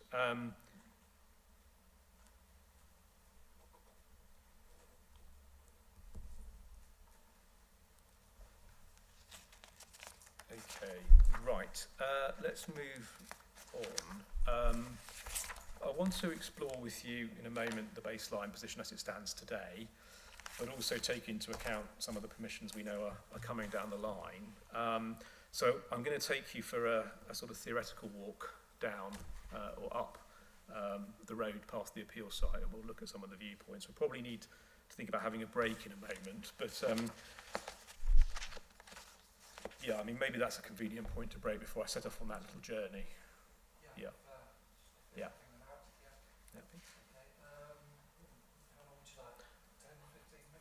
Yeah. 15 minutes? 15 minutes, yeah, that's fine. Excuse me, the inquiry is adjourned for a 15-minute break, so we'll resume at 25 minutes past 3. Thank you.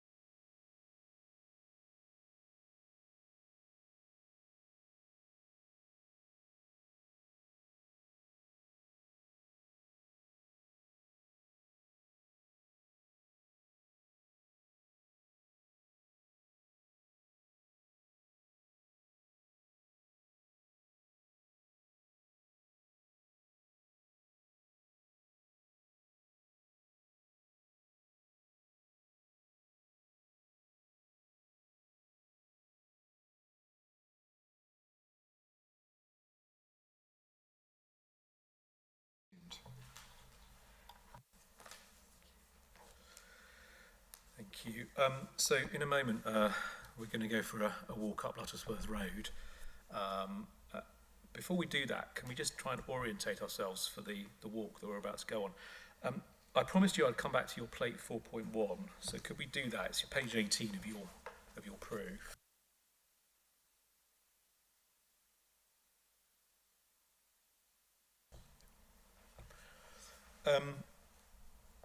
You've, in 4.1, sketched what you say is the likely cumulative extension to the Blaby settlement along Lutterworth Road. I mean, can we just pick up some points from that?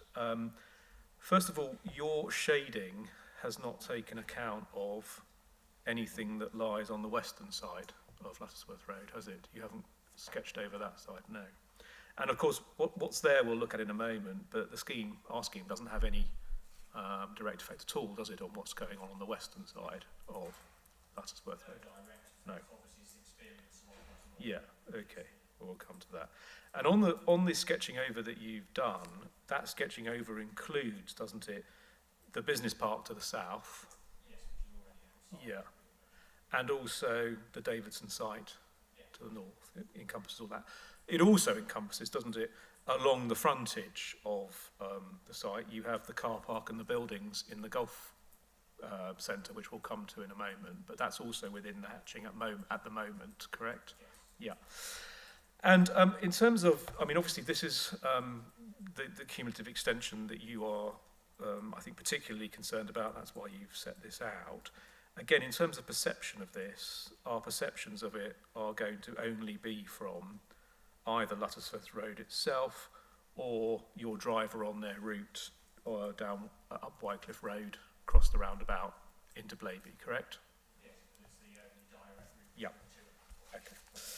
Good. Now, I think really the nub of the debate, just to identify it before we set off, if you go to your, just below that diagram, you say the appellant contends in their green wedge evidence, and then you set out our contentions. So the evaluation completed already has shown that Blaby and Whetstone are separated essentially by the land alongside the bypass.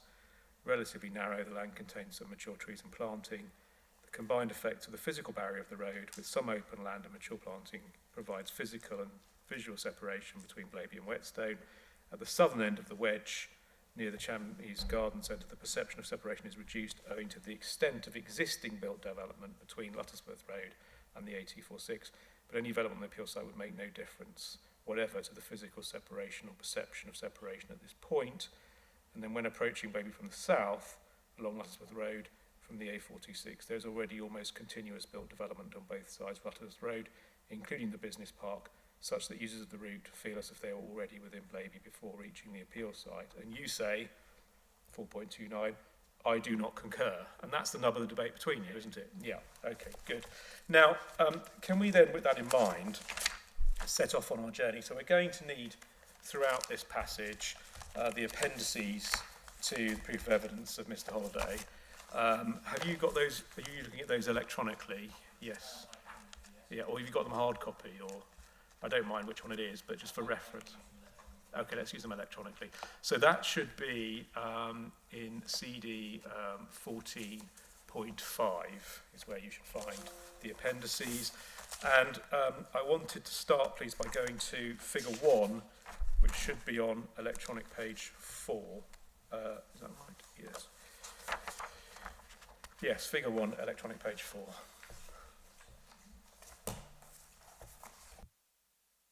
Yeah, just let me know when you've found.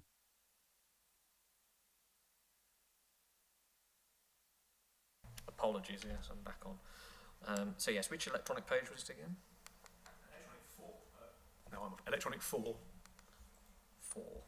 Yeah. Boom, boom, boom. So it should be figure 1, showing the various viewpoints.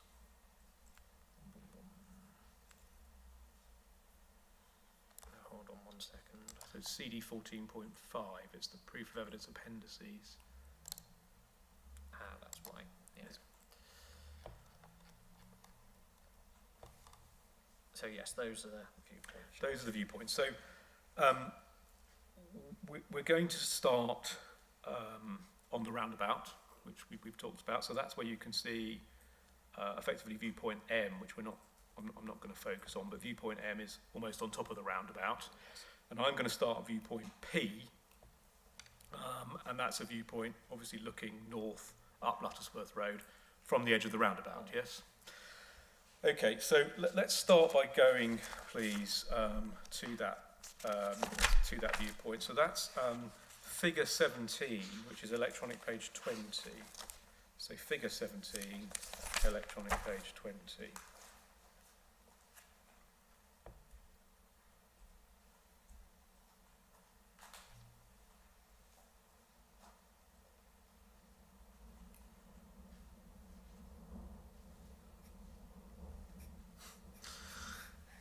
It's always very dramatic. Yes. Okay.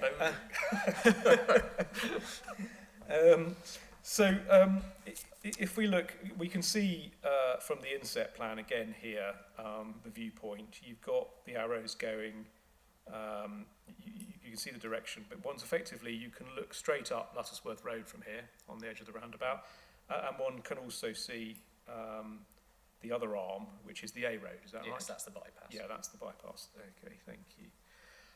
Now, I mean, you've talked about already, I think both in evidence in chief and cross, the driver who is coming from Wycliffe Road, from Whetstone, around this roundabout and into Blaby. This is the representative viewpoint that we've got of the roundabout, isn't it, in our assessment? Yes. And the council's not asked for any other viewpoints from anywhere else on this roundabout, so we can use this one, can't we, as a representative viewpoint? Yes. Yes. Good, thank you. Now, as you look up Luttersworth Road from this direction, to the left-hand side of Luttersworth Road, you can see there's that green awning for the garden centre. And then one you can see, can't you, behind those hedges, a quite large commercial building which forms part of the garden centre. Yes, yes, the roof line there, yes. Yeah, you can see the ridge line of that building. So we know that's the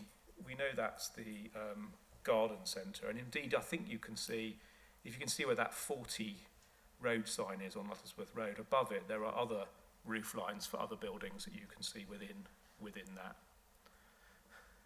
Yes. Yeah, good. So we know, don't we, that that's a garden centre. That is in the Green Wedge, yes? Yes. Garden centres are not considered to be appropriate uses in the Green Wedge. That's specifically said in the policy, isn't it, CS16? Yes, it references that. Yeah, and I think that building actually, I don't know if you've been into the garden centre, but that building is actually occupied by a kitchen company. I don't know if you've been in there to have a look. I'm not sure gardens and kitchens, but I mean that's actually, that largest building I think is actually occupied by a kitchen company, but it's within the garden centre. Yeah, have you been in? I don't know if you have. Not directly into the building. Okay, fine. And it's also true, isn't it, that the Green Wedge study itself, if you can go to that again, CD 8.3, so CD 8.3, page 28, electronic page 28, that specifically recognised that this garden centre was an inappropriate use in the Green Wedge. I mean, not surprisingly, given the policy, I suppose. But electronic page 28 in CD 8.3, C, does the land include uses that are incompatible with Green Wedge policy? And 5 lines down, Chamney's Garden Centre in the southern part of this parcel is another inappropriate use within the Green Wedge and is within close proximity of a single dwelling and a small employment unit, which appears to be a former house converted to offices. Those are north of the garden centre, aren't they? That house and that converted office. And we'll come to those in a moment. Now, in addition,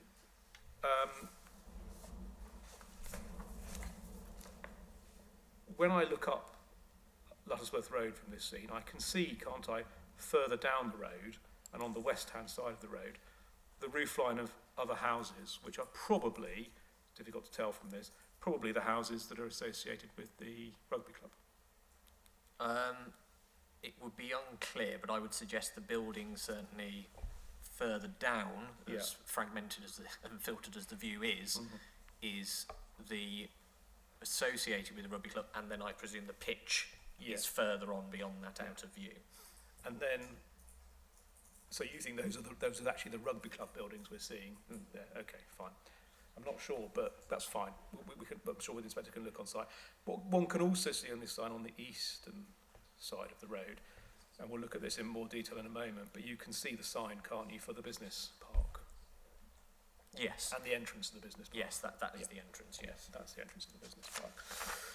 Good, so can we then move on to carrying our journey upwards? Can we move to viewpoint L, which is figure 13, and that's electronic page 16. So figure L, electronic page 16.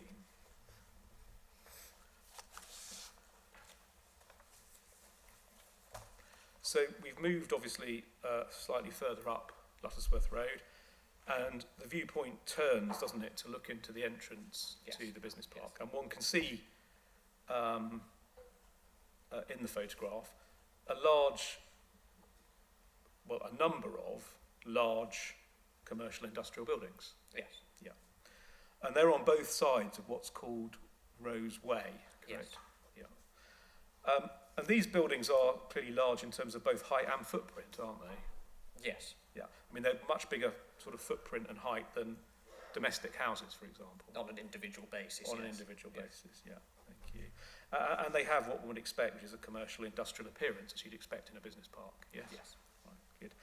Now, just a word on naming of this. Throughout your proof, you refer to the business park as the Rose Business Park.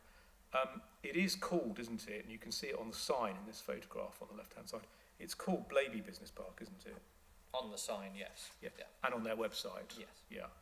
And I think I do say that in my proof as well. That, yeah. And I mean, their address is given, it's an address in Blaby, isn't it? Yeah, it's got to be one of them. Yeah. Okay. Now, the business park is now outside of the Green Wedge. We saw that because it's been excluded. But obviously, it is a large rectangular hole in the actual Green Wedge that we're concerned with, the parcel that we're concerned with. Right, thank you. Now, you've talked in your evidence in chief about defensible boundaries. But the boundary of the Green Wedge here has in it this rectangular hole which has been cut in for the business park, yes? Is it your evidence that that's a defensible boundary, to cut a hole in the middle of a green wedge? I mean, it would depend for the reasons it was done, but in terms of the defensible boundary, it would not necessarily be how you would draw this in its in a designed way. If you were starting afresh, if you were a master planning, if you're a master planner, right? Okay, well that's fair. That's a fair answer, and I'll accept that. Now, in your proof, keep that image open, but in your proof in describing some of this, if you go to 4.2.2,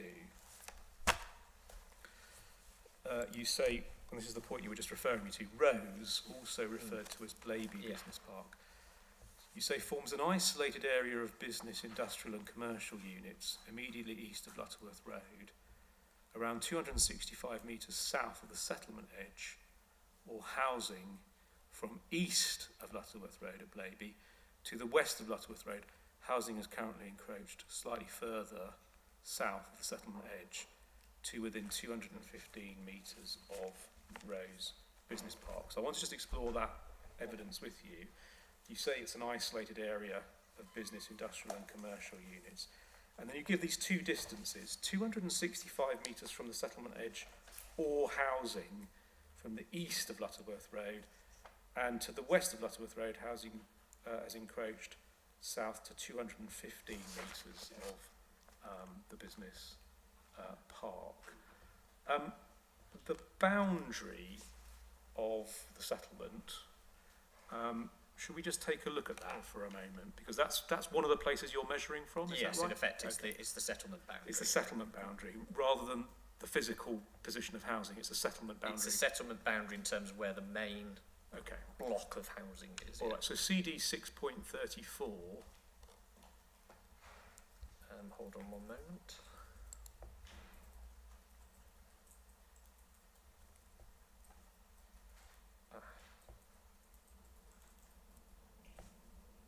Are we opening up another core document? Yeah, so CD 6.34 is the neighbourhood plan, and it's got on the very last page of that, it's got a very useful image of the settlement boundary. Apologies, some of the numbers are out of order, so I'm having to... yes. Yeah, so CD 6.34. Yeah. So, I mean, obviously you've differentiated, haven't you, in your measurements, the east and the west side of Luttersworth Road in terms of the distances between the settlement boundary and the business park. So, just to understand that the blue line shows the settlement boundary, yes? Yes. So it's encompassing now an area it's not shown built out on this plan, but that's the area of housing north of the playing field. North of the rugby field, yes. It also excludes at the moment, doesn't it, the Davidson permission, which includes the allotments and the northern part of the golf course. That's correct, yeah. Okay, so if we just look at those measurements that you've got, you say 265 metres on the eastern side of Lutterworth Road. So where are you measuring from? Is it the edge of the business park or the entrance of the business park? Around about the edge of the edge of the business park to basically directly north along the eastern edge of Lutterworth Road to the settlement edge there. So your measurement is the distance between the edge of the business park and effectively where that settlement boundary crosses Lutterworth Road on the eastern side. In effect, yes. Okay. But obviously, south of that, we would now have, with the planning permission that's been granted, the Davidson. The Davidson site, yes, would encroach further south. Okay. And then the one I'm more interested in is on the western side, you say 215 metres from the business park to the housing on the settlement edge. Is it the housing that's north of the... playing fields, yeah, so directly, just as the crow flies, directly north. Right. So, in making that measurement about the separation between the business park and the housing, you've taken effectively the settlement boundary as the key point, because south of that you've got the rugby club, and then you've got other houses and businesses, and then the garden centre, correct? Yes. Right. But you've not included those in your measurement. They're excluded because they're not in the settlement boundary. They're not in the settlement boundary and fall outside of the green wedge. Okay, all right.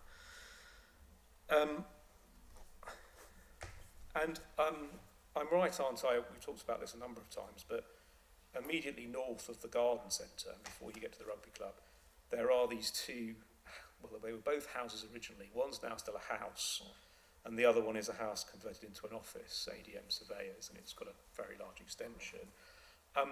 Those houses are in line, aren't they, with the Welcome to Blaby sign?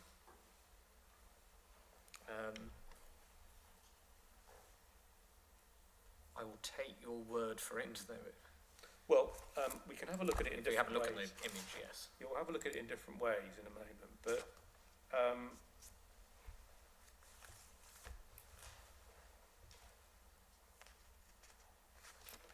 well, take my word for it for now, and we'll come back to look at it from a slightly different perspective, and I think you'll see what I'm driving at in relation to that.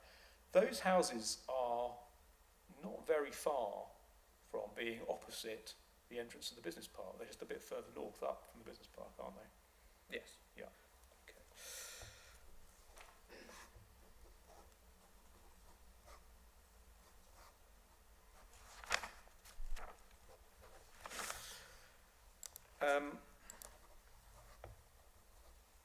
If one's looking down that western side of the road, if I'm looking for an actual green gap, so a green gap, the only green gap is the rugby pitch itself, and I think there's a tiny strip of green, possibly between the houses, the two houses north of the garden centre and the rugby club. Is that it for actual green? That would appear fair, yes. Yeah, okay. Thank you. Well, could we then move on? As I said, I'd show you this from a different angle, which might help us. We're going to move on to viewpoint K, which is figure 12, and that's electronic page 15.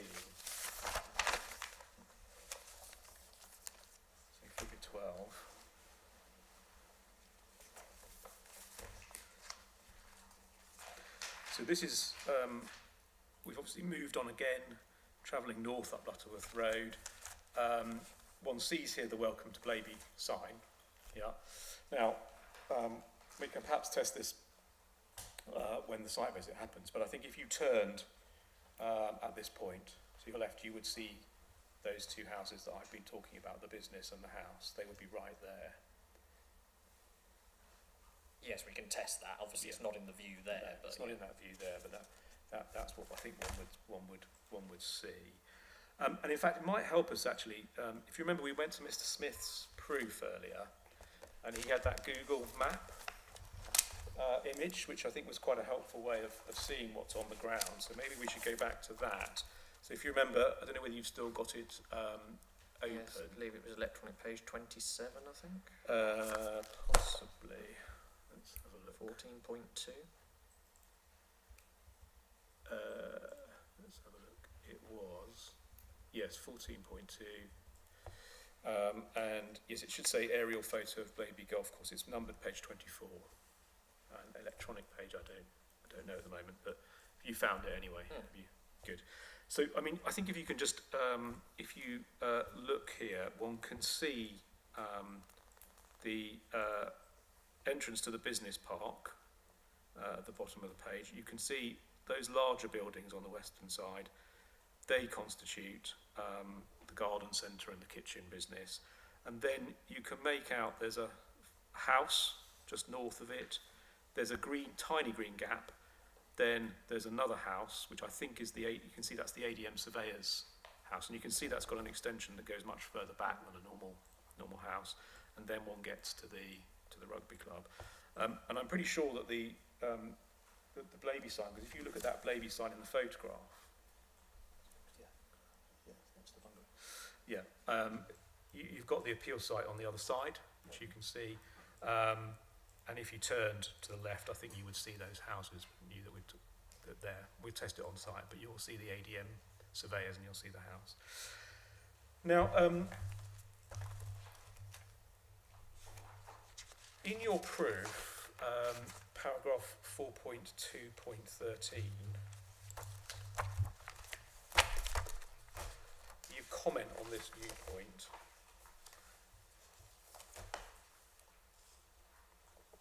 You say,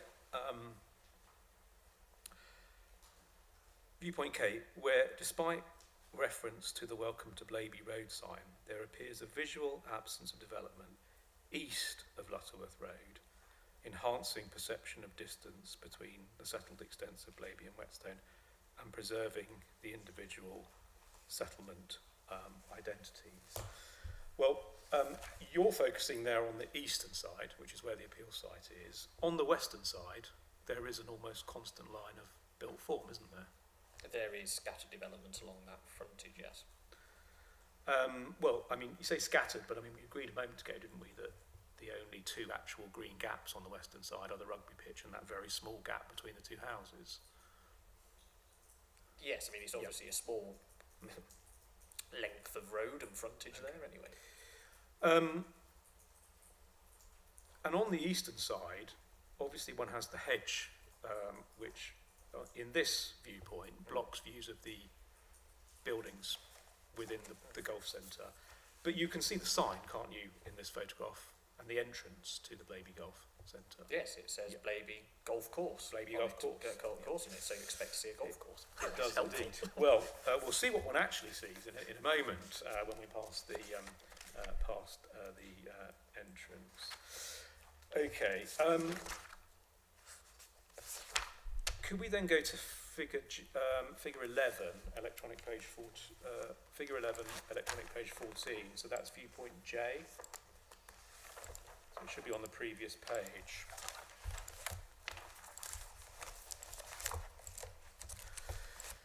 And again, before we sort of pick out what one can see here, I just wanted to pick up one thing. In your proof at 4.2.14, you comment on this viewpoint, and you say the appellant relies on viewpoint J to illustrate a glimpsed view via the Blaby Golf Centre access towards the built elements.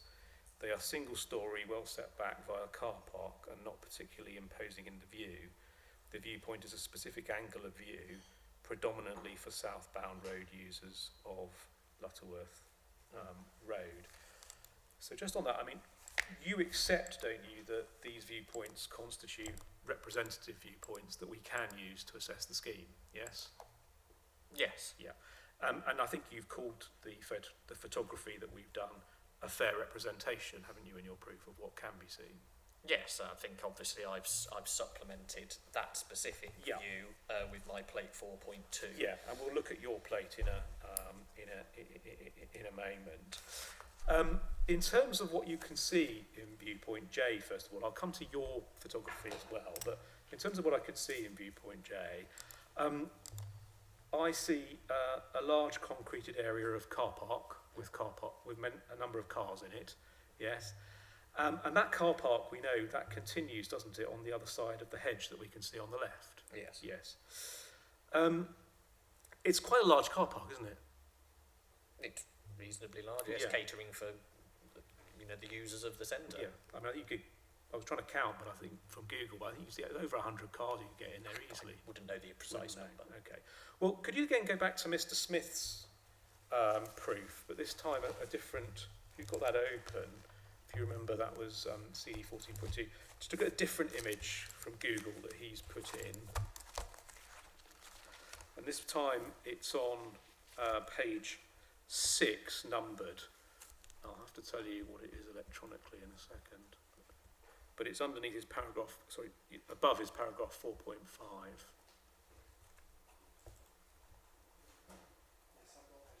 Yeah, have you got that? Have you found that? 14.2. Yeah, 14.2, and it's electronic page 9, and it's page 6 Yes, numbered. I've got that. Yeah. So, I mean, you can see, you get some sense, I think, of the built form from this image, albeit it's an aerial image. One can see the extent of the car park, which goes both sides of the entrance, and one can also see the extent of the buildings that are on the site. And I think those buildings, it's sort of complex of buildings, isn't it, that kind of runs in an inverse L shape down to the edge of the business park. Yes. Well, what you've got is the clubhouse to the northern side about, near enough, and then the buildings going to the south are what in effect they form the driving range buildings. But it's a complex of buildings which gives the appearance, doesn't it, of one sort of large sprawling building rather than individual buildings. They're certainly interconnected, but they was obviously how the golf centre was set up for the users of the facility. Yeah. Okay. And when we're looking at this image at page 6, if you look above the car park, there's a sort of triangular area of vegetation existing, isn't there, on the edge of the golf course? Do you see that? Yes, it's a mix of scrub and trees. Yeah. But that's part of the area that's going to be developed as part of the Davidson scheme, isn't it? Yes, much of that tree group will be lost. Much of that will be lost, yes. Yeah, good. Okay. And I think that's shown, isn't it, in, just for reference, I don't know whether we need to get to Mr. Holliday's rebuttal on page 5. He shows the submitted illustrative master plan for that scheme and shows that particular area, and there is proposal for built form and a road in that area, yes? In terms of that, yes, I would note in the rebuttal as well reference to the ARB report from the previous application. Yeah. Obviously, it's not in evidence before this inquiry at the moment, but it obviously excludes the reference to any of the trees within the appeal site, which is obviously covered by the arboricultural assessment. Okay. Now, if we just go back to viewpoint J and what we see in the photograph, as well as seeing the car park and the cars, one obviously sees in this view the buildings that lie on the other side of the car park, yes? Well, we don't see all the buildings, do we, though, from this viewpoint? We see some of them. No. Yeah, and I think in your proof you say they're single story, which is of course correct, but they do all have, don't they, pitch roofs. Yes, they have pitch roofs, yeah. And these buildings have a footprint, because they appear as a complex of linked buildings, larger than an individual house, but considerably so, yes. In terms of as a single as a single form. Yeah. I mean, you say in your proof in 3.16 there are a series of combined single-storey buildings. They do have that appearance, don't they, of being a single building? Thank you. And they have a clearly commercial industrial appearance, don't they? Corrugated roof, etc. It's of type for that sort of facility. Yeah. Good. Okay. Now, you also said in your proof, when describing what one sees here, that these buildings are set well back within sight. Okay, which I mean, they obviously are set back within sight, but they're set back behind a concreted over car park, aren't they? Not behind any kind of green infrastructure, other than those 4 trees that you can see. Well, obviously you've got the hedgerow at the front there, which is obviously the main part of the baseline evidence in the green wedge strategic assessment. Then you have some scattered trees there to the building, but yes, it's beyond the car park. Which obviously the car park is associated with the frontage to the golf centre. But I mean, you say sort of, it's a setback series of buildings, which it is, but they're set back behind a concreted over car park. Yes. Yes. Okay. Now, just to look in contrast about what we're proposing, can I ask you to look at 2 documents in the core docs? So first of all, CD 2.18.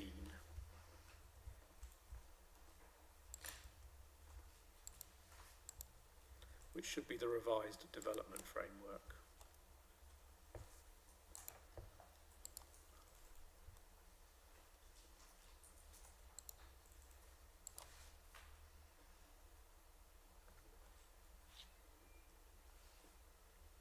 So you'll see that in the area where we currently have the elongated car park and the built form, we are on the southern on the south-western edge of the site, we are proposing green and blue infrastructure, yes?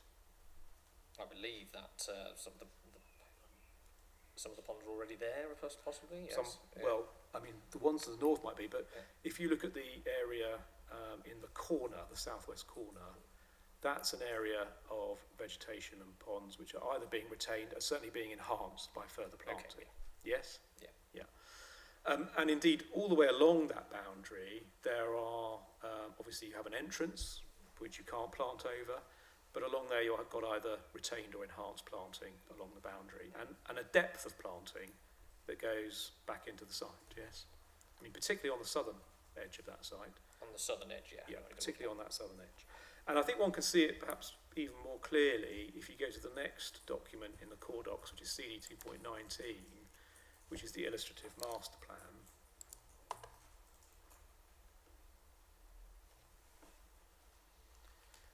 Again, one can see that there is, in that southwest corner, running along the southern edge of the site, a quite deep area of planting, vegetation, green, blue infrastructure, yes? Yes, between Rose Park. Yeah.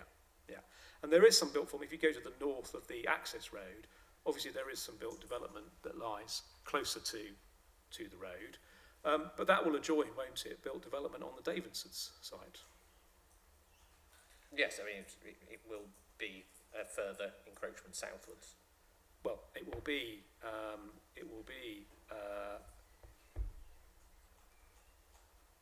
what one's got there is it is obviously illustrative, but it's got one building on the facing onto the road there, with again some green infrastructure in front of it. Well, I mean, obviously hedgerows being retained there and a few trees. I mean, obviously it's illustrative at this point, so the details. Sure. Okay. Now, if we go back to viewpoint J, you say you said in your proof when you were describing these buildings that they were not particularly imposing in the view. So, I mean, do I take from that you consider them to be imposing, but not particularly so? I mean, obviously they are single-storey buildings set back. You can note them when passing the access, but they are not. Then you reference reference the garden centre building, for example, or something like that. But you know, they are of a lower scale setback, and they're certainly not 2-storey and 2.5-storey buildings. Okay. So just to, but your description of not particularly imposing in the view does rather suggest, doesn't it, they're imposing, but not particularly so. They're notable at that access from that point. Okay, they're notable. Yeah. All right, I'll take that. Thank you. Now, on the use of those buildings and their consistency with Green Wedge, can I just ask you, in your proof, please, 2 references. First of all, 3.1.7.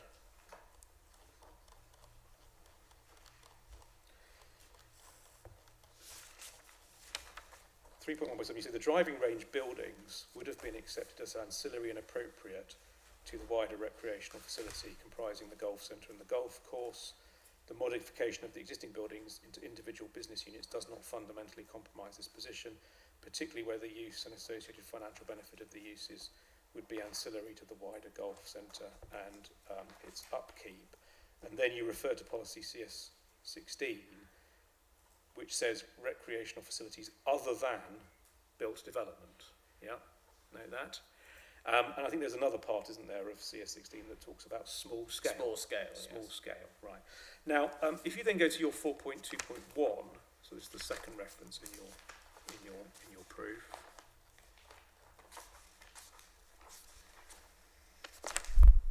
Sorry, 4.2.21, sorry. 4.2.21.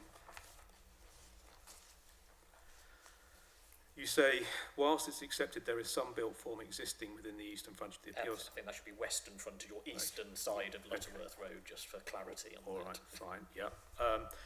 Irrespective of the range of uses, they are single-storey, unimposing, you say this time, buildings associated with an ancillary to the wider open, undeveloped golf course. It's noted under CS16, acceptable forms of development include outdoor recreation where associated buildings are small in scale. And then it's noticed the previous Green Wedge boundary review, as shown under the extant policies map, omitted Rose Business Park, but did not omit the wider forms adjudged as appropriate within the context of the Green Wedge policy. So you say, when we looked at 3.17, the driving range buildings would have been accepted as ancillary and appropriate to the wider recreational facility. Now, ancillary is a pretty technical planning term, and I don't think you mean it in that way, do you?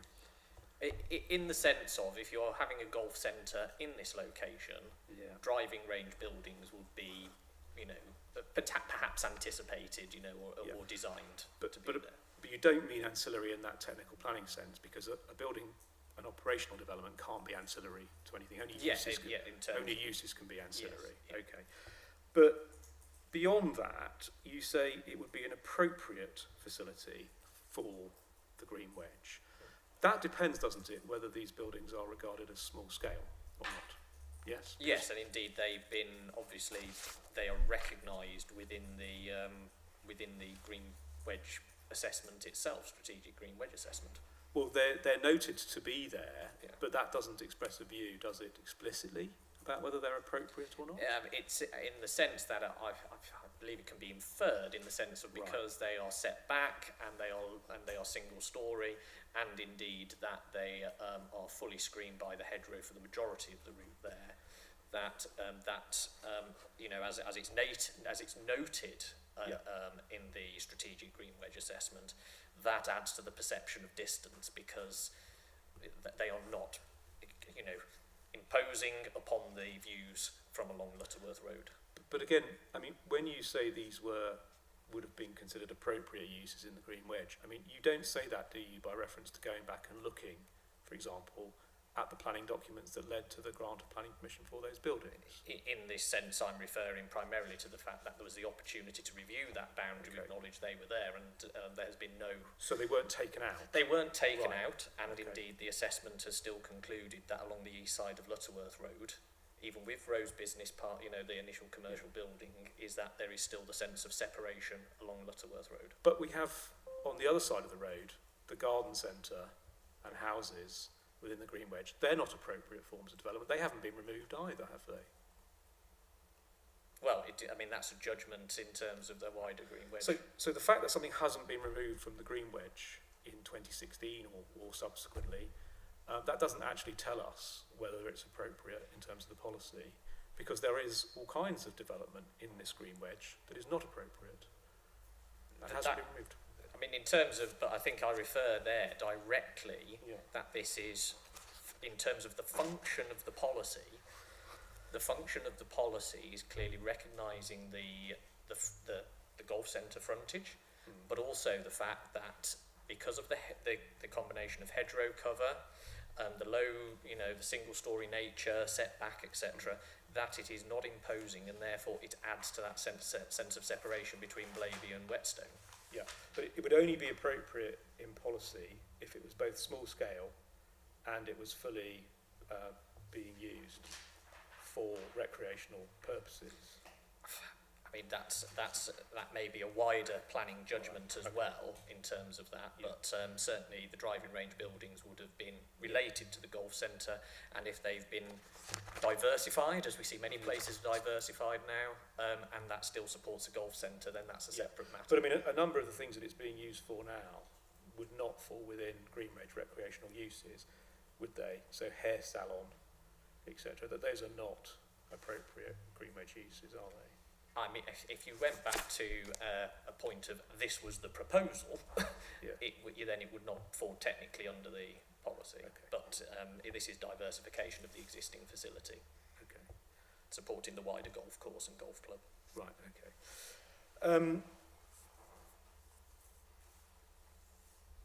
And in terms of ancillary, I mean, you don't come here with any economic information about which part of this business is actually propping the business up. Is it the golf that's profitable, or these other businesses? You have no information.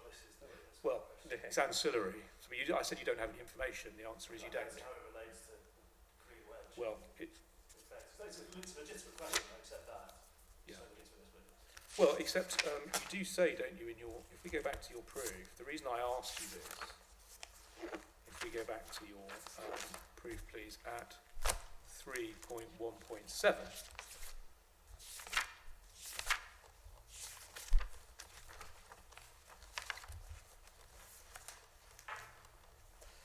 You say directly, and this is why I asked you the question, that second line, the modification of the existing buildings into individual business units does not fundamentally compromise this position, particularly where the use and associated financial benefit of the uses would be ancillary to the wider golf centre and its upkeep. So given that you've said that, I think I can ask you directly that you do not have any evidence to support a suggestion that one side of this business is supporting the other, because that's what you're implying there. Well, it's all part of the same golf centre. That's the central point. So you have no evidence? In terms of economic information, that I'm not relying on. All right, thank you. Now,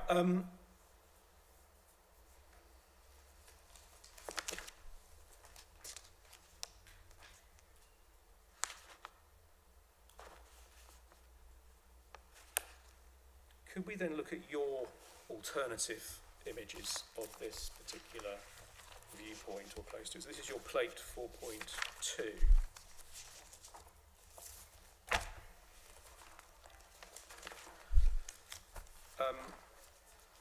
Now, generally, just on this, your images, which you made very clear in your proof, have not been done in accordance with the technical guidance on the photography. In terms of presented, I mean, obviously I've taken the photography correctly, but not presented them as LVIA type figures. Okay, thank you. Now, on plate 4.2, you referred earlier to our viewpoint J as being a specific angle of view, and self-evidently yours is also a specific angle of view. Yes, it is. Yeah. And in yours, one doesn't see, from these particular viewpoints, the buildings, but one does still see the concreted car park and the cars, etc. Yeah.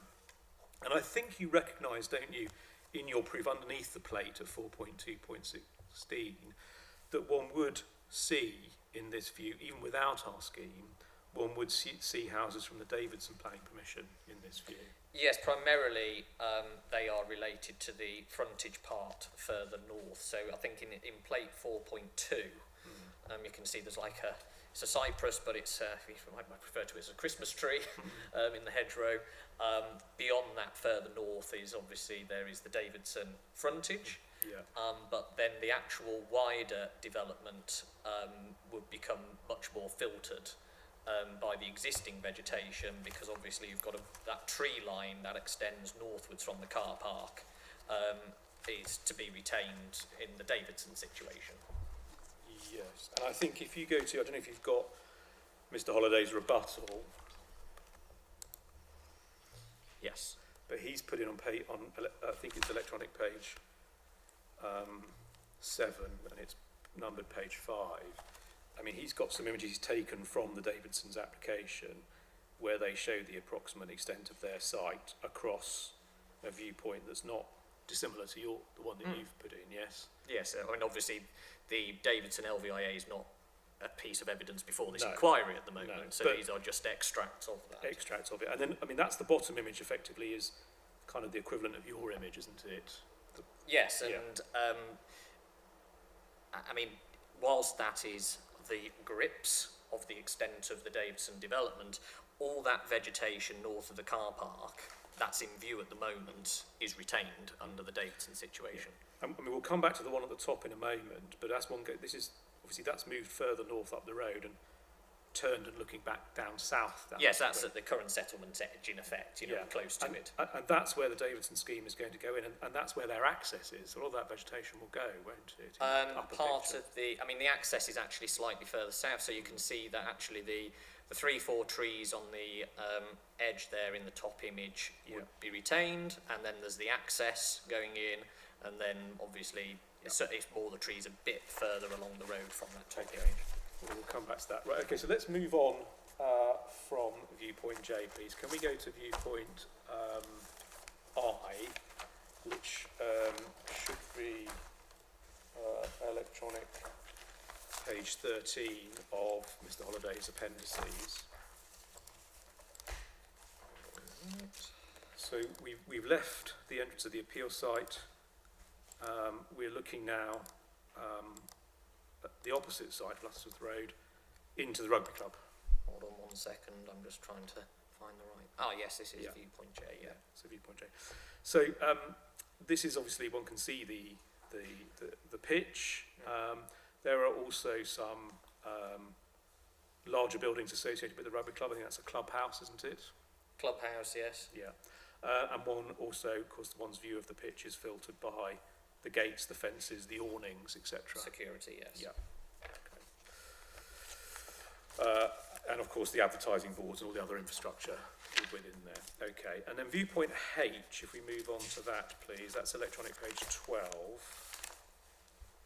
So this is related to the image we were just looking at the Davidson site, I think. At this point, we've gone north of the appeal site, and we're turning and looking back down south, down the road. And obviously on the right-hand side, you can see some of the housing that was associated with the rugby club permission. Yes? Yes, to the north of Westfield Close and etc.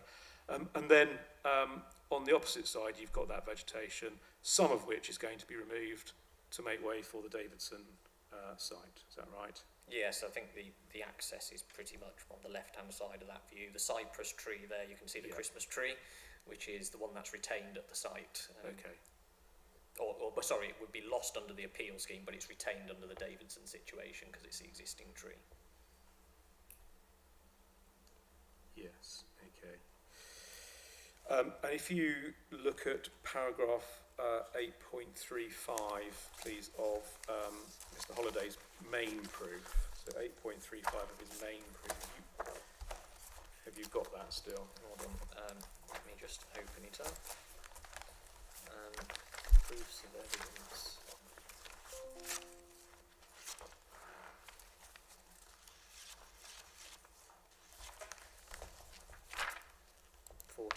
.4, isn't it, I think? Yes, that sounds right. Let's have a look.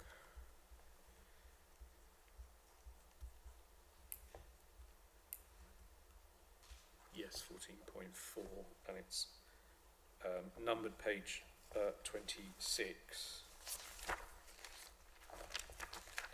It's probably electronic page 28, I suspect. And it's paragraph 8.35.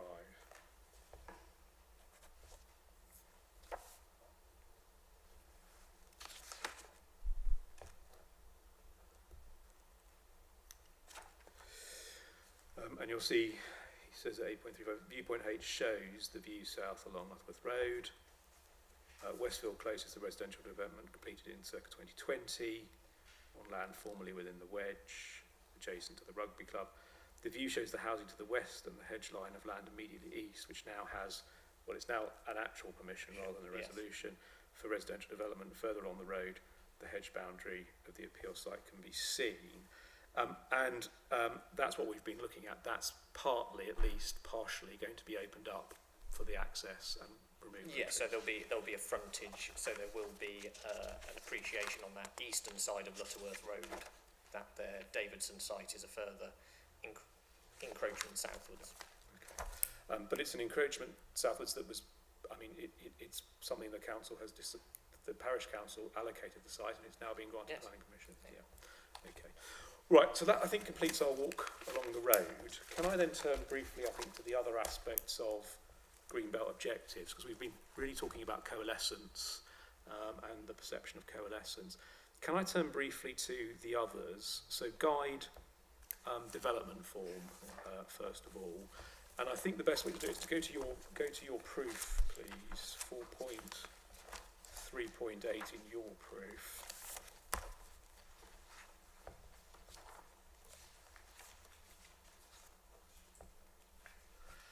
You go through the 3 questions under purpose 2. Yes. Yeah. So on the first one, 4.38, does the land contribute to maintaining an open and undeveloped character of the land?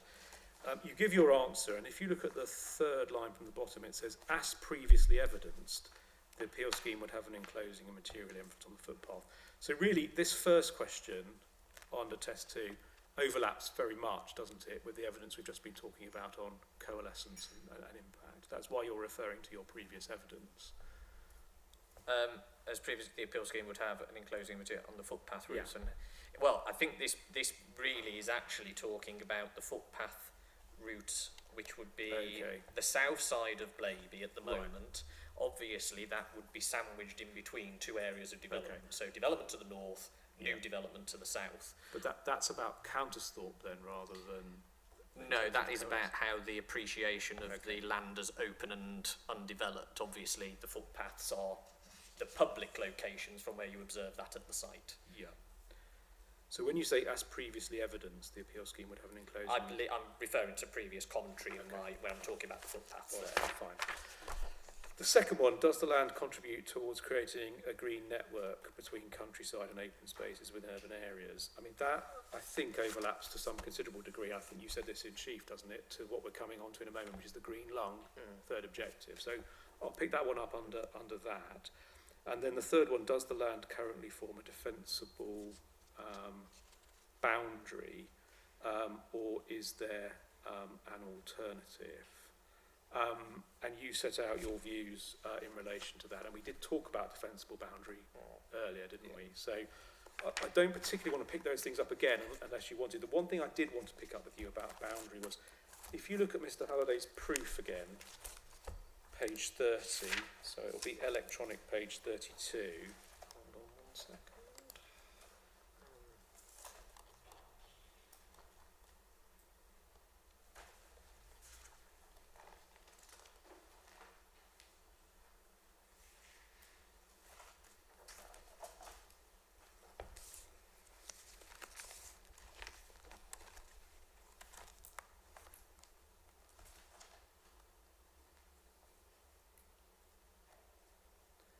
Yeah, if you look at that, he's put a plan there, which he says could be referenced in a planning condition to ensure the control of urban form at the reserve matter stage, i.e. fixing at this stage that there will only be green infrastructure in the area that's marked, whereas obviously the development and a mix of green infrastructure would go in the other parts. Is that a condition that you or council are supportive of in terms of providing control over the urban form of the reserve matter stage? I mean, in terms of that is what has been presented. So obviously it has to be a proof of concept in effect. So that has to be the controllable position. All right. And then we were talking about a moment ago the footpaths north of the site. One of those footpath runs, doesn't it, through the Davidson land is going to be diverted as part of that planning application? Yes, so that is going to be diverted to, in effect, what would be the northern boundary of the appeal site, as I understand it. Okay.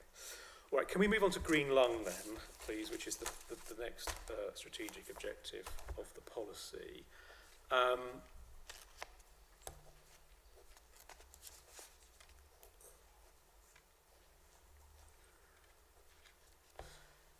think you would agree, wouldn't you, that how much green infrastructure is proposed by the scheme is relevant to whether this objective is met or not?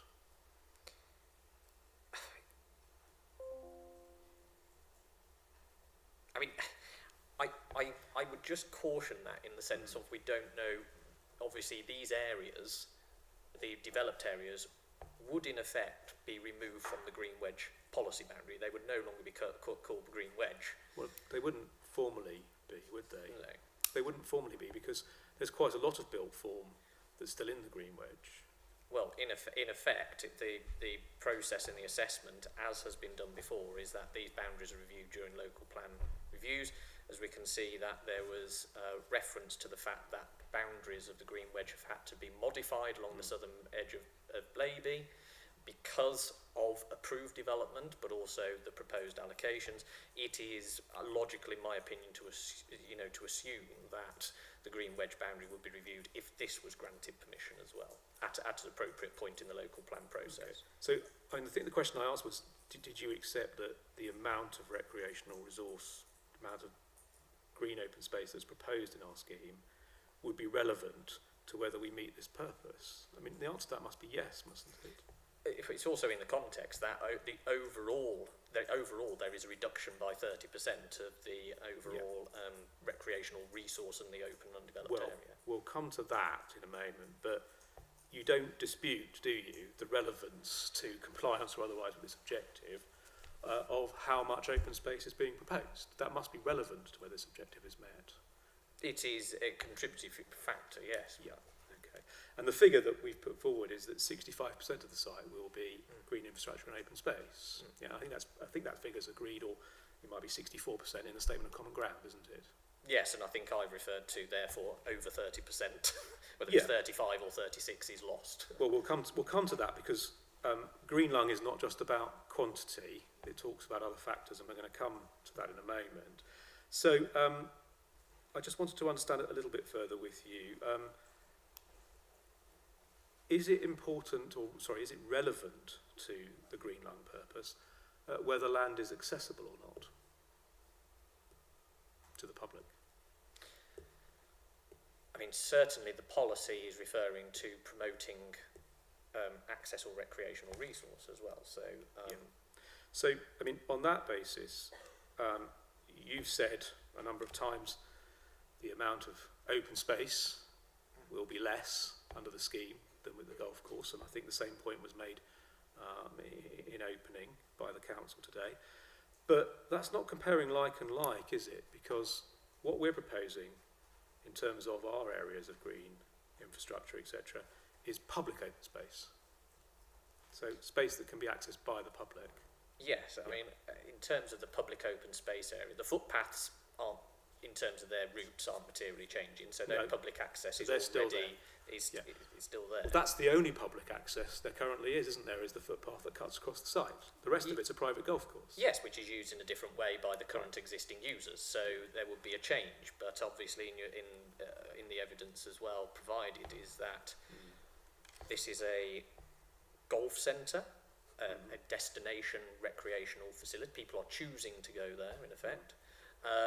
And I believe you refer to it, the open space provision, as serving of a local provision, or development provision.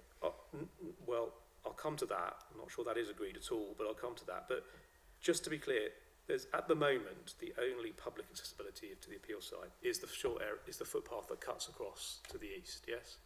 That's the public access. That's the public access. The majority of the site is a private golf course where you can enter it if you're paying to play golf. Yes. Yes. Under the scheme, if it were permitted, circa 65% of the site would be public open space. Any member of the public would be entitled to go there. Not sure whether it would be exactly 65%. I said circa. Because obviously there's a difference between the public open space area and perhaps green infrastructure, which may be of a different accessibility. Fair point. Okay. But there would be a larger area than now, which is public open space. Yes, to the southeast, that is the publicly accessible public open space area. You then, this is I think related, you say in your proof at 4.4.1,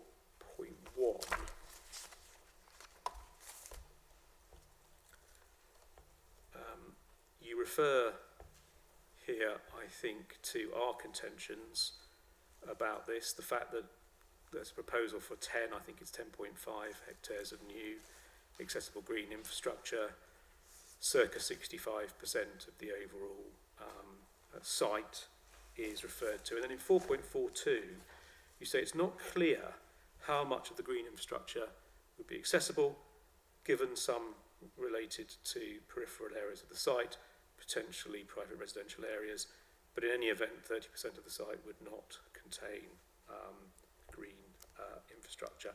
Well, I mean, we've already offered, as we just looked at a moment, a condition that fixes the largest area of public open space at this stage, haven't we? To the south-east of the site, yeah. Thank you. And in terms of the detail of the amount of public open space, the amount of green infrastructure, that's all subject to approval at reserve matter stage. It's reserve matters, yes.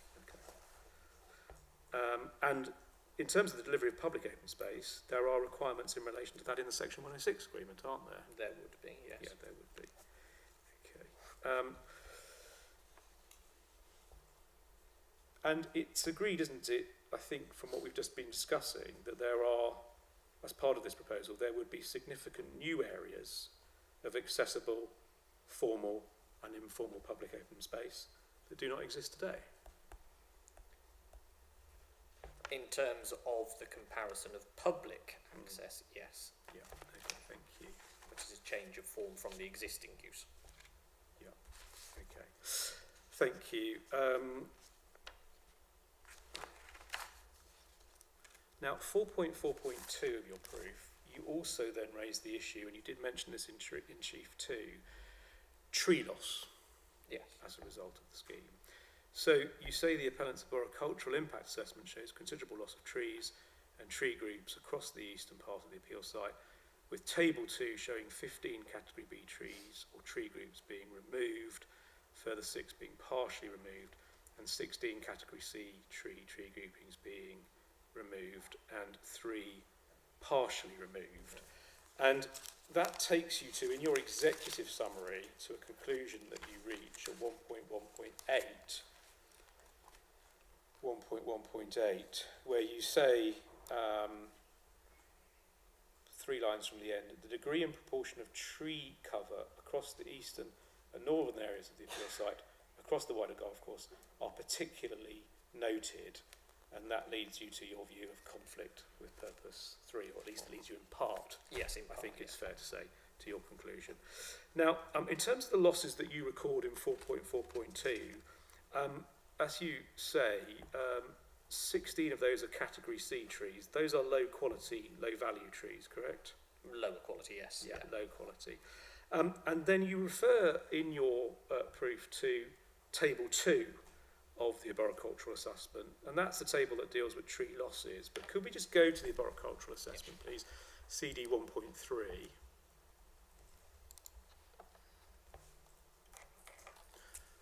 And if you go to electronic page 10,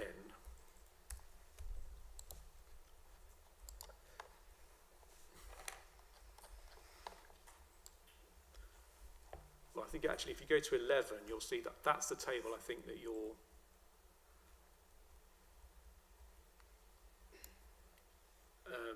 sorry, that's not the table. No, sorry, yes, yes, page 10.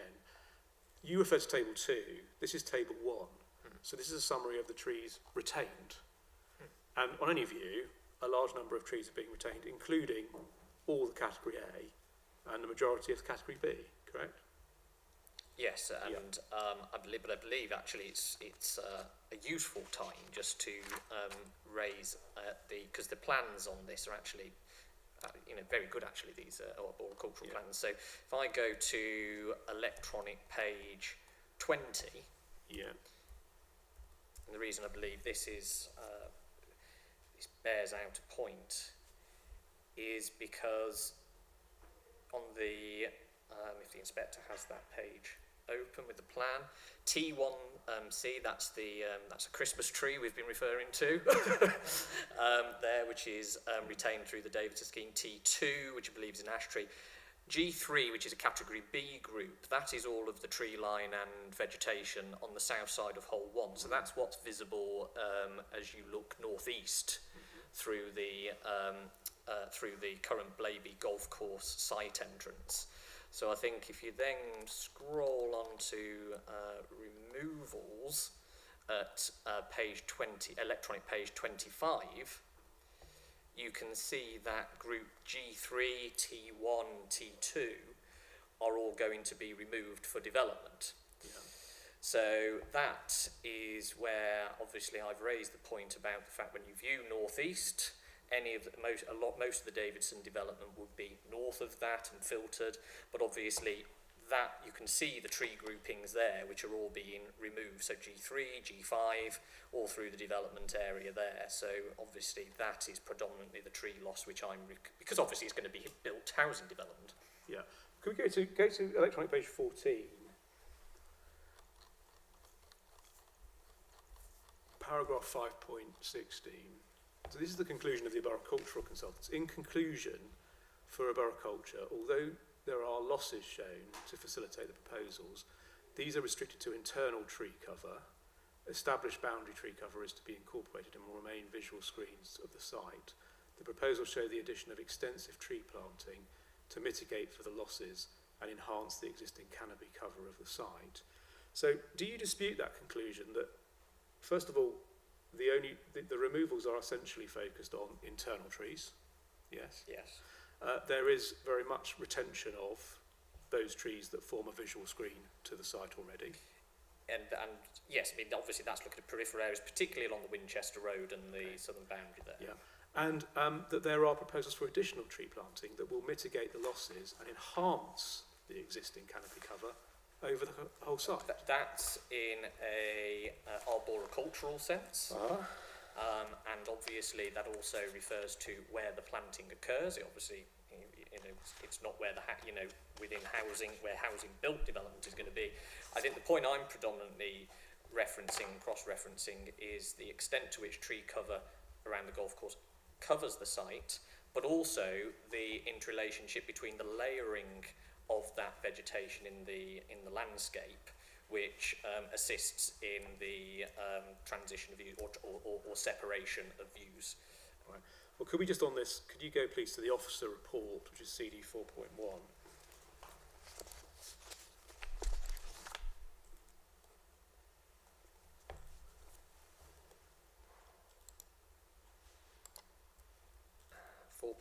Is that? Yes, so CD 4.1 and go to electronic page 71.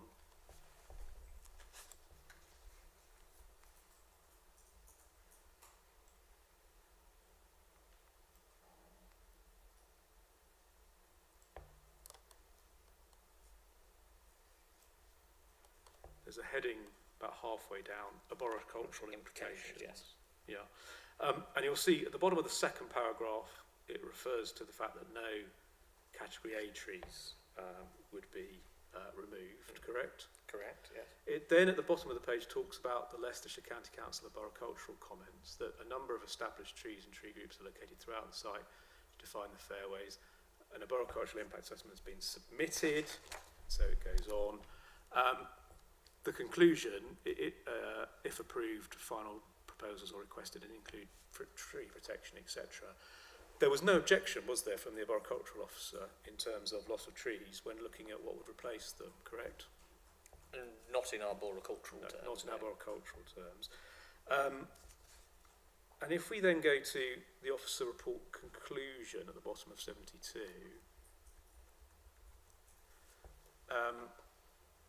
it says, second paragraph from the end, when considering the agricultural report and the comments made by the forestry officer, it's considered the trees proposed for removal are of low category and therefore their loss would not be substantially harmful. There'll be retention of the highest quality trees within the site and which would be enhanced by proposed new planting, all of which would need to be finalised through any reserve planning application and could be a condition to ensure the development could be appropriate on planning grounds. As such, there is compliance with policy CS 14. So you may say to me that's arboricultural terms, but there was a positive conclusion on the position on trees overall, wasn't there, in the officer report? Yes, insofar as that is dealing with arboricultural matters, but it doesn't deal with their contribution to CS 16 potentially, you know. Well, I mean, the number of trees has been put forward by you as an issue that's relevant to the green corridor, and it obviously is, isn't it? On one level, the number of trees pre and post is going to be relevant to whether this performs as a green corridor, correct? Yes, and but of course the spatial arrangement of those trees will be different upon development. Obviously, primary tree cover will be at the peripheries of the development site and within the public open space, whereas at the moment it's obviously interconnected via the fairways and the golf course design. Okay, and then can we go finally on this tree issue, I hope, go to CD 5.3 again, which is the statement of common ground. And I'd like you to go to electronic page 31.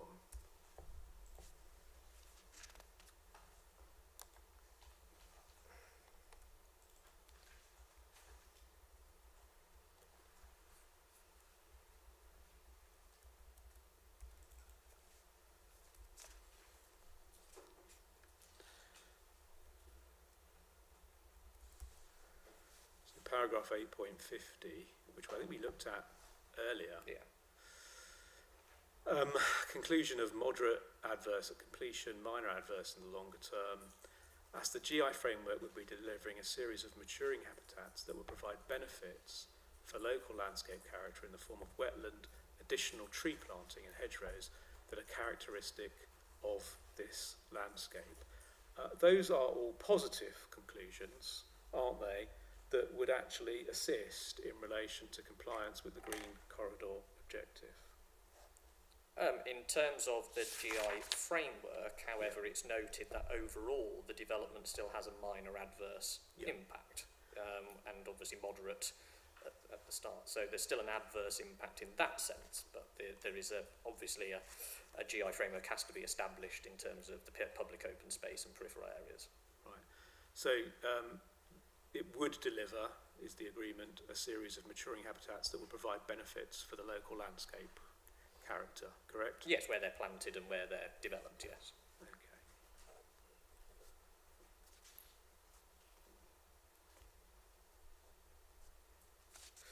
Now, in your proof at 4.3, you say, talking about the tree losses, this is to accommodate the proposed residential development.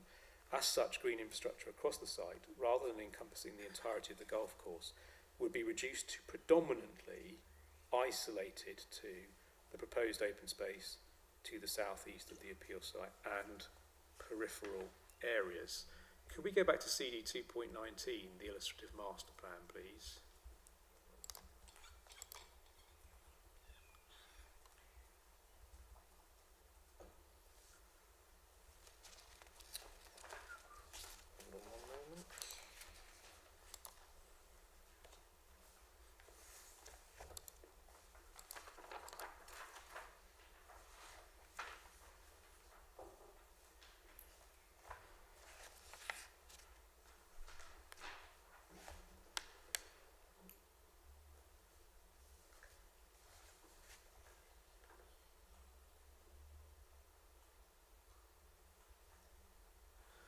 Now, if you look at this, your comment in 4.4.3 is that the green infrastructure would be reduced to predominantly or isolated to the proposed open space to the southeast of the appeal site and, you say, peripheral areas.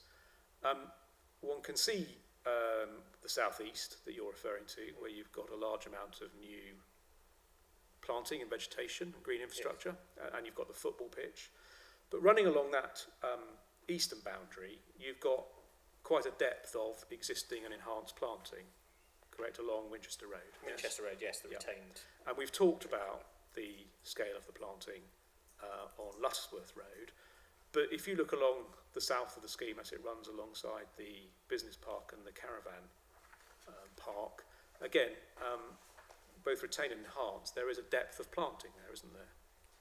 There is a depth there which is predominantly existing from retained vegetation. I think the degree of new planting to compensate for the other is obviously evident within the public open space in terms of the amount of additional tree cover that's being provided in that area. Okay. And then if we go over the page in your proof to page 30, please, just to look at your answer to the questions. Does the land contain wildlife or biodiversity assets that should be retained? Well, I mean, there are ponds on site that are being retained, correct? Correct, yes. There are a number of trees that are being retained. Yes. Yes. Yeah. And we've agreed, haven't we, that there will be an obligation to deliver at least 10% biodiversity net gain? Yeah. Okay. Thank you. Now, I wondered if we could then just have a look by way of comparison at CD 13.5. And this is the officer report on another application, Glenparva, which is covered in various parts of the evidence, that was granted by the council. This is the officer's report. This is the officer's report, yes, that's correct.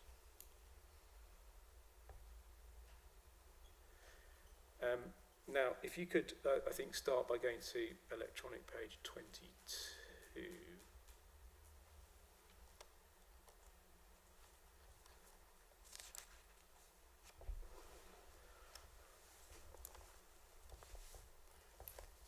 You'll see there's a conclusion at the end of this. In broad principle terms, the proposed development does not fall within any of the forms of development deemed appropriate in the Green Wedge, therefore in conflict with CS16 and DMT, the purpose of which is to protect the open and generally undeveloped nature of the Green Wedge and countryside. However, as previously noted, the policies in the local planning should be applied flexibly, etc. Now, that's the overall conclusion. Have you looked, by way of comparison, about how much public open space and green infrastructure was being provided by this scheme compared to ours? I haven't looked specifically at this one. Okay. Well, maybe I can ask Mr. Baker-Adams about that. What I just wanted to see if we could agree in relation to that.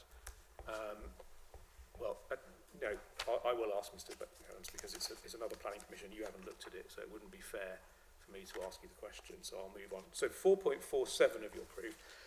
Does the land contain landscape assets that should be retained? The answer to that question is no, not particularly, correct? Landscape assets in their own right, I think that's a slightly different question in terms of how far the layering within the landscape contributes to CS16. Yeah. It would be a separate discussion. But you haven't identified, have you, apart from trees, any particular landscape feature that should be retained that hasn't been retained? Yeah, I mean, in that sense, because obviously the tree cover and the layering is particularly related to settlement separation and the open and undeveloped character, so that I'm referring to it in those terms. Okay, thank you. And then the final strategic purpose, which is 4, provide recreational access. I think we agreed earlier, didn't we, by reference to your proof, that matters of recreational and open space value fall outside the scope of your evidence. So the comparison between golf course and other types of public open space is not a comparison that you are leading the evidence on, is that right? That's correct. I'm just obviously noting the land use change. Yeah. And in terms of recreational access to the appeal site, we've agreed that at the moment public access is confined to the footpath across the site. Yes, matters stand. Mr. Cusson's proof has produced a survey showing that there's quite limited use made of that footpath compared to other footpaths in the area. Is that evidence that you've looked at or considered? Not directly specifically into that footpath route. However, a consideration with all footpaths is how far the change in the the surroundings of a footpath may promote or diminish its usage overall, and that's a wider judgment that has to be made. But I mean, the survey shows, compared to the other footpaths in the area, it's used. Well, these are the only footpaths directly. But the one that cuts across the site is not used very much compared to the others close by. Have you looked at that evidence? I haven't specifically referenced the numbers. No, okay. Now, if you then look at your proof at 4.5.2 on this, you say the proposed open space would be of a differing recreational resource, would potentially be of value serving the local population. That's the point you made earlier, as I said I'd come back to. This differs from the golf centre, which may have a larger, wider catchment, albeit of privately paid use. And then you say there's no change to the footpaths, and then at the end you say the proposed open space may provide some local recreational provision, but again, this would be perceived in the context of the appeal scheme and built development. I mean, first of all, you use this phrase, the local population. Where have you got that from? Because you've got it in speech marks. If I may be able to search for it.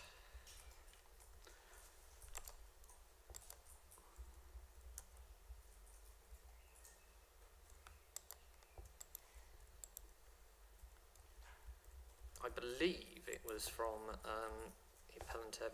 from Mr. Halliday's evidence, but I may be wrong.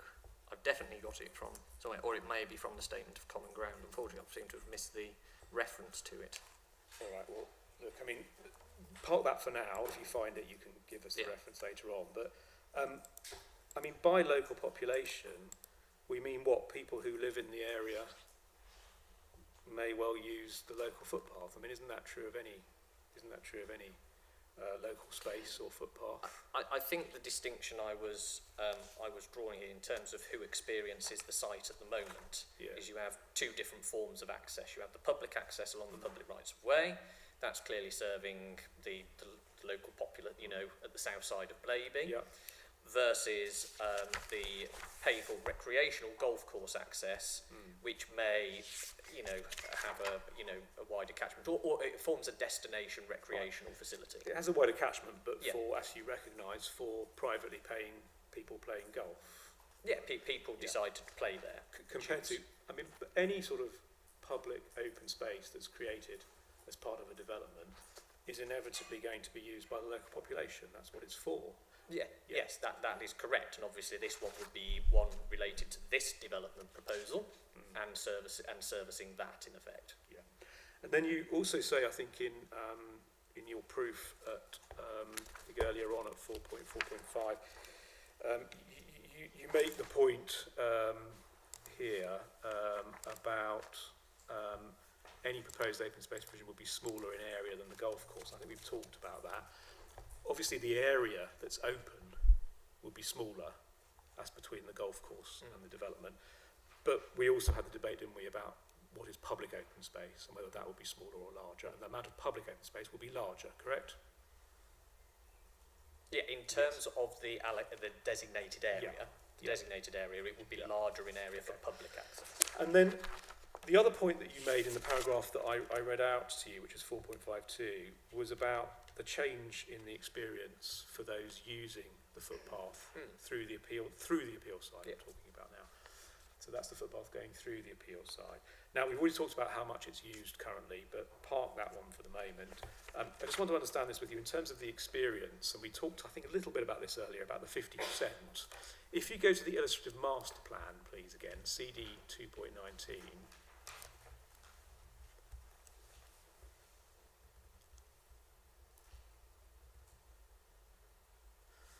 revised illustrative master plan. So again, if we just go on a quick walk down this footpath, if I'm entering from Winchester Road, yes, I walk westwards along that footpath before it turns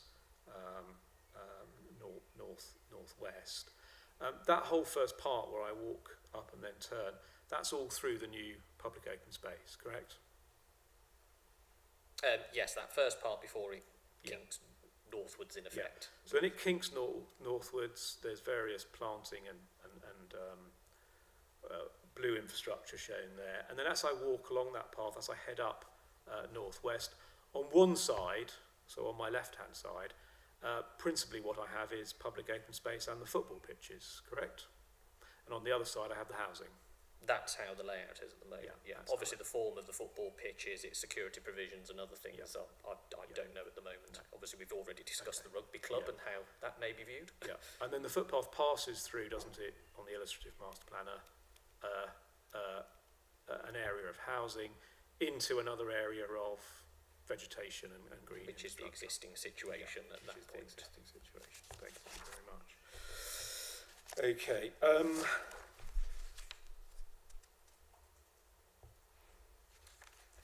And I think that's probably everything. I mean, in terms of the relative recreational value of the existing golf course and the footpath, as against what is proposed, I think the other questions really are for me to put to the planning witness rather than to you. So I will leave that there. Thank you very much. Those are all my questions. Thank you.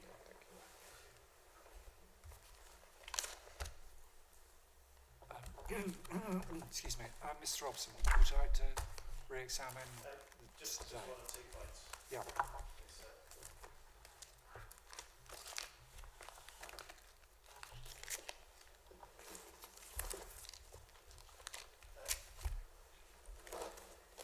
Cast your mind back to your slow walk down the road earlier this afternoon, and you were taken to viewpoint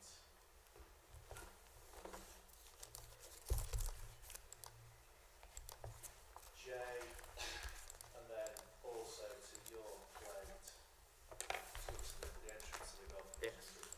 Yeah. Viewpoint J and your plate 4.2.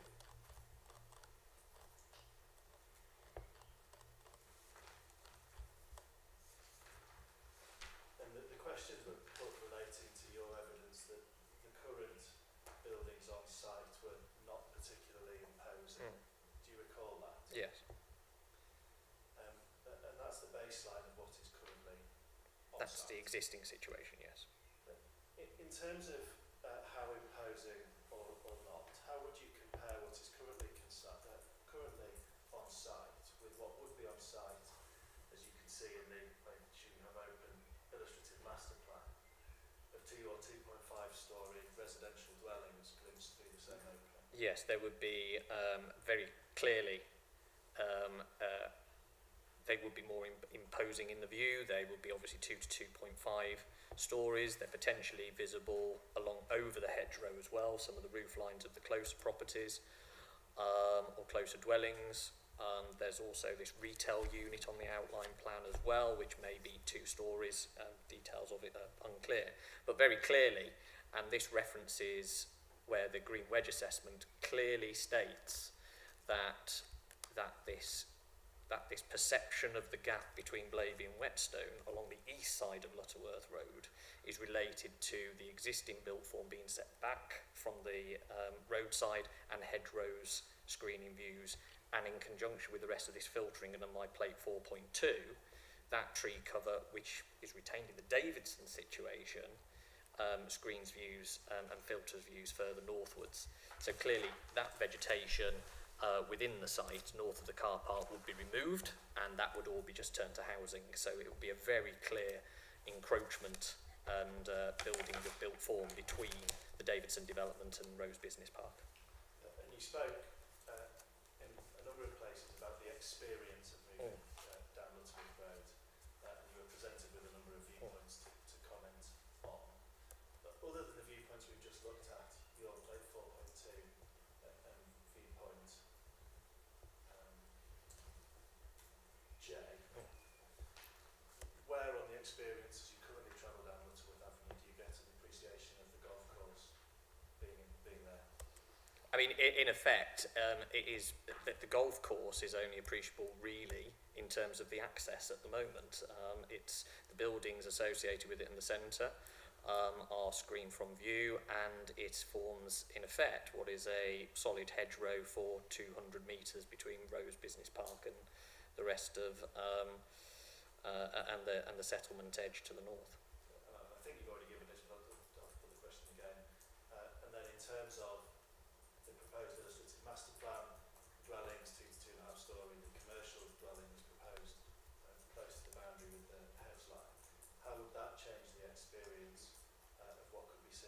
there would be a very clear perception and experience that this is a built, developed area. Obviously, the golf centre and the golf course would be removed. There would be recognition of the new built form and the housing estate, particularly via the access when looking in, but also potentially roof lines, etc., over the hedgerows along that view. So very clearly, it's my opinion that the reference to that, in specific reference to the green wedge assessment as well, is it would no longer function. Thank you.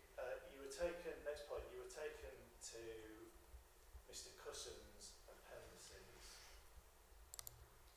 Sorry, I don't have the core document ready, but I can get it for you. Which is CD 14.8. Let me just quickly, is that 14 point? I might just open it again, making it easier for me. It was specifically in relation to the granted consent for the Leicester Lions site. Yes. And it was page 70 electronically. I'm the one document.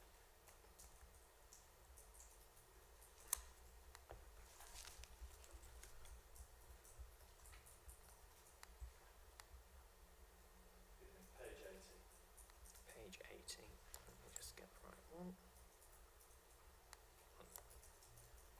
Yes, it's at the very bottom. There's that. Leicester Lions Rugby Club, and you were taken to the specific text within the copy from the committee report minutes. The application was approved contrary to officer recommendation, as members felt that ensuring the continued use of the site by Leicester Lions Rugby Club outweighed the impact of the development on Green Wedge in this instance. Just pausing there. Did the committee conclude that there was no impact on the Green Wedge, or that there was an impact on the Green Wedge proposal? There was an impact on the green wedge. It outweighed. There we go. You've got outweighed it. And so, how did they come to the conclusion that it should be granted? That the rugby club, the benefits of it outweighed the impact on the green wedge, and obviously rugby is a recreational activity as well. Maybe there's a next question for the planners, so I'll leave that to them. I want then to look at CD 8.3, the green wedge assessment. Page 27, please.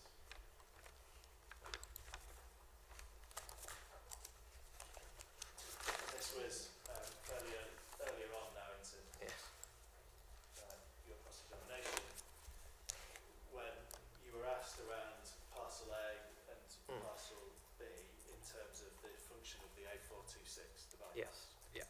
So if you're on page 27, it's green wedge B, parcel A, bottom half of the page. Purpose 1, question A, assessment. Yes. Yes. And some, but not all of this paragraph was put to you. Blaby bypass A426, which runs down the western boundary of the green wedge from Enderby Road to the north to where it joins the Lutterworth Road to the south of the parcel, is a physical feature that would prevent the physical merging of Blaby and Whetstone, which is as far, I think, as you got in cross-examination. Could you just read out how that box finishes? Yes, although it goes on to say, although it would leave just a dual carriageway between the two settlements and therefore not necessarily provide a clear distinction between them or protect their individual characters or separate settlements, which is clearly something I've referenced in my determinations in respect of the proposed development. And therefore, to what extent, if at all, does the green wedge assessment suggest that one should rely on the A426s? The inference in that is that one should not rely on the A426 as the standalone green wedge gap. And so if constructing up to the A426, how does that relate to the point which you've repeated in chief and again to my learned friend to a number of questions about this threshold point? Yeah, I think this is the point, is it's the cumulative point of various development along Lutterworth Road. Parcel B itself, the reference to the eastern side of Lutterworth Road, makes specific reference to the fact that, the lack of perceived development currently contributes to that sense of separation, the perception of separation and settlement identity, and that's important. It's noted as important, and very clearly here on Parcel A as well, it references, clearly, as you say, the A426 on its own is not a sufficient green wedge buffer, and indeed the green wedge for A is listed as essential. So again, it's this cumulative effect that all the development taken as a whole, this residual gap between this residual separation between the business park and the Blaby settlement, southern settlement edge, would be eroded and removed, and therefore you are in effect extending the perceived development limit of Blaby, the built development limit in its entirety to the traffic island, to the corridor. Thank you very much. Thank you, sir. Okay, nothing from me, Mr. Collins. Thank you. Step down. Marvellous. Thank you. Just check any parties got any housekeeping matters. No? Now that I've been discharged. In that case, let's draw today to a close then. We'll start 9:30 tomorrow morning with the next council witness. That will be Mr. Wright. Yes, sir.